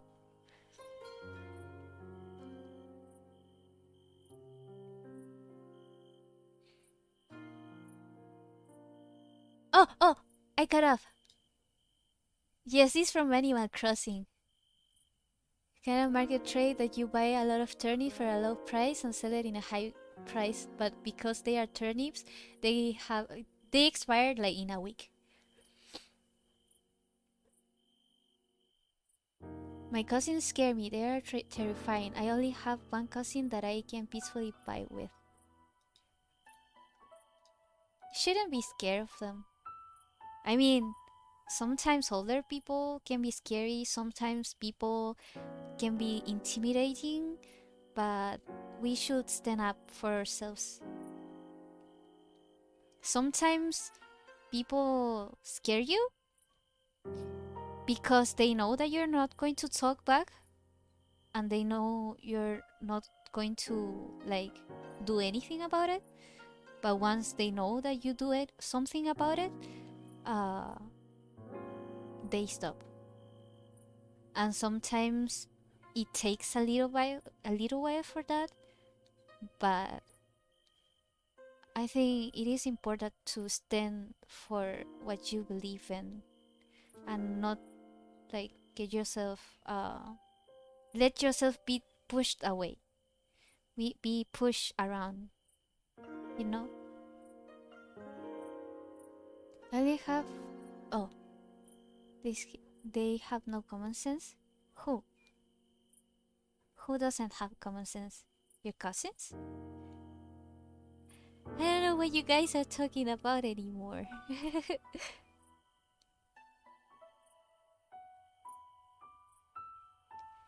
I'm just a joke guy. I don't have anything to say about this except that we live in a society, you mean? We love in a society too, right?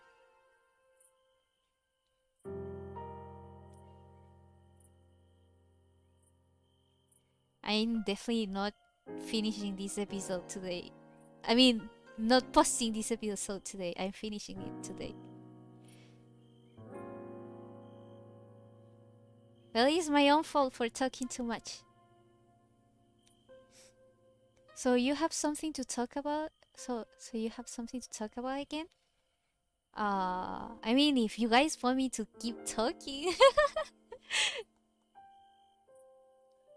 Or if you guys want to talk about something else, because we were supposed to get political just for a bit to vent and then stop, but I kept going at it because I'm so late with catching up with the chat. I'm sorry.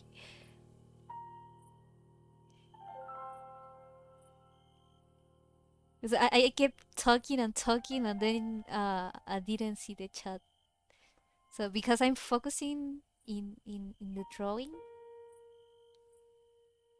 Wait, is I maybe it's okay. Loki, you could continue venting about political stuff if you want. I could, I could, or maybe another day. But it is cool that I can talk with you guys about it.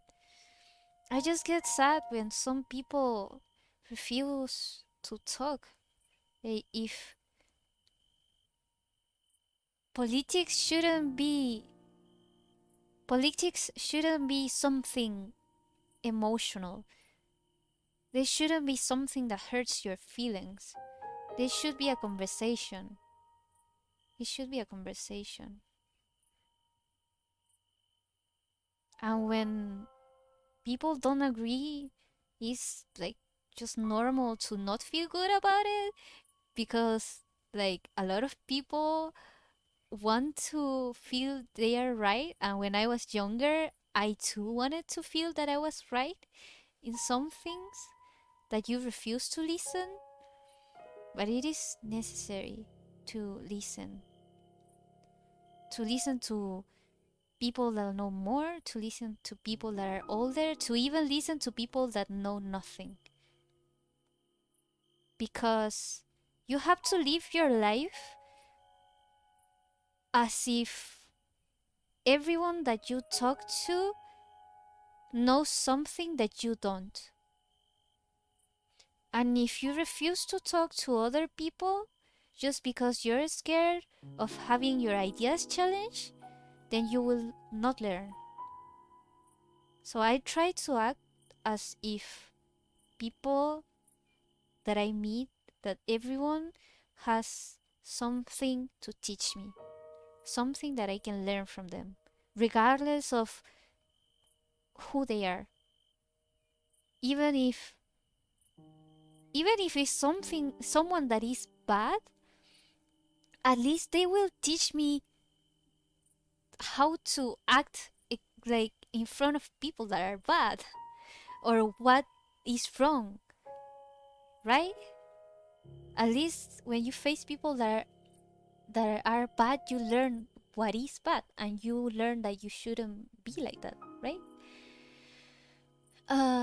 Wait, so do you sketch all the panels first and then finish the line art, coloring and shading?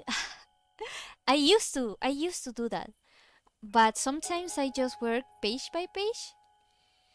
Uh Sometimes I do the sketch first, then I always do the sketch first but by page.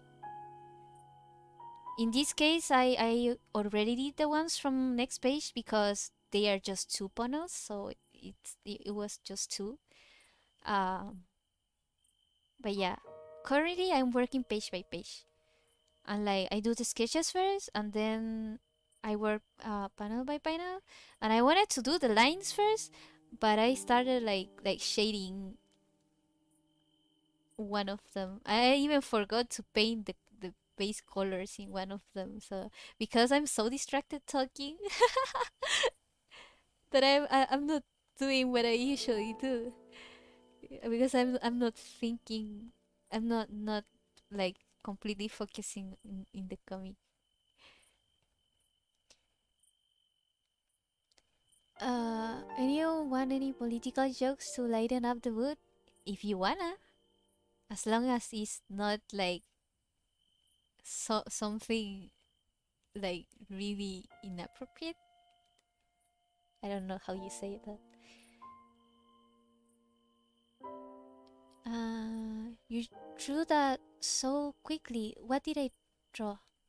She draws pretty fast. Do I? No, I'm pretty slow compared to like my friends. Drawing apps have so much on the screen, it confuses me. Yeah, CSV can be really confusing.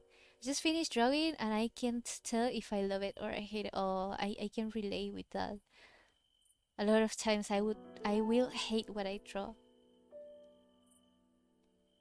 But at least you finish it. It is better than not finishing it, right?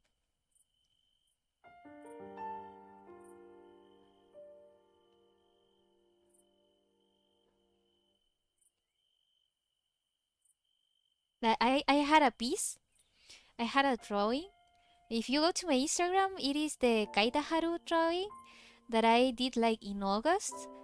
Uh, and I didn't like it. I didn't like it at all. I kept changing it and changing it and changing it.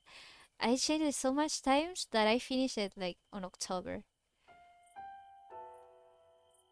But at least I did like the final result. I mean, it's not that I changed it every day. It was like I kept saying, okay, it's finished. And then I would look at it like again, like 2 days later, and think that something is wrong. Yeah.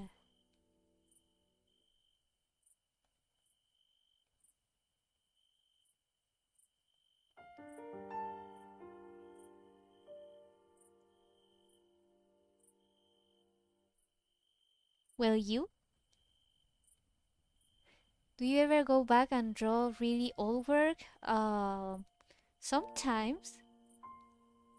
For example, in Blank, my webcomic, my webtoon, Blank, I like to redraw some panels sometime. Like the recap, I had so much fun, so much fun drawing the recap. But I wish I did it more.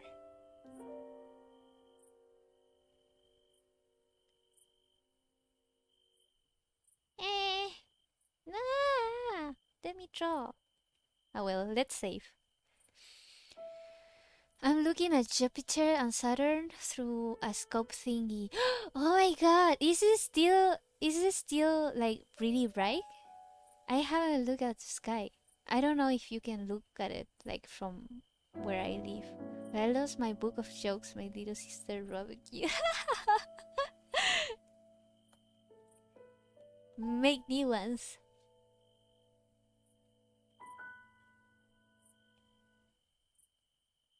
They say that the Saturn and Jupiter is what in the times of Jesus they used to think that it was like the Nazareth star, the Christmas star.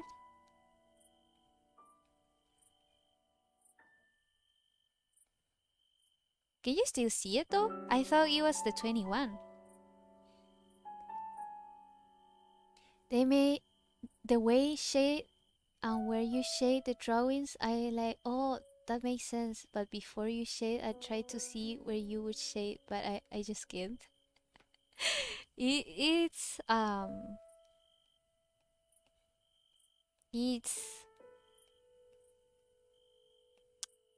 what was I gonna say? It's just what I'm used to, I guess. Like sometimes I don't even know where I'm going to shade myself. So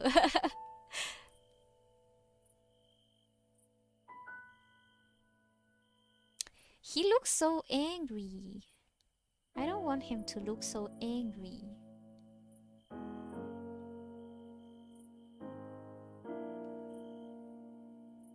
I want him to look like bored.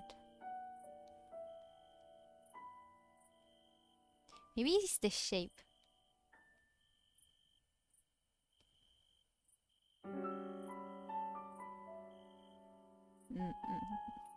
Maybe it is the shape. Yeah, maybe it is the shape. Ah! Too big.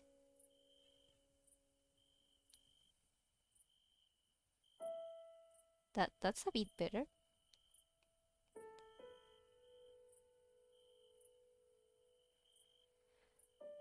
By the way, I don't know if this is weird or not.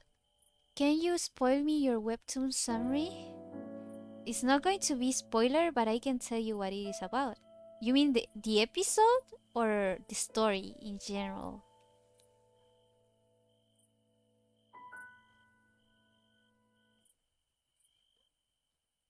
How the picture get into jail? It was framed?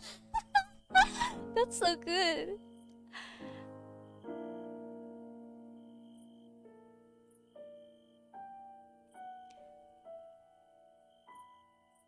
Such good dad jokes.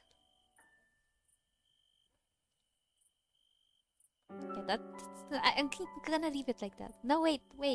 I wanna change this one. Ah, the story in general. So, Nina, which is her, she one day woke up in a hospital, and she was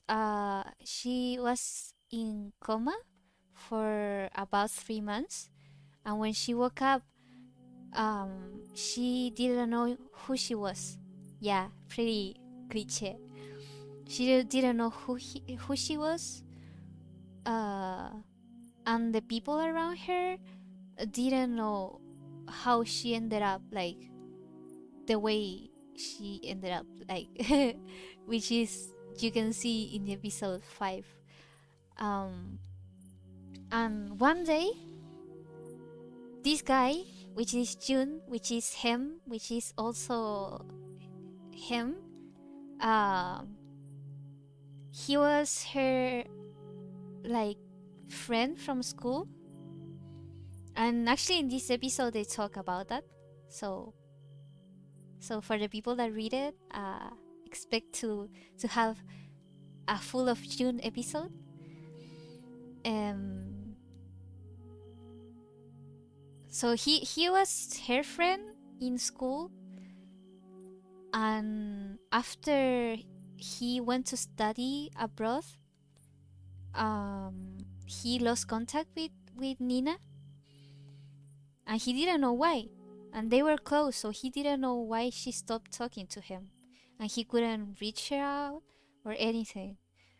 When he came back from studying abroad, he found Nina again, or a girl that looked like her. But Nina didn't recognize him. So yeah, the story is about Nina um, trying to find her past once again, about the new life that she made, the new friendship that she made, and her like searching, her pursuit for for meaning of like her being there, or her not remembering things like that.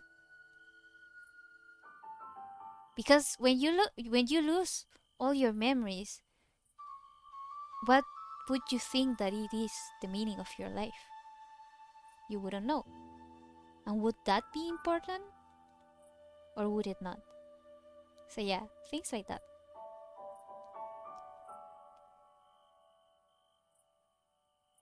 So it's basically the story of Nina trying to understand her situation, understand who she was, um, and the story of the people around them. Because when you lose the memory of your past, what would happen with people that know you, right? So yeah, that's the story. Um, I'm sure it's a process because it will probably take a lot of time for you. I have to get a lot of inspiration from other people to know what I'm actually doing. Wait, what is why is this not detecting my face? Uh after after a while, when you draw so much, so frequently and constantly, you get used to it. Like, I like the shadows in here being this way and things like that. And when you do like a webtoon, you have to automatize like certain things because you have to draw fast. So you cannot overthink everything that I do, which is something that I work on because I'm perfectionist and sometimes I overthink a lot of things that I do. But yeah, you have to have like a certain way of doing things. For example, I will do the eyes this way. I will put like shadow neck this way.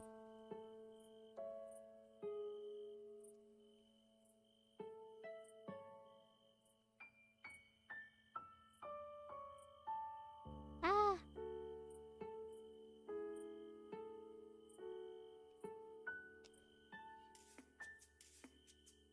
you guys, I just finished doing my liner. Now I can keep up with you. What did I miss? You missed a lot. But not a lot at the same time. Because like we talked about a lot of stuff, but at the same time it's just random stuff, I guess. Even myself, I miss a lot of things. Anina can sing. Well, that's kind of a spoiler. You're so detailed, and that's what makes your drawing so beautiful. Congratulations! Oh, thank you.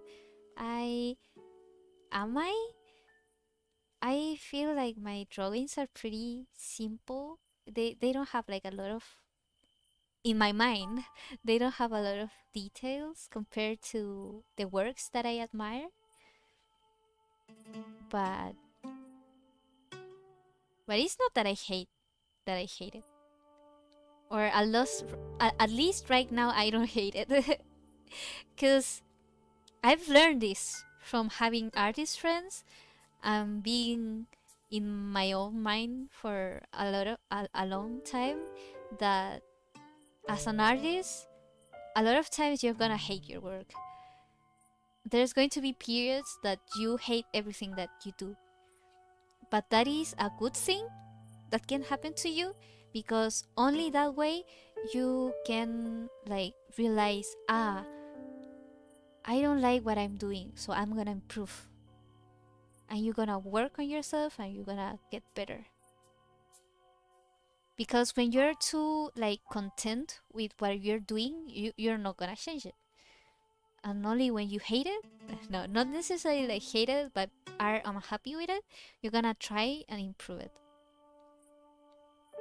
And sometimes that can last like very, very, very long.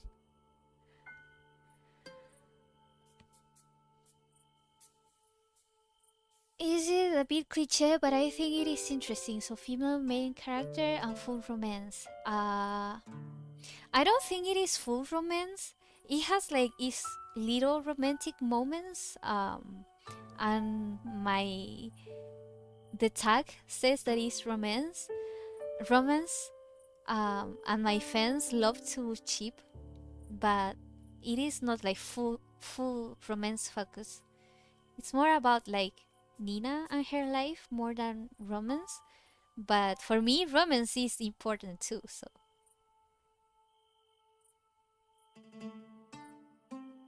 I just love it when my fans think that I know who Nina is going to end up with. I don't know.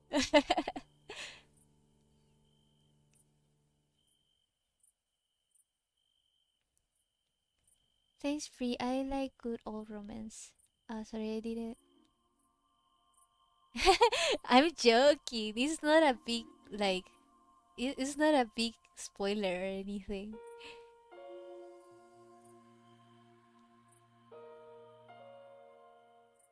Oh, you are doing draw this in your style. I drew draw this in your style, and I'm so excited to post it. But I have so many things to post. I have old posts that I haven't shared yet, and I've been like doing new ones too for Dimitri Week. So I the drawing your style that I did, I haven't been able to post it yet. But I love how it turned out. I think that when I finally post it, I won't like it anymore. Because I did it like last week. Me being a person who despises spoilers, I'm so sorry. I mean, I don't like spoilers either, but I don't think that's like a big spoiler. Is there a plot twist in the end? I think there's a lot of plot twists in the middle, but the series only has like, this is only the 26th episode, so nothing much has happened.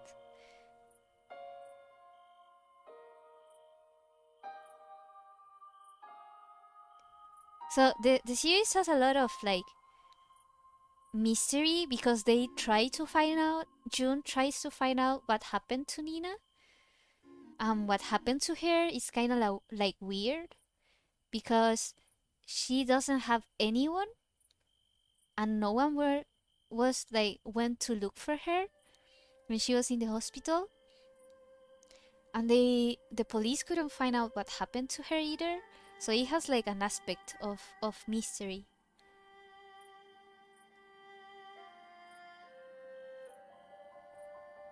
You have to leave because your dad is getting mad. Why? But you go. If your parents are telling you, you go.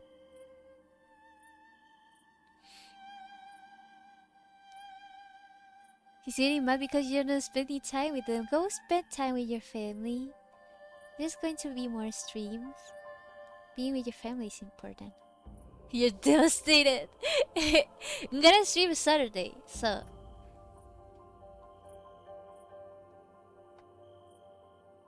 have fun with your family too. Have some quality time with them. A Merry Christmas too.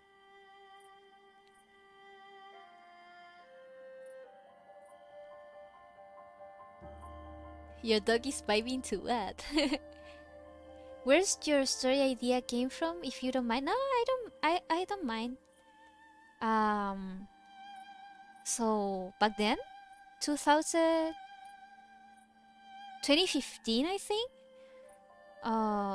I suddenly had this thought that because a lot of people say that you can always start from zero, you can always start from zero again, like erase and start again.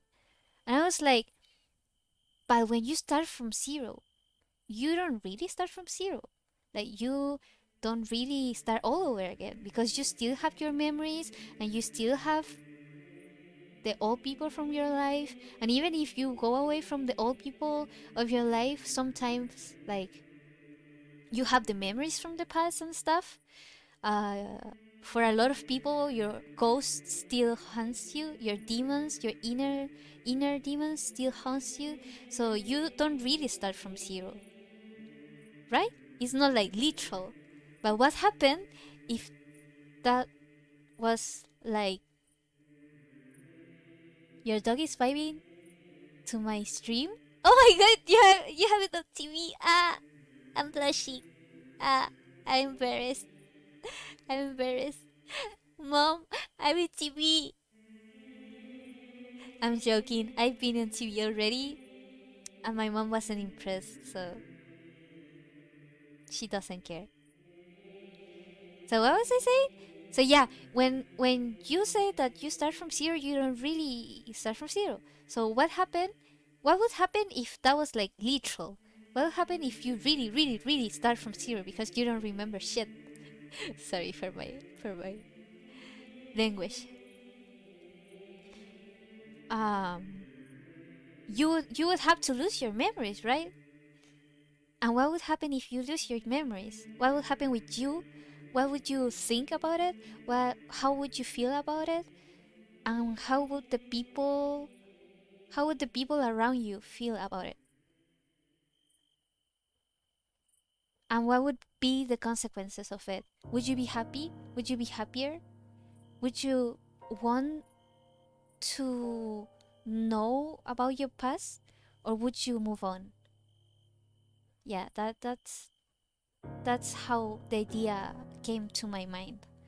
And then I created Nina. And June represents like the past that you leave behind.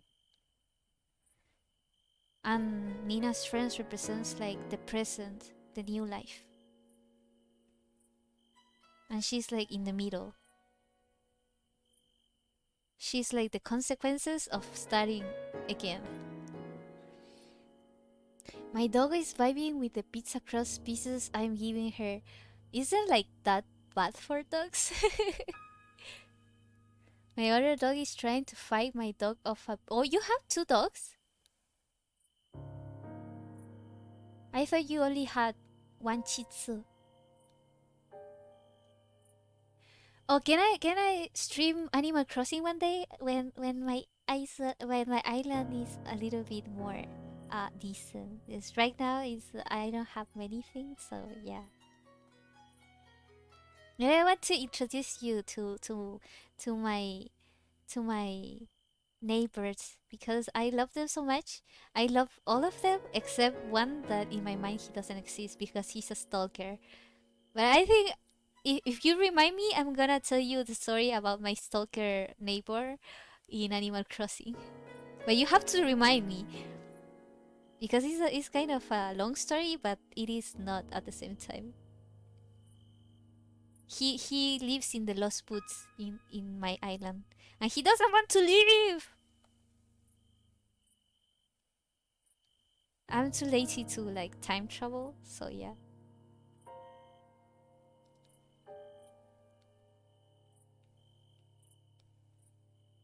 Eh, they're both Shih Tzus.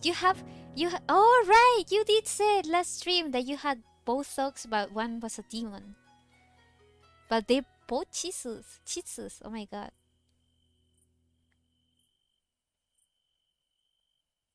I'm glad that you have both Shih Tzus and only one of them are cheese. Is cheese. Is the Shih Tzu part.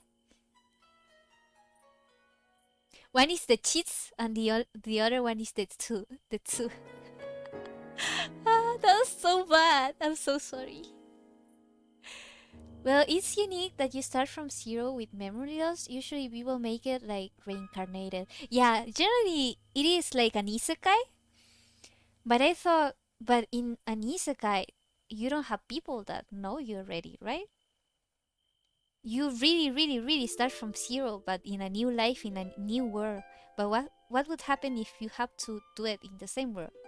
What would happen like with the consequences of you starting again? That's why I wanted to explore it, like in the idea in a real world setting. I love this song. It's a goddess song.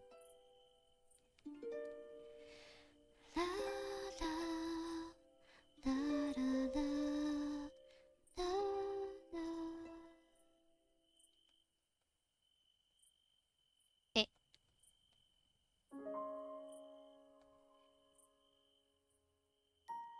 No, no, I found that funny.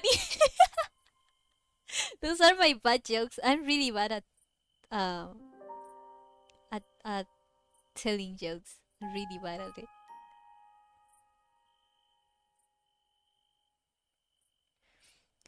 Okay, so I was on Amazon and I saw Animal Crossing, but people said that you couldn't have more than one island, but I don't even know what that means.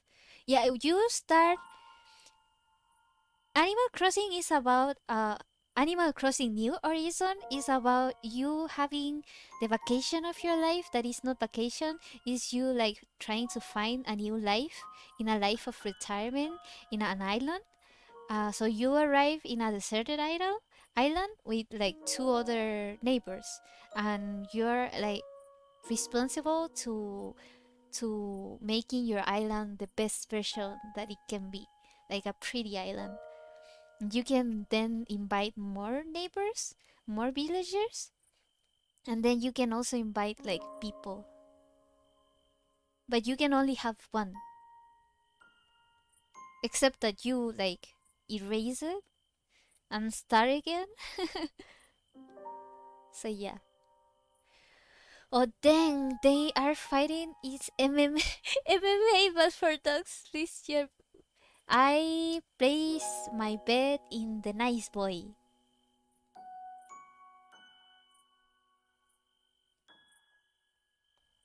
Cause a lot of times the little dogs that bark too much are the ones that don't bite. Right?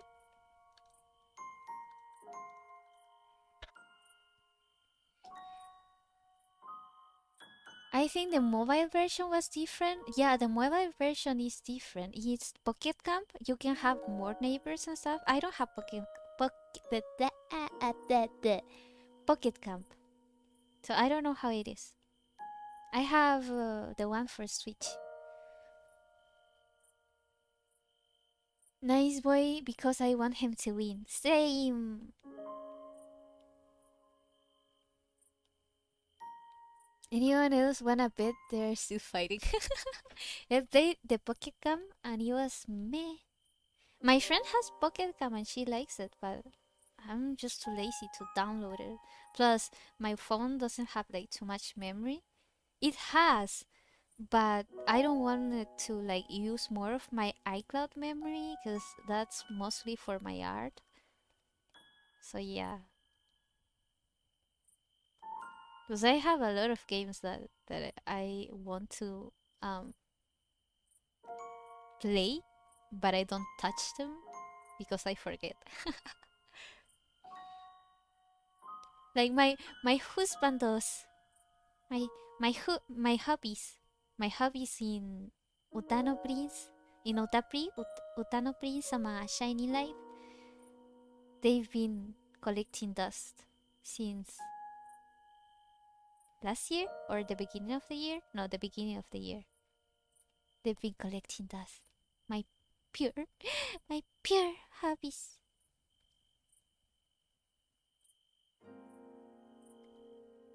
One eye is kind of like really weird. One eye is really weird.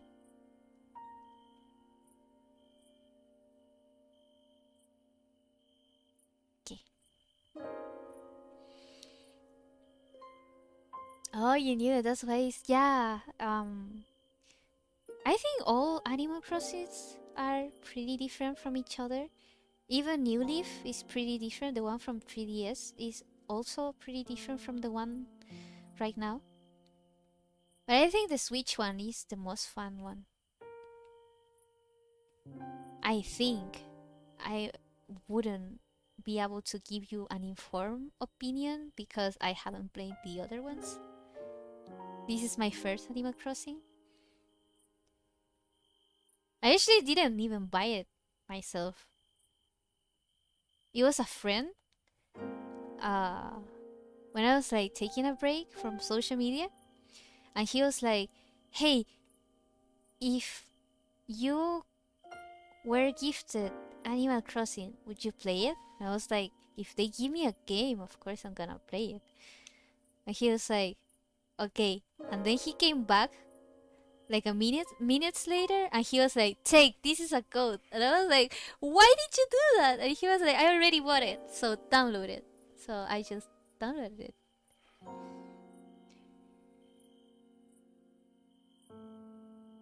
And the fight is over. Thank you guys for betting. I said the result in a bit. I thought you I was about to say Mystic Messenger. Well, I haven't played Mystic Messenger in a while. I should. Because days after this, did they release it already? I have to play it. Happiness for day. Happiness for day. I just hope it is not as messed up as uh, as Seven's secret ending. Because that ending, dude, that was so bad. So I might emphasize on might be getting on a Switch soon. Oh, that would be so cool. Do you have any game suggestions? I might have asked you this before. I don't know. Animal Crossing is pretty nice. If you like car games, Mario Kart is pretty nice. Uh, Zelda games are pretty nice. So which games from Zelda you have in the Switch? You have I think you only have Breath of the Wild and Hyrule Warriors. Um a lot of people enjoyed Paper Mario. I thought the beginning was a little bit too slow and by the end it gets better. But a lot of people did like it. I just didn't like that they didn't I hated the battle mode. I hated it so much. The story was pretty nice. Like, like Bobom, Bobom. What they did to Bobom, I'm not gonna tell you. But Bobom, Bobom is the best. Bobom is best guy. What else? What else? I have my first game from Switch was Fire Emblem, Three Houses. It's pretty nice. Story is so good. The story is pretty good. It's my first Fire Emblem too, so like it has four routes, without counting the DLC, and I played the fourth, the four of them. I haven't finished the church route though, so I have played like four, three and a half. Have to finish the church one because I want to play Blue Lions again. Because the first time that I played Blue Lions, I didn't know that when you finish, you have to start again. When you finish, you have to start again. I thought that if you finish, it was like Zelda, that it resets to before playing with the boss. So yeah. Oh my god, we've been going for 5.5 hours. Gonna finish this one, and I'm going to have dinner. I'm so sorry, guys, for having you all as hostages. I literally wanted to stream for just 2 hours. I went a little bit overboard. So winner is the demon. Demon nice boy ran away. That's so bad. But he lost the battle, but he didn't lose war. Smash Bros. Yeah, people like Smash Bros. Too. I like it, but I don't like playing with it alone. And like my friend has it, so I just go play with my friend. And we haven't seen each other. Like we haven't uh made a group like thing reunion like since COVID, so yeah. There's a lot like Persona 5 and kind of thing. There's also Switch Online too though. But like yeah, Switch Online you have like games from SNES and NES. And but I can't believe this is still yeah, we're still going. Almost over though, almost over. And to be honest, I can't believe it's still going either. I managed to hide on top of the bed. Demon is currently trying to jump. Your dogs are so fun. Stream longer than usual today. Yes, it's a hello Shul. It's a you just woke up. How did you sleep? Um, Let's call it a Christmas stream, a special Christmas stream. So that's why it's long. Yeah, let's say it's because of that. Let's say it's because of that.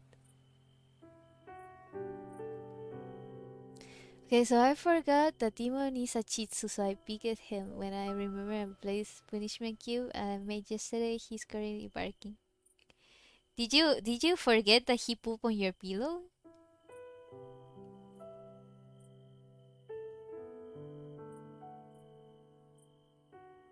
Did you forget that your dog pooped on your pillow? How could you forget? So yeah, let's call it a Christmas. You didn't. I did forget about that. You did forget about that. Oh my god! But it was your pillow. How did you forget? So what was I saying? Let's say it is a Christmas stream and that's why it's long. It is not because I forgot about the time and I ramble a lot.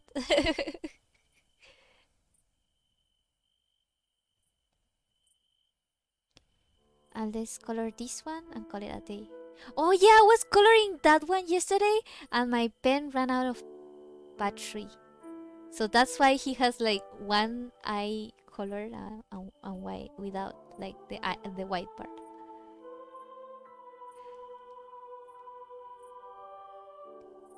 Revenge is bad for the soul.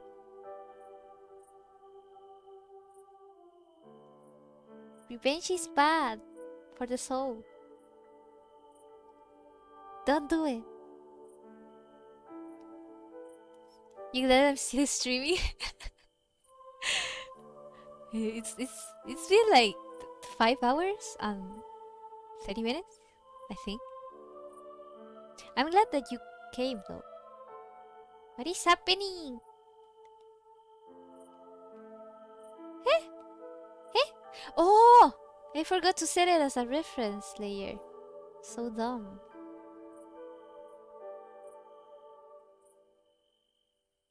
You love the streams? I love that you guys love it.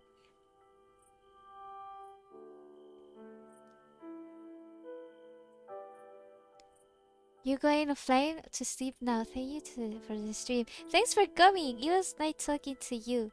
Have a Merry Christmas. I hope to see you next stream too. Like for real, thank you for thank you guys for spending so much time with me today. Like bruh, 5 hours.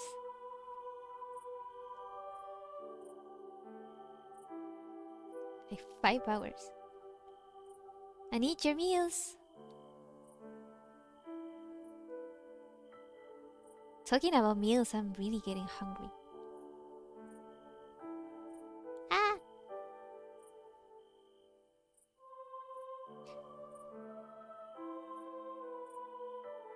Yeah, I love joining too. I just never make it in time.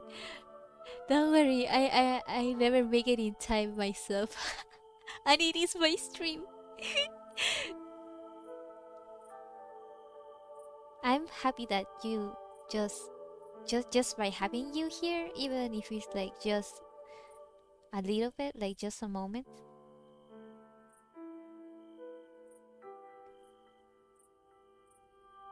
He's filet mignon. Why do you always write filet like flat?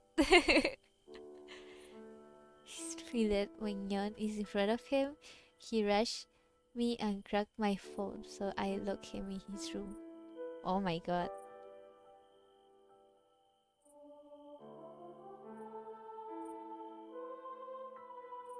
Your dog is crazy.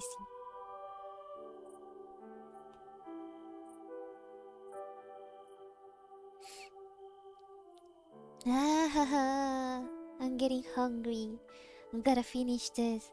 Gotta finish this. One more page. No, no, no. One more panel.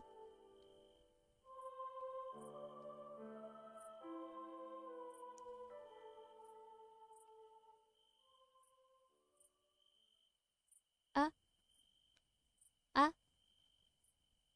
ha. Ah, oh, oh. I was like, where's the thumb?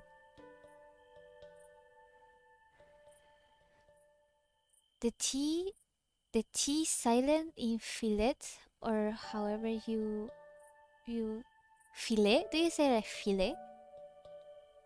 Filet mignon. My mom want to give him away, but my dad gave him any takers. I think people shouldn't get dogs if they're going to give them away. It's very hard for dogs, for pets when you give them away, because you're like family. Imagine if your family raised you and then gave you away. It would be so sad. It's like, in my mind, that's just adults that refuse to take responsibilities for the pets that they get. And responsibility about it is not just as accepting the way that they are, but trying to educate them, trying their best to educate them and learn. I know it can be hard, but if you're gonna get a pet, you gotta be responsible about it. That's why I was mad with my mom about it too, when she got a new dog. We already have one. She got a new dog, and then she just gave it away because she didn't want to take responsibility about it. And then she was like, I do take responsibility about it. I give her food, and I give her a home. It's like, but do you like give her love? Do you give her like, do you try to teach her things? Do you spend time with her? The answer is no. And like, do you try to teach her what's right and what's wrong? No. Then that's not taking responsibility. I'm hungry. I'm hungry. I'm hungry. I'm hungry. I'm hungry. Hurry. Eh? Eh? Eh? Eh? Eh? Eh? Something is missing.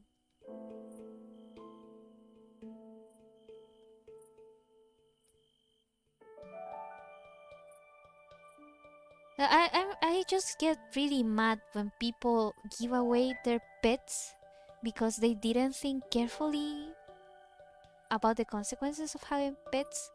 And the consequences is that you have to be responsible about them. And that means not only giving them food, but giving them education. And it's a topic that I'm really passionate about, because parrots, a lot of people like parrots. A lot of people like them because they're beautiful and because some of them talk. But they are hard. Parrots are hard. And there's a lot of people that don't think before they get parrots, and then they just give them away or lock them up in cages and leave them up alone for the rest of their lives. Right? Or return them to pet stores. I'm gonna cry. Or return them to pet stores. And you know, those parrots are really smart. Parrots are so smart and emotional, and they can be traumatized for life. And and dogs can be traumatized for life too. And people don't think about that before getting pets. If people don't think about it before having children, they think about it less before having a pet. And even if pets don't think as conscientiously as a human being and cannot recognize good from evil, they still can feel. So it is very cruel when people get pets, and because it is too hard to take care of them, they just abandon them. They give them away. They lock them up in cages, or they throw them to the streets. It's they're living beings. They're not toys. They're not like fancy stuff to look at them because they're pretty. They have emotions too. So yeah. Yeah, I'm really hungry. Really hungry. He ate my mom's diamond necklace and rings. Then don't let them be near them. There's like parrots that destroy people's houses and they still love them. My grandma has a Rottweiler that was in a cage a lot because my grandpa was really sick with cancer just about a year after they got him. So he's super hyper now and my grandpa can't handle him. That's sad. To be honest, if they're going to lock him up, then better to just give it away to someone that can take care of it. Because it's not fair. It's not fair. Dogs want, animals want to give love. They want to give love and they want to make people happy. And they too want freedom. They don't deserve to be in cages. Imagine a human. Imagine if you had a child and that child was too hyper. And you say that because someone can't deal with that child, then I'm gonna lock him up. How traumatized that child would be. Like, humans are not the same as dogs, but dogs can feel too. So yeah. It just annoys me. I don't like people that treat animals badly. I cannot accept it because they feel too. Ah, we done! We done! I mean, I still have another page to do and I have shading to do, but I'm only doing that, only doing this for today's stream. So, my back hurts and I'm hungry. I'm hungry. He's out of the cage now. He got newfound freedom about a few months ago after my grandpa passed away. I'm so glad that he's free now. I hope he lives a happy life. And I'm sorry about your grandpa. I'm gonna go. I'll be back either later or next stream. No, I'm gonna finish the stream right now because it's already 9:52 where I live. I have to have dinner. So yeah. Thanks everyone for coming to the stream. I had a lot of fun talking to you guys. I'm so glad that we are like a small community that can talk about a lot of things, even if some conversations are easier than others and some are like harder. So yeah. uh, Bye Frank, have a happy holidays. Yeah, Merry Christmas. 2 hours behind you. Oh, the time where I am. Yeah. So yeah, I had a lot of fun talking to you guys. I hope we can have more conversations like today, or more like harder ones too. Gonna be streaming on Saturday. Gonna be streaming Hyrule Warriors Age of Calamity. We're gonna be playing as Ravioli. Um if you enjoyed like the stream, don't forget to subscribe, turn on the notifications, and like this video. And I don't know, share it with a friend or something. and and if you wanna read my webtoons, for example, Blank, which is the one that I'm working in right now, uh, or Lost Soul, that is my other story.